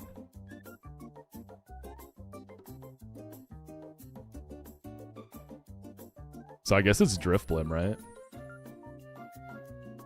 Does Togi go nuts there? You're gonna be Unburdened. Electric Seed is which one again? Is that defense? That's plus defense, yeah. Oh, I can just check with the... Electric Seed is which one again? Is that defense? Yeah. That's plus defense, yeah. Oh, I can just check with the... It's Unburdened Electric Seed. Hex does a pretty good amount of damage into this guy, though.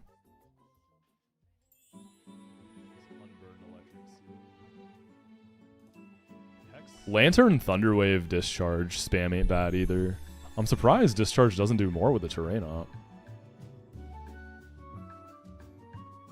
Lantern Thunderwave Discharge spam ain't bad either. I'm surprised Discharge doesn't do more with the terrain. Togedemaru on Pincurchin. I'm gonna go for the chance to Oko it, you know, with Nidoqueen. I do have to, if the Toxic Spikes are up, I gotta think about that.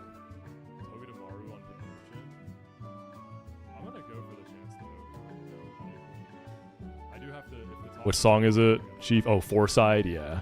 There's a really good like jazz album, cover album of Earthbound, like all the music from it. It's really nice. Chief, oh, Foreside. There's a really good like jazz album, cover album of Earthbound. This would be Hex. Oh, let me take the electric seed off to see aggro damage and then just add +1 defense. So this would actually be aggro from Drift Blend. Well, it doesn't know it's boosted yet. So it comes in seeing Hex. And then it clicks aggro once it comes in. So I can go Togi there.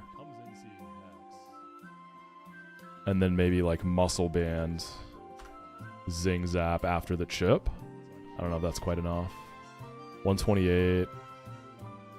152 divided by 8. You take 19.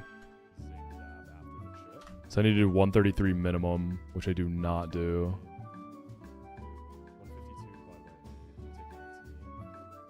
This Hex crit can really do a lot of damage. So I guess we can do aggro into Lantern. We could do like Lantern, get 1 discharge. Go Togi. That won't always skill.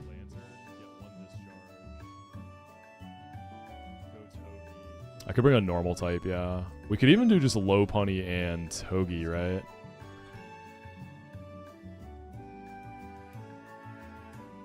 I can just get enough Iron Barbs procs until it's dead. I gotta stay out of Hex range, though. I gotta be careful with crits there. Do you guys just do Ampharos? Why is this Drifblim, like, so thought-provoking? Yeah, I can just throw Ampharos. Oh my god. I'm like, there's no way this guy requires this much thinking.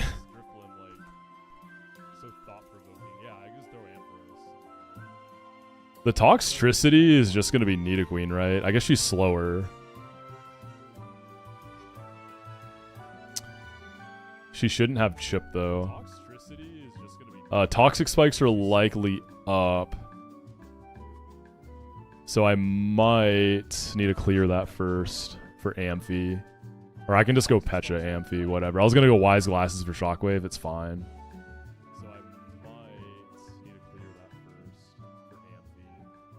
Togi can clean up if it comes to it. Zam requires a candy. So I don't have Zam yet. I have Kadabra.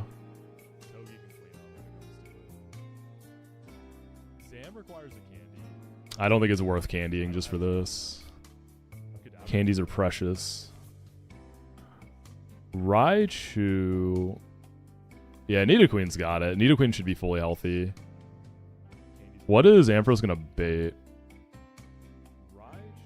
I guess I could do Togi on Acro, go Lopunny, then go Amphi, because Amphi has a tiny range, which could be annoying if I don't hit it.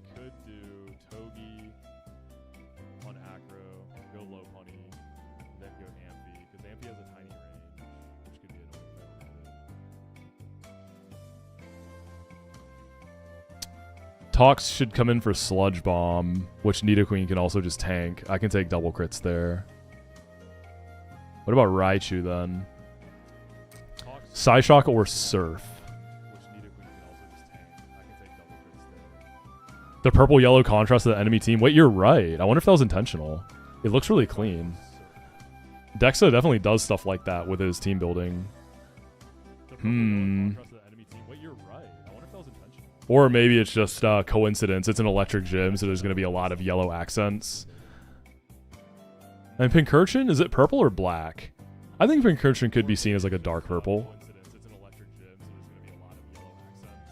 Yeah, that's the thing. Kadabra, like... Kadabra does hit really hard. Is there an echo? On YouTube. I'm trying to think what the echo could be from.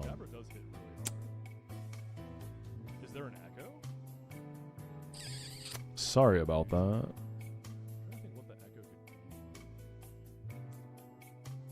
Has there been one this this whole time?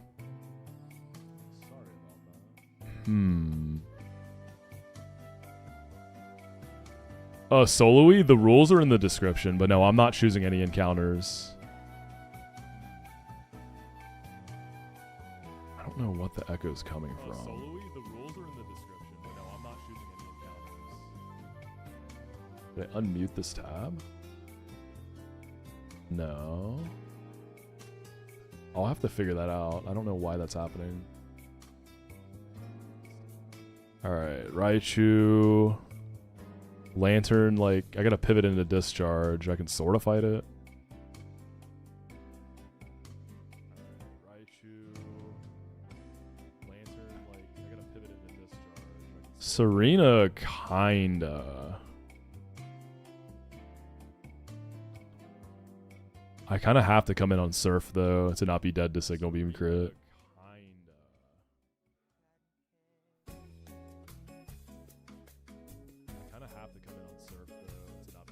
Could I slow this down for Nidoqueen? Yeah, good luck on your final studying, everybody who's getting ready for winter break. Yeah, Lantern has Volt Absorb. I'm looking at that. I'm just thinking who I actually want to kill this with. Good luck on your final studying, everybody. Lantern doesn't... Oh, Hidden Power Water. Like, what kind of damage is that going to do? I'm just thinking who I actually want to kill this with. Tiny bit more than Discharge.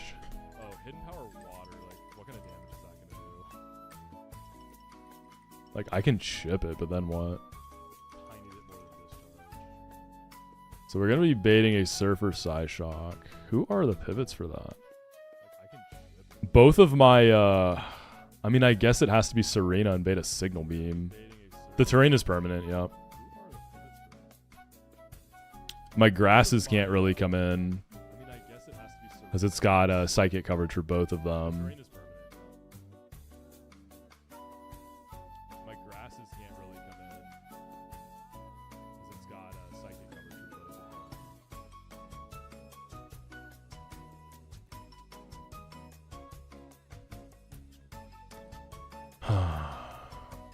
I have one ground type. It's Nidoqueen.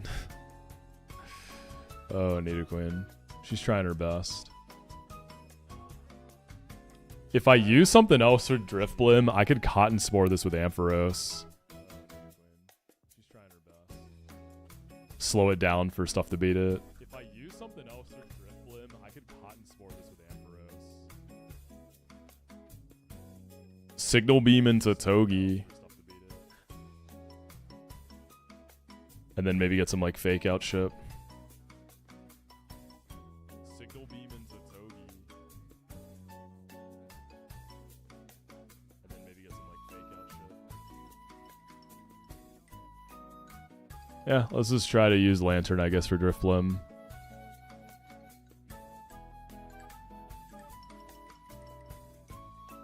So I go Pecha Lantern. Probably just Discharge twice instead of doing anything with Thunderwave.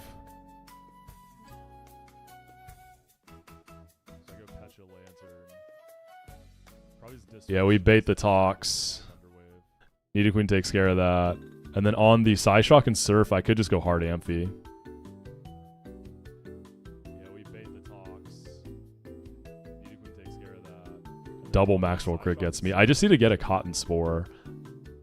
I'm rebaiting Psyshock, so I need someone who can actually take that. Double Maxwell crit gets me. I just need to get a Cotton Spore. Berserker... After the Cotton Spore, there's a chance for Discharge to come out, though, so I need something that can take everything from this. I mean, I guess Serena. And if I didn't get crit, I can go Berserker. It's going to be at -2 from Cotton Spore. Berserker can get a massive fake out. And then bait a Discharge and the Nidoqueen to finish. Alright, this fight is weirdly sweaty. If you wanted to join the community, what would be some advice to do it? Would love to. Yeah, Chow Runner. So getting involved in a Nuzlocke community, like from my perspective, you know, whatever games, you know, like ROM hacks or whatever games you're playing, find the Discords for those games. Go hang out in those Discords. You'll meet people that way. And then watching streams of people running Nuzlocks is a great way to meet people too and get like more involved in that community. It's really just on Discord servers and like chats or like the big places. Lantern. It's really just on Discord servers and like chats. Togi. Ampharos. And obviously anybody's welcome in my Discord. Thank you, K-Pig. Link to my Discord on YouTube is in the description as well, if anyone wants to come hang out. Berserker.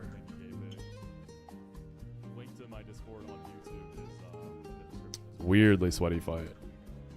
Oh, hold on. Can Yon Mega come in and just blow this thing up? After I slow it down?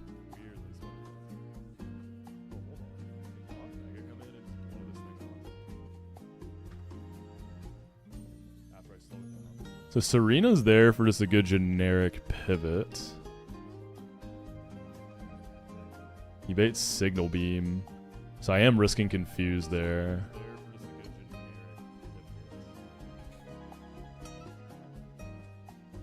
I can try Signal Beam in the Togi, fake out U-turn.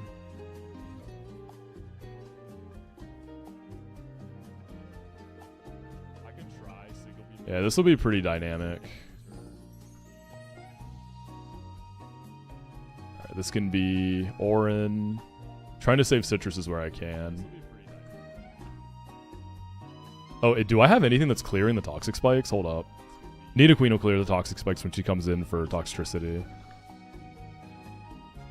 Right? Poison clears, steals immune, yeah. I always mix those up.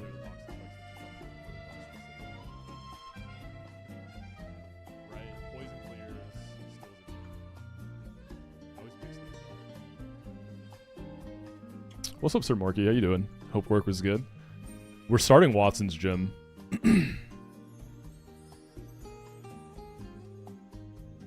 Alright, Nidoqueen, just hit the range, baby. It's a good range. Let's go. Oh, this guy comes out first? That's good, but... Hold up, that seems weird. What am I missing?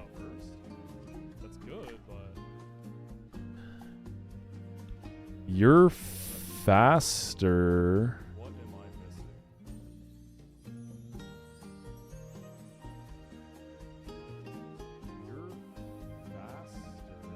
Watson is pretty deeply cooked, but not completely cooked. Wait, hold up. Raichu's faster. Drifblim is slower.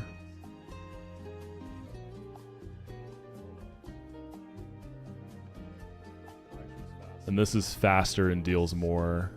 This is just faster. This is a team order situation. Yeah. Well, I thought Drifblim was coming in for Hex rather than Acro. Okay, way to send it. So Raichu early and Drifblim at the end is actually kind of nice. Alright, Nidoqueen at 71. This is Psyshock or Surf, right? It's actually a clean Psyshock from this position.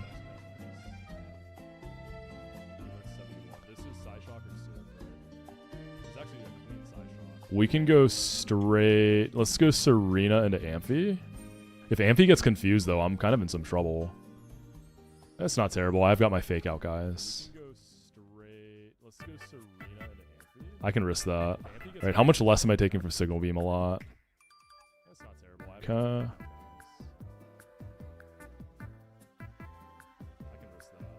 Nice, no confuse. Cotton Spore. -2 speed. Surf. So this is a Psyshock now.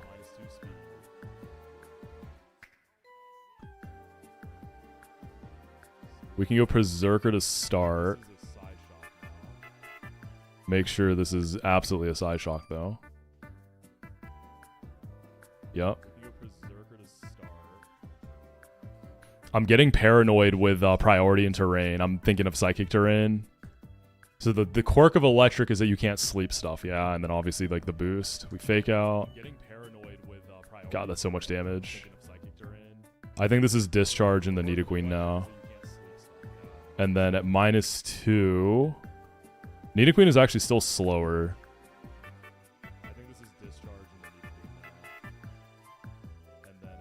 We can go Nidoqueen back into Zerker.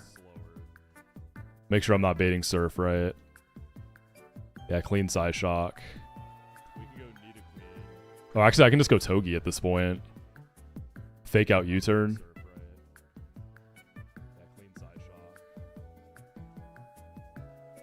Actually, Togi's still slower, even at -2. Jeez, man, this thing is fast.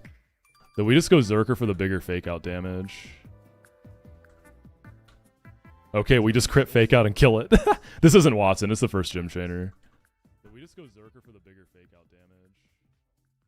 It's probably Thunderbolt, right? Okay, we just crit fake out and kill it.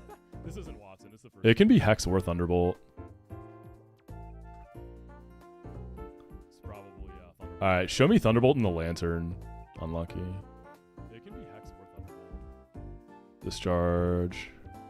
I think I'm out of crit range here.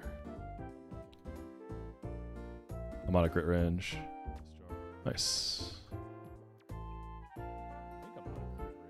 Guitarist Kirk to Emerald Kaizo Legend. God, that guy is a threat in Emerald Kaizo. Oh, I hate that fight in Emerald Kaizo. He's much more relaxed in this game. Yeah, the Golbat is so pain. Oh, I hate that fight in Emerald Kaizo. He's much more. Yeah, that fight is beastly. I forgot about that fight until now.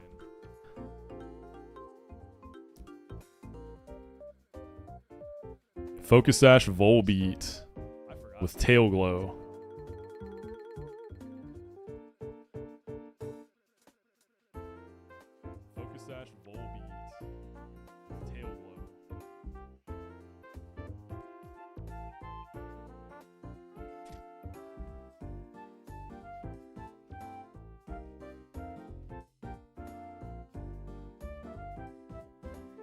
Let's see.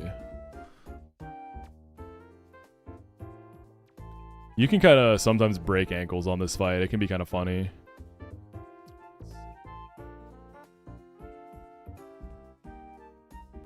You can kind of sometimes. Togi could U-turn.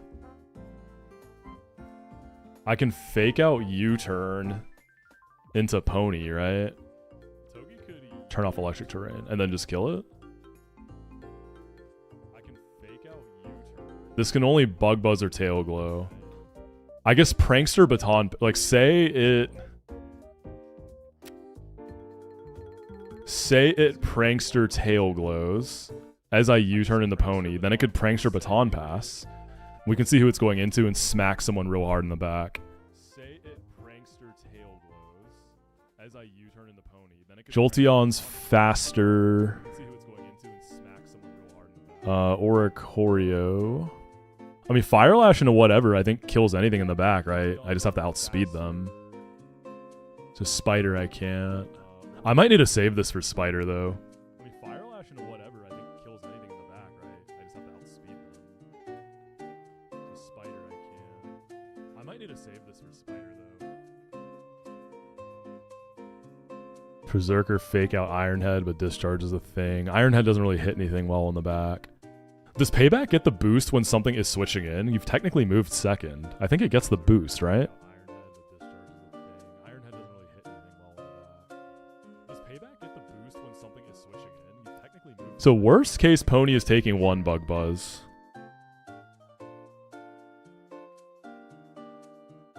Okay. So worst case, Pony is taking 1 Bug Buzz. Check this again.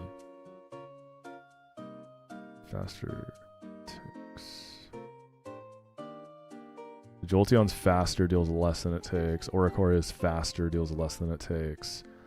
Zebra is faster, deals less than it takes. Galvantula is faster, deals less than it takes. So it would go into Jolteon. So Jolteon will get smacked with a Fire Lash or Blaze Kick.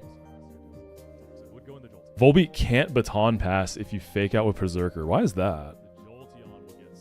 What about with Togi? I'm faking out with Togi. Like, what's the difference there? It wouldn't Baton Pass without boosts, right? Is it because Berserker like shows a kill, so it would never Tail Glow? Therefore, never Baton Passing? Is that? I guess fake out it would show kill with Ironhead. And then it wouldn't be able to set up, right? Whereas Togi, it can. Who's the MVP of the run so far? It's probably Togi. Berserker is definitely already like showing out. It's been popping off ever since I got it. It's gotten... I mean, that super annoying Accelgor fight, Berserker was the key to beating that Persian. Obviously, Berserker went crazy on Shell, beating Togekiss and Slowbro. I'm the MVP of the run, true. You're right, I am the pilot.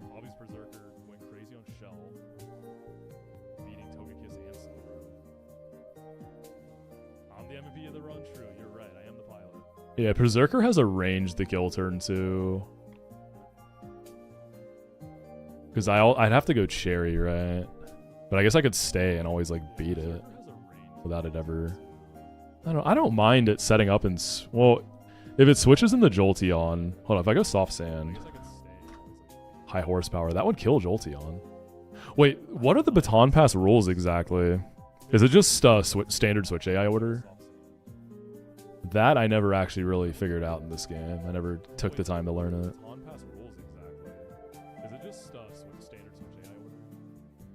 Because this is still baiting Jolteon, and it would come in. High horsepower does no damage to Volbeat, though.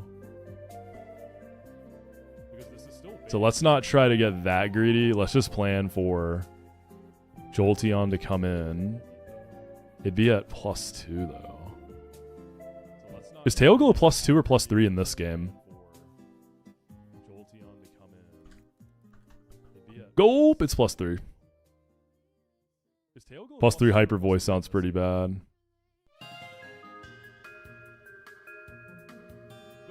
I could just lead Horse. Cherry Horse.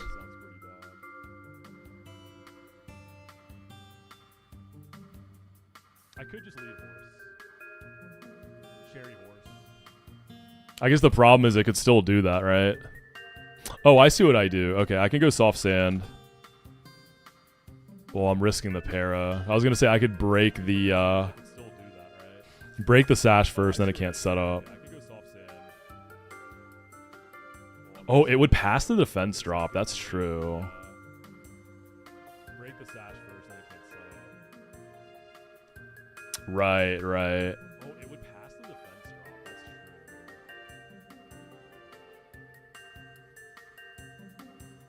true. Yeah, you're right. Then I get to go Cherry. That's actually really clean. Yeah, I Fire Lash. Yeah, you're right. Then I get to go Cherry. Yeah, we just lead Horse, right? Okay. Baton Passing would be really good here then. Because then I get a kill on Jolteon. Is it -1? I have my Cherry. That's Fire. Yeah, I always Fire Lash. High horsepower will always kill. If it discharged turn 1 and parried me and I lose my Cherry, I'm just faster and kill it. It's not going to switch at that point. If it sets up turn 1, it could still Baton Pass turn 2, right? And then Jolteon gets smacked. And then otherwise I bait Jolteon. Magnet Rise or Thunderbolt, right? So I'd probably just go Nidoqueen. Nidoqueen's damage is pretty pathetic here, though, if it Magnet Rises, which it probably will before I ever get a hit off. So maybe I just try to use, like, Lantern. You do no damage. Hidden Power, Water. Nothing. Nidoqueen holds okay here. Defensively, I could Sludge Bomb. Roserade probably does pretty well.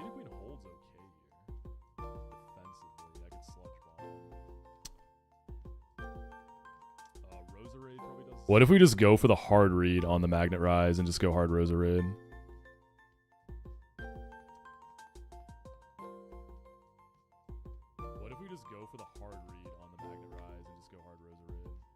I could also go Nidoqueen first, get like 1 or 2 Sludge Bombs, and then pop in the Rose to finish it. So Rose would bait the bird, right?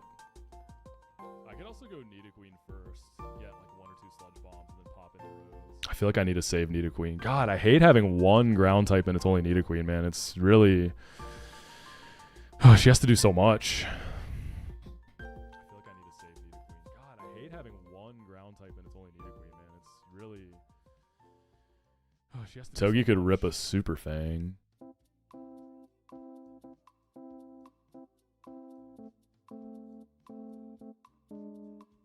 I could see Ampharos having the Cotton Spore like the Galvantula and then bring Pony in to kill that. I could see Ampharos having the Cotton Spore like... Togi is usually pretty nice for the Oricorio. I want to slot that in.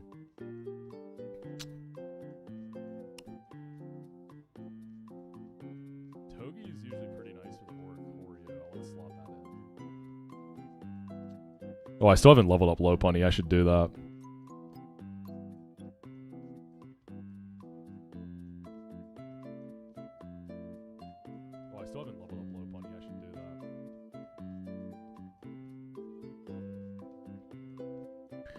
I could just try to get some chip with Lantern until I bring in a killer. Then I can probably save Nidoqueen. Baiting Hyper Voices is tough there.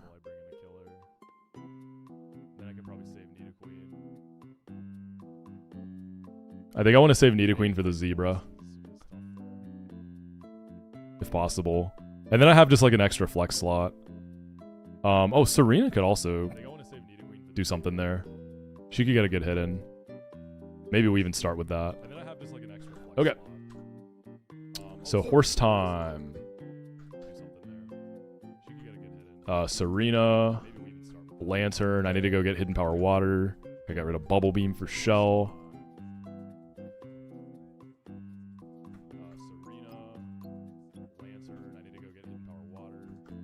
Nidoqueen, Togue. Oh, then how do I fit in Ampharos for horse time? I definitely need to outspeed the spider. Any good Indeedee CRR tech? I only have Mightyena. It looks like my only option is Amphi Brick. It's probably Amphi, yeah. There's rare things like... A really funny one is Sturdy Donphan. The knockoff just blows up the Indeedee and you always live. You're going to bait random on whoever's coming in next, but that's really clean. Sometimes you have to calc ahead if you have a Donphan. Yeah, we don't need the Lantern. That's really clean. Because you might have to underlevel your Donphan slightly if it's super bulky. I think really cracked Sharpedos can just beat it. Megahorn Scale Rapidash, if it's fast enough, can do it, but it's kind of capped because you can still miss, but you can run Wide Lens.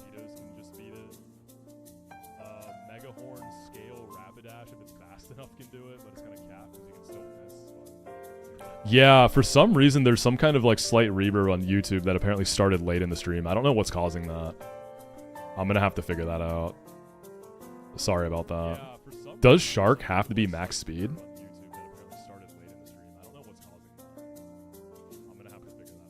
It seems like the reverb started when the new track started. Let's see, unmute, mute. Okay, I think I figured it out. I think I accidentally unmuted the Twitch tab, and that's what was causing the reverb. I think that's it. I think I fixed it. Is that it? Did I fix it? Because the Twitch audio, the Twitch tab audio doesn't come in through Twitch, only on YouTube. Just so I can split the music. Serena, I guess you're Cherry Berry. Or no, you gotta be Chusto. Chusto. Chusto. Sounds fixed? Awesome. Thank you. That's my bad. I have a lot of routing stuff happening so I can split the music. Alright, Togi, what are you doing? Fighting Oricorio? Teeter Dance is really annoying though. Should I use Amphi for the Oricorio? I mean, my Togi doesn't even outspeed it. I need Amphi for the Galv, though. Lantern? Lantern actually tanks better than Togi. If we're gonna take a slow matchup anyways.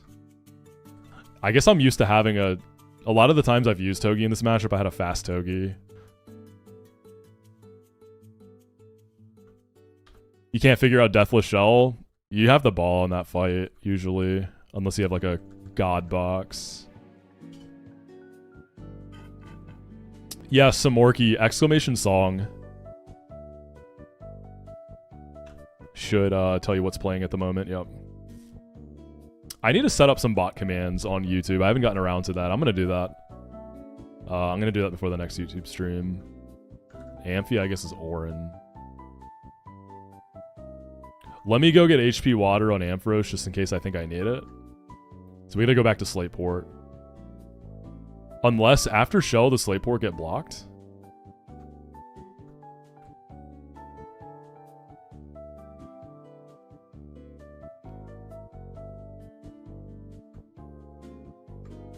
We'll find out. With the power of speed up, it's not that long of a walk.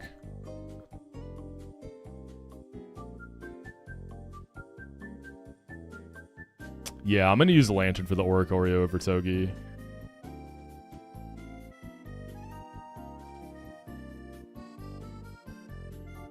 Yo, Silver Nines, thank you for the raid. What's going on? How was your stream? Were you Nuzlocking? What's good, what's good?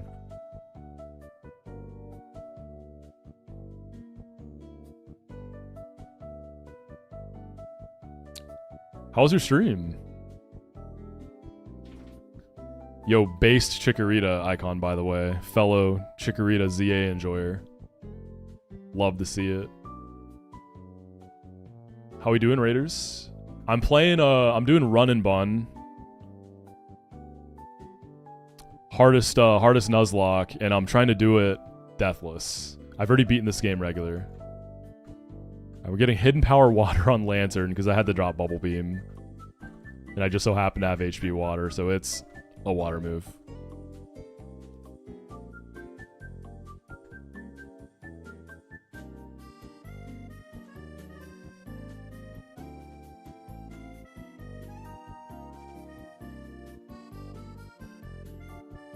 So I guess Slateport gets locked after Watson. When exactly does Mr. Briny leave?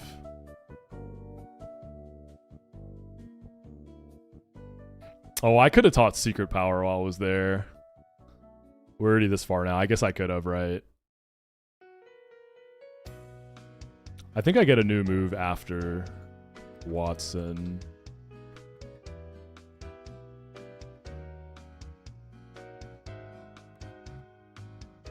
Yeah, so you can't get the Norman. I like the routing in this game a lot. I like the order.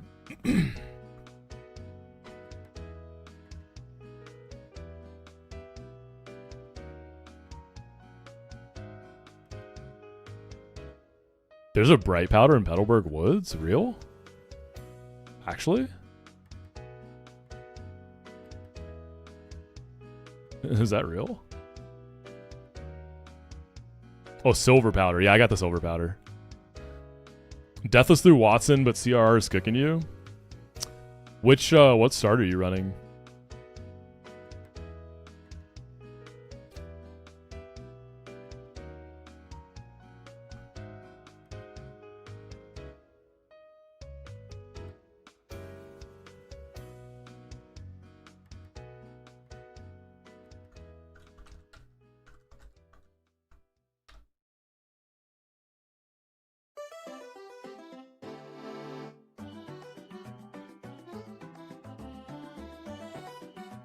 Make sure I got everything right here.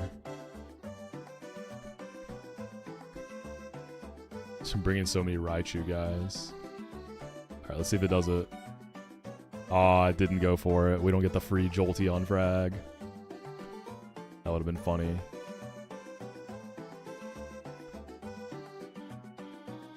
Oricorio comes in here, so we go Lantern. Heater Dance off Rip is pain, dude. Come on. I'll pivot out and in to heal if needed. Discharge, I think, is just most damage on this. Let me get Lantern updated in the calc. Hidden Power Water.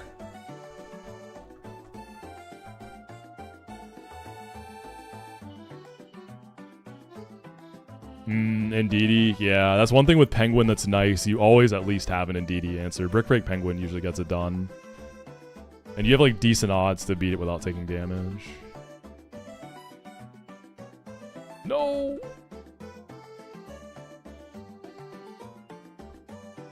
Let's do... I can probably do one Amphi pivot here. I need to be able to tank a crit from Galvantula. 46. I mean, it's Air Slash, dude. And I can bait like 50-50 in the Lantern, potentially heal. Shake off the Confused. Oh, it has Roost too, actually. Okay. I wonder if I have to Cotton Spore this dude. Galvantula's gonna get weird. I think I gotta go for a Cotton Spore. I can go for one. Okay, that's good. No Confuse. Revelation Dance. Beautiful.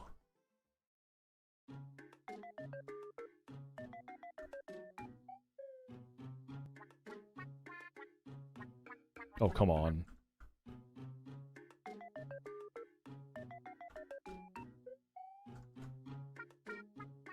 Dude, this is so annoying, bro. Losing my mind. Hit through. Thank you. Thank you. Alright, Jolteon in. Start with Serena. Misses the Sing. Oh, wait. No, it didn't miss. Right. Sweet Veil. The one time I've ever had Sweet Veil pop off. Wait, I didn't need to go Chesto on this.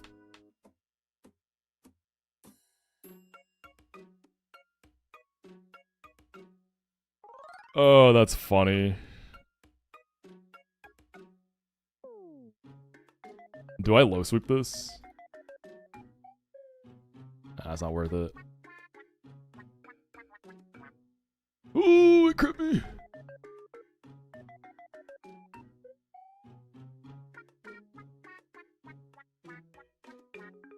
I'm dead to max roll crit, whatever. Alright, Rose. You got it. You got a big guy. Alright, Jolte, you're gonna whiff the Sing here.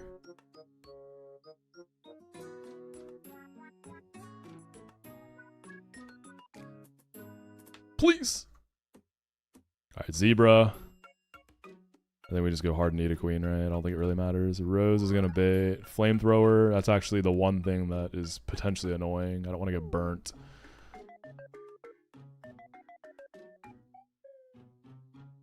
Pony needs some health.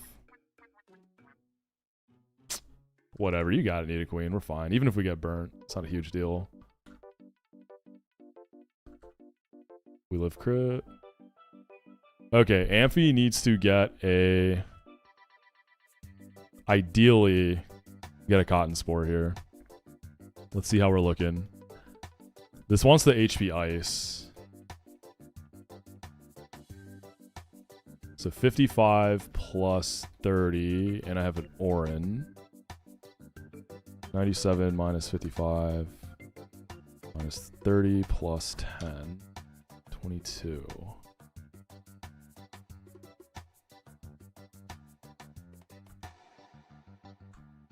So Amphi should be good for double crit here. It's Confused that gets me. So I can go straight in on HP Ice with Amphi. Unless I want to pivot and beta Thunderbolt. HP Ice in the Lantern gets me Signal Beam. Yeah, we gotta go Amphi. Okay, 10% Confused. Don't do it. Thank you. Now Horse should be able to just come in and kill. I should be living all crits except maybe Thunderbolt. Am I healthy enough? 73 tops. We're good, but Signal Beam is a thing here. So do I have a pivot that can not have me risking Confuse?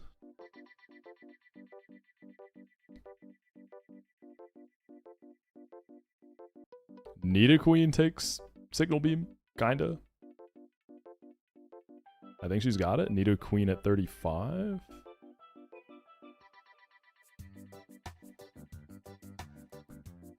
If Signal Beam crits, I don't die.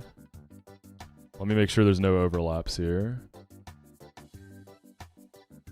Yeah, it's a clean Signal Beam.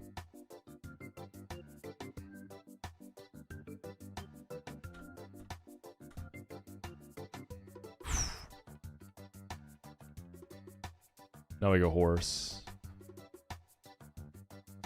And then at -2, I'm faster, and I just kill it with Blaze Kick. Whew! Kind of sweaty fight there, huh?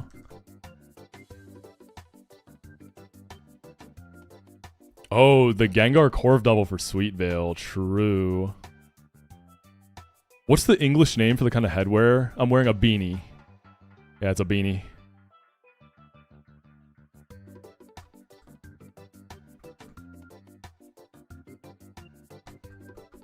Y'all know I love hats. Big hat enjoyer.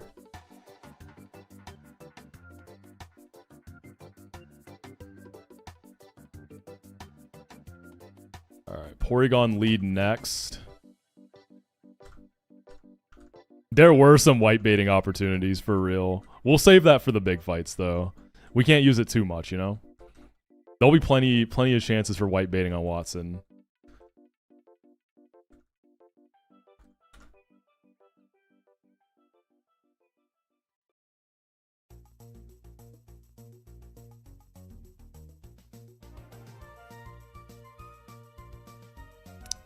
Okay, Porygon.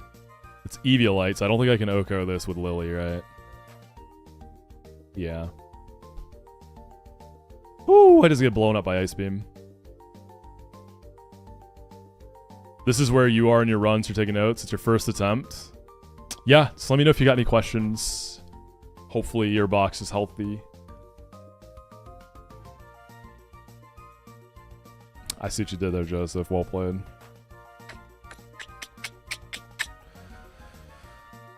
Could Togi, like, fake out U-turn? No.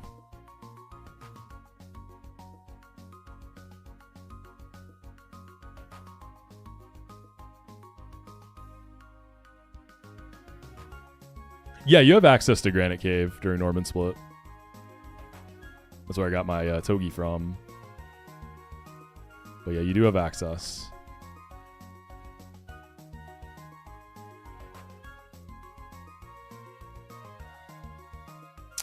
I'm wondering if there's something I can use the chip and then beta discharge into Lilligant.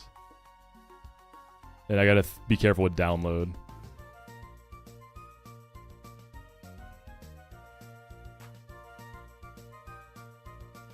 Do I have a goated guy for Rotom?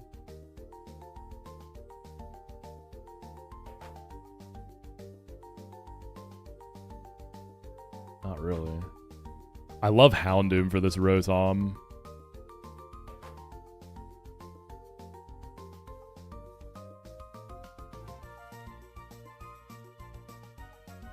Nidoqueen with Bite isn't terrible.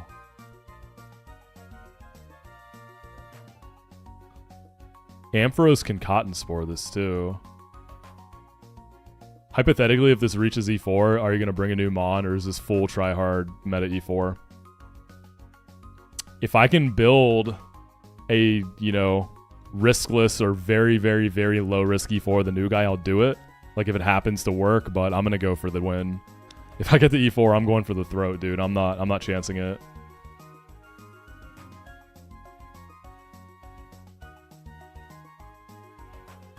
Dude, Amphi Cotton Spore, I've been getting a lot of mileage out of it.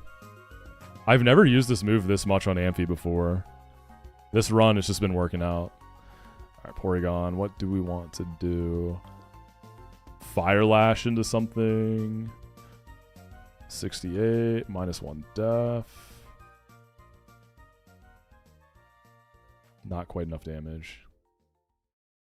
Yeah, I'm using Amphi for Watson Rotom. You already know I'm Cotton Sporing.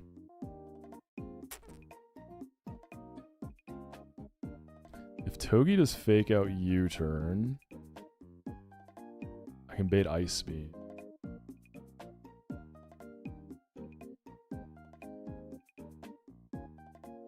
I need to refresh myself on how download works. Lowest defense, right? That makes sense. And the calc accounts for download, I believe. Oh, right. So my defense and Spadef are tied. So I believe it defaults to one of them in that situation, right? I can't remember which one.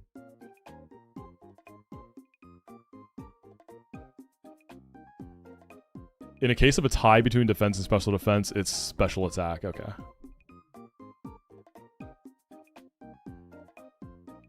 So in this case, it's a special defense boost, which is no good. Berserker probably gives it Spadef as well. Fake out Ironhead. Ironhead can just kill it. There's a chance for it to just Thunderwave me.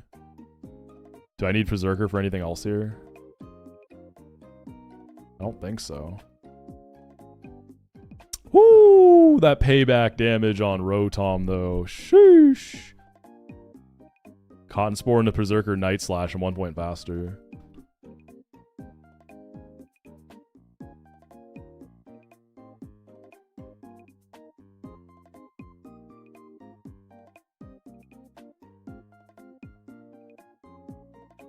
Lantern sits, but it doesn't really do anything to it. I could Thunder Wave it. And then just like try to out RNG it. It's kind of silly though. Lantern gives it an attack boost too.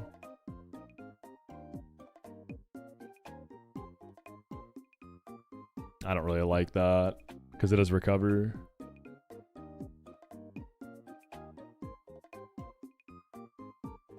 I don't have any knockoff guys.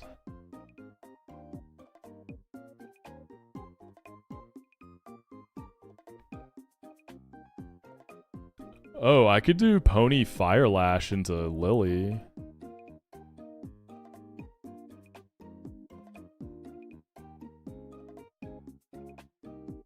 Lily with a Cherry, because Pony gives it attack. So take off download for a second there. So switch in on a pretty measly Discharge. I would have a little bit of chip too. I mean, I guess if Berserker just beats it one-on-one, why don't I just do that?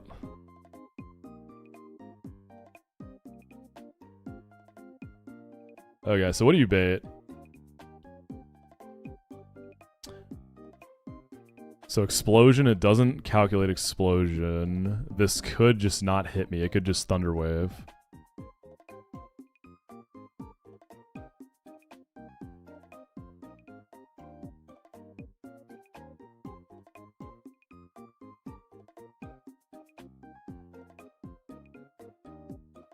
Is it still consistently Golem? Yes! Yo, Troy, what's up, dude? Thank you for the 6 months, man. Hello, Hope you've been well. Ringo, just subscribe. Excited to see which name wins for our housing, bro. I'm also pumped for the new WoW expansion. Could not come out sooner. It's gonna be a little bit. Hope you had a good Thanksgiving holiday, though, homie.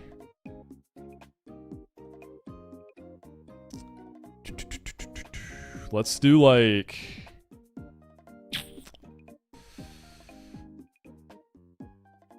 Is this Rotom or is it Golem? That's the question.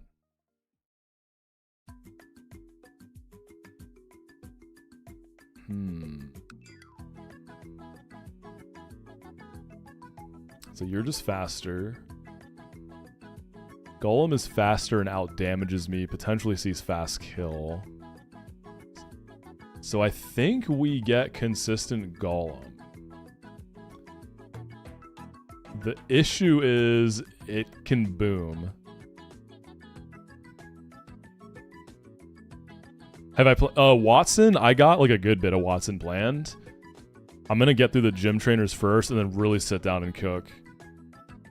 Nidoqueen can mostly do what I need. The Electros and the Lantern are like kind of funky.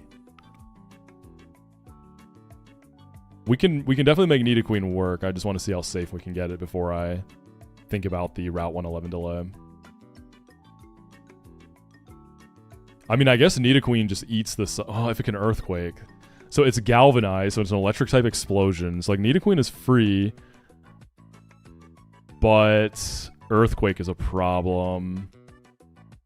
So baiting Golem this early is no good.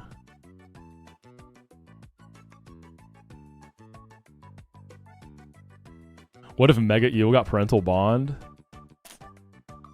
I see where your mind is at, man. That's dirty, bro. At least I think. Maybe I'm the dirty one. Okay, I gotta use something else for Porygon then. So if I do Horse into Lily. Lily comes in on Discharge. It's not gonna be boosted.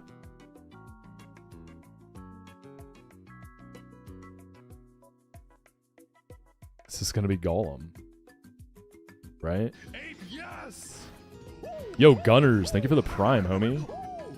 Hope you're enjoying the stream. 23 just subscribed. Appreciate that.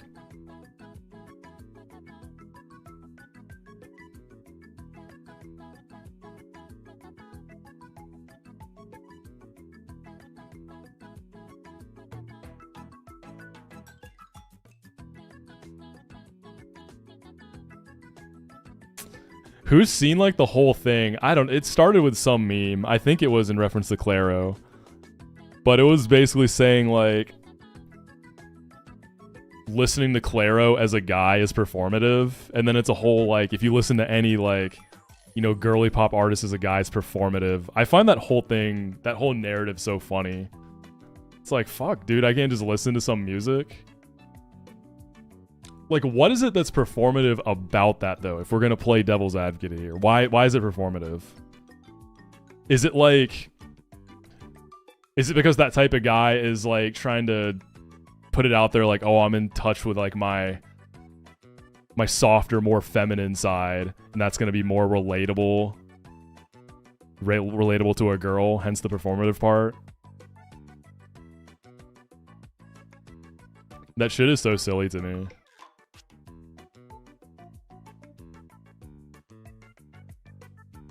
But, like, people take that stuff seriously. Maybe they is cry. You might be right. You got called performative? Dude, I've seen people get called performative for reading, which is crazy.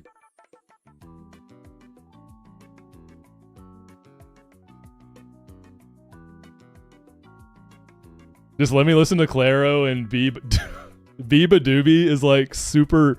Clustering her in there is so perfect.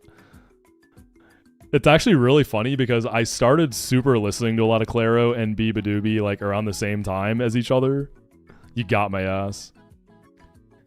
Yeah, I don't think Claro's like super girly pop. Maybe that was like the wrong term.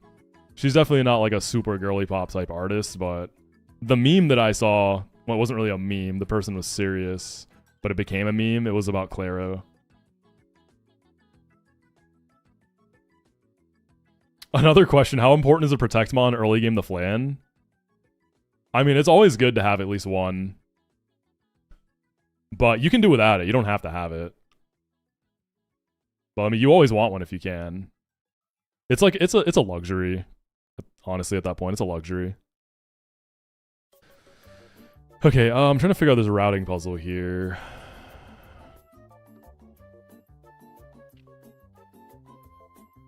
Performative when I listen to Clips on the way to my 9 to 5. Yo.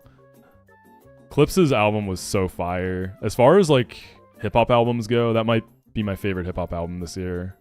That album is so good. The whole thing is so consistent all the way through. Guys, when a video game doesn't have guns or a ball. Yeah, I've seen that one a lot too.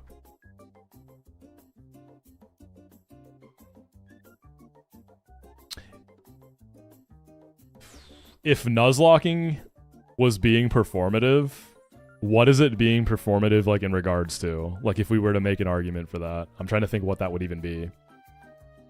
What is like the performative appeal towards? Like who am I trying to convince here?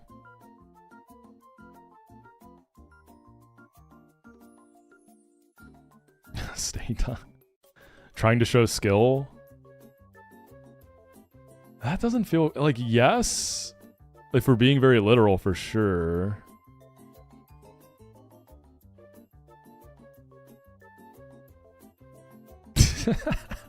Censoring that is crazy.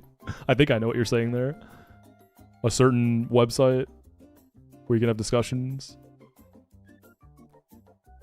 Autism. True. Honestly, you're kind of spitting. I'm sorry, man. All of us, like, super sweaty, try-hard Nuzlockers probably have at least a little bit of autism. Let's be real here. Like, look at what we're fucking doing. Let's just be so real for a minute here, man. At least a droplet, an inkling.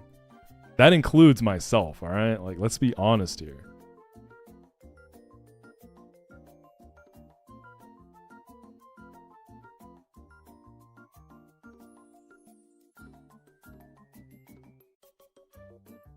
We all have a touch of the tism, I'm saying. The fact that you have over 1,000 Pokemon typings, rough BST downloaded is all you need to know, right? That's actually so funny. Alright, what am I doing for this fight? This golem has got me kind of messed up here. Alright, Porygon, what's your deal? We could do Fake Out, Super Fang, Zing Zap, Muscle Band, Togi. Does that work? Does that give me... That gets me a guaranteed Earthquake, right?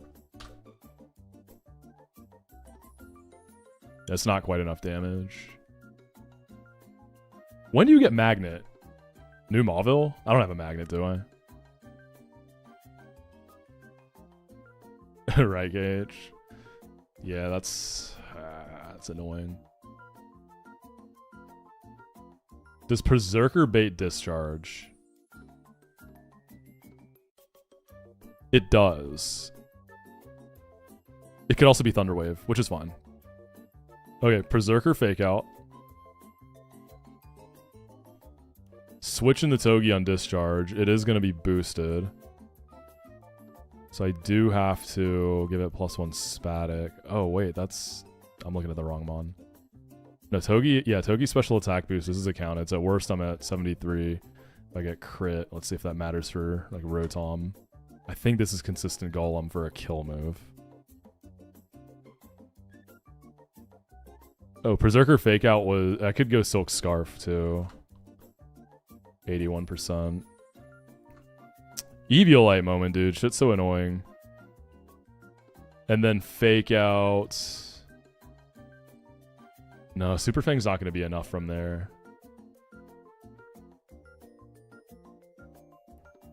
So basically, I have to bait Golem for not Earthquake. Boom is fine. Nidoqueen can come in on anything but that, and then Earth Power just blows it up. Because it's Galvanized Boom.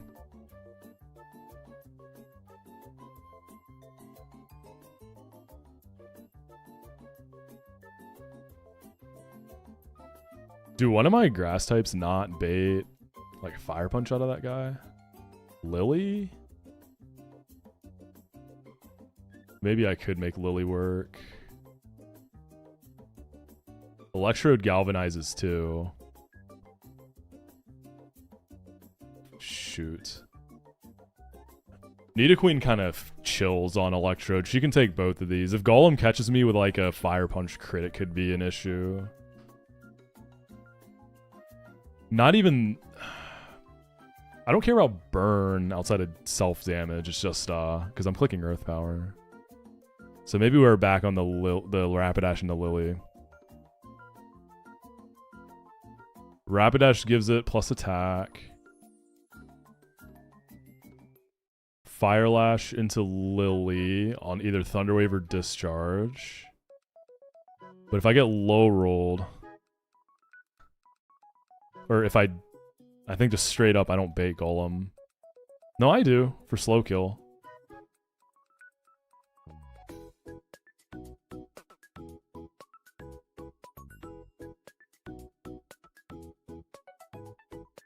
Yeah, Rapidash gives it attack. So we just take off download.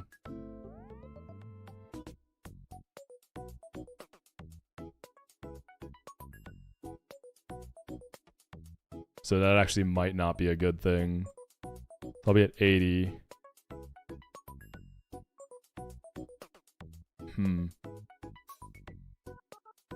Because I don't think Golem comes in anymore.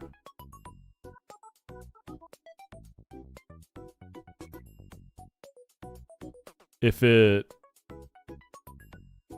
His blood's still alive. I gotta go soon. I need to eat. I'm getting very hungry. I'm definitely not doing Watson today. This is not a recording. This is real still. Trust.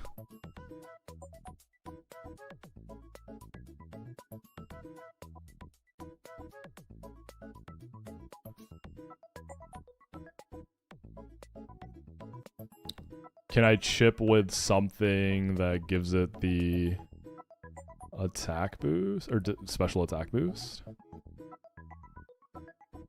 Well, the whole thing is the fire lash, right? Like that's the idea. I could lead with Lilligant, which is kind of weird. Switch in the Rapidash.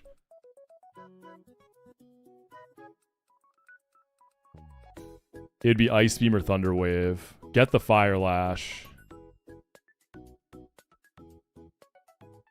I guess the problem with that is it's never guaranteed to go for Discharge in the Lily, right? So this whole thing is kind of a wash.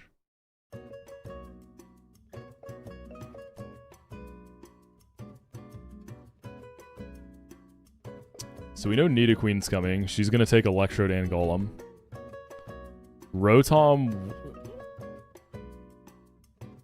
Amphi Cotton Spore into something? Is that what I was looking at?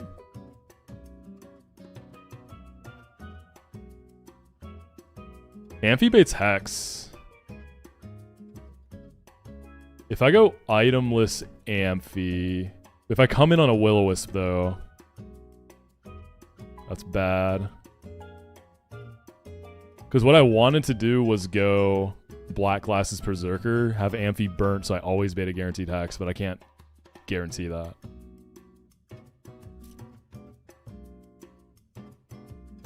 I can't fake it out because, you know, ghost. Roserade ain't bad. What if I Worry Seed it with Roserade? Nidoqueen's too slow though. She needs the HP. Say I slow it down and I Worry Seed away Levitate.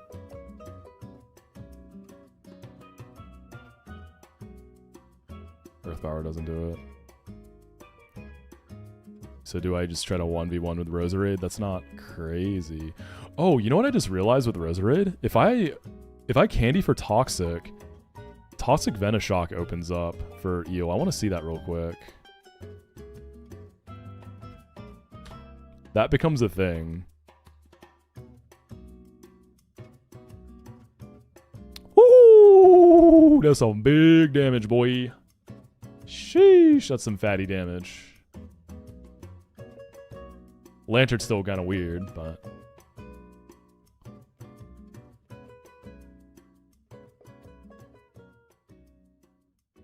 If I only bring that, I have an extra slot in the Watson plans we were looking at.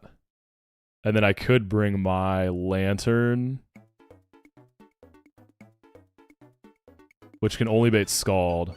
So Roserade could probably 1v1 the Eel. I use my Lantern and slowly chip Watson's Lantern down with HP Water. And then beta Scald into my Roserade for the killing blow. So I'd have to do 45%. I don't know if I can do that fast enough. I'd be at level 36. Miracle Seed? 68.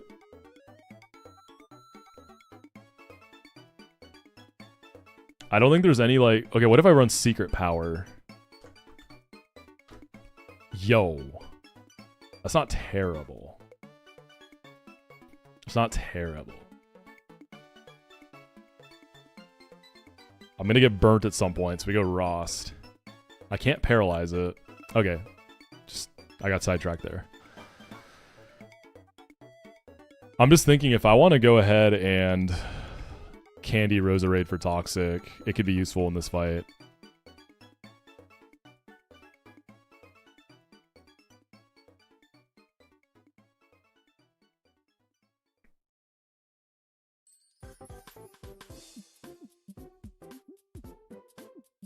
Does Fake Out U-turn do enough chip for Brick Break to kill this? I could also just try to bait the Golem last. For consistency's sake. Yeah, I love this song, dude. Top 3 Frank Ocean songs for me personally.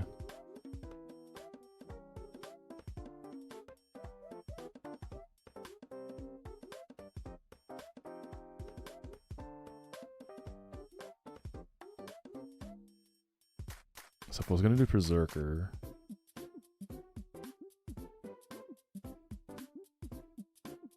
Fake out, Iron Head. I baiting Golem, but it could boom or Earthquake. There's one more fight after this before Watson. I think it's a pretty chill fight. Nidoqueen's really good for it. It's a double. It'll definitely be a much quicker prep than this one. This one is, I don't know, kind of sweaty. I don't know if it's my box or if I'm just like running out of gas. I've been live for a while, but this one's giving me trouble. The baiting is just kind of freaking me out.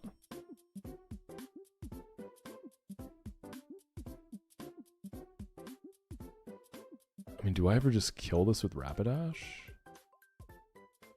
32, 68. -1 defense. I could. Well, I Fire Lash, I get Thunder Waved. I Blaze Kick and miss the range. I go Togi, Fake Out, U-turn in the dash. I could get paralyzed on the discharge switch in, so that's not consistent. Do I have like a good chipper that baits Ice Beam? Not really.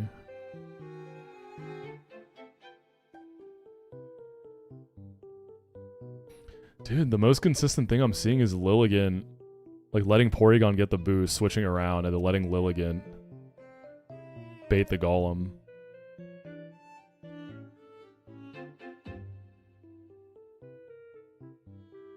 The Golem doesn't quite do enough.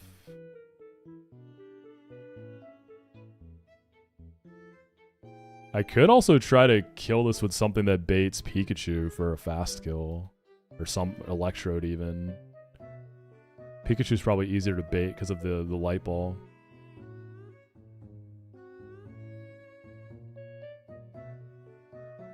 Berserker's slower than Golem, right? Yeah.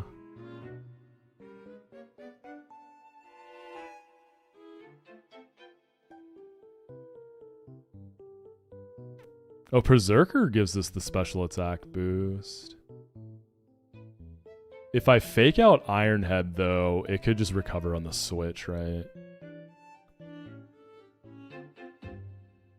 What's up, Turtle? Ears in today, man. Gotta keep them warm.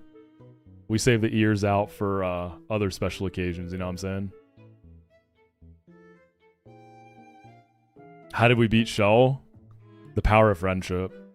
I believed in my mons.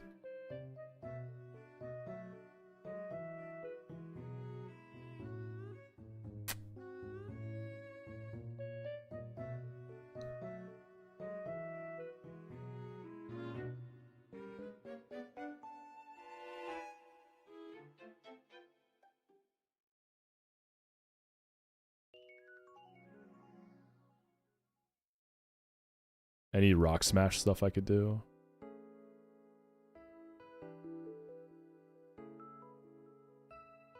I have 2 encounters I can pull. Route 111 and Petalburg. I don't think I need to touch Petalburg. 111, I might need it. Try not to if I can avoid it.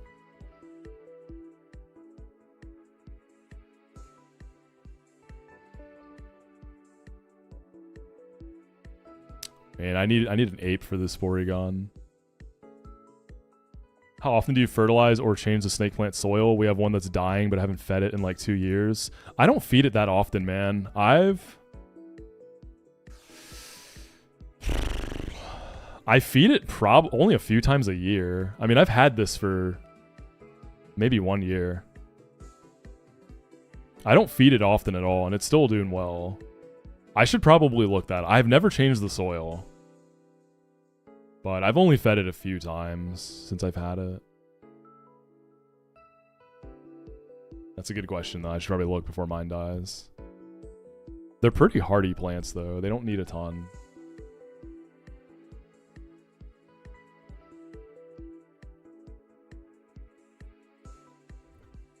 All right. I'm going to call it here, though.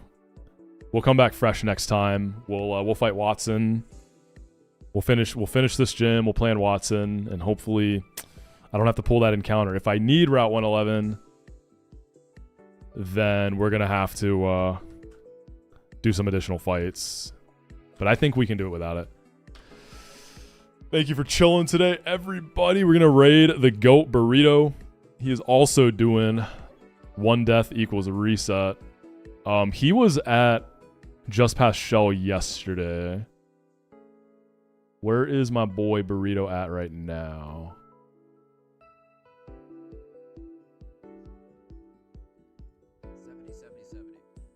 He is past Watts. He's past Cycling Road Rival. So we might see a Norman out of him today. Let's go. But yeah, thanks for chilling. Make sure you join the Discord. Subscribe to the YouTube. If you're watching on YouTube, Discord and all my socials are in the description. We're past Shell. We're coming up on Watson. Still deathless, of course. I should be back tomorrow. I'm going to post a schedule today in Discord, though. Let y'all know how tomorrow's looking. Hope y'all have a good rest of your Tuesday. And I will catch y'all in the next one. Peace.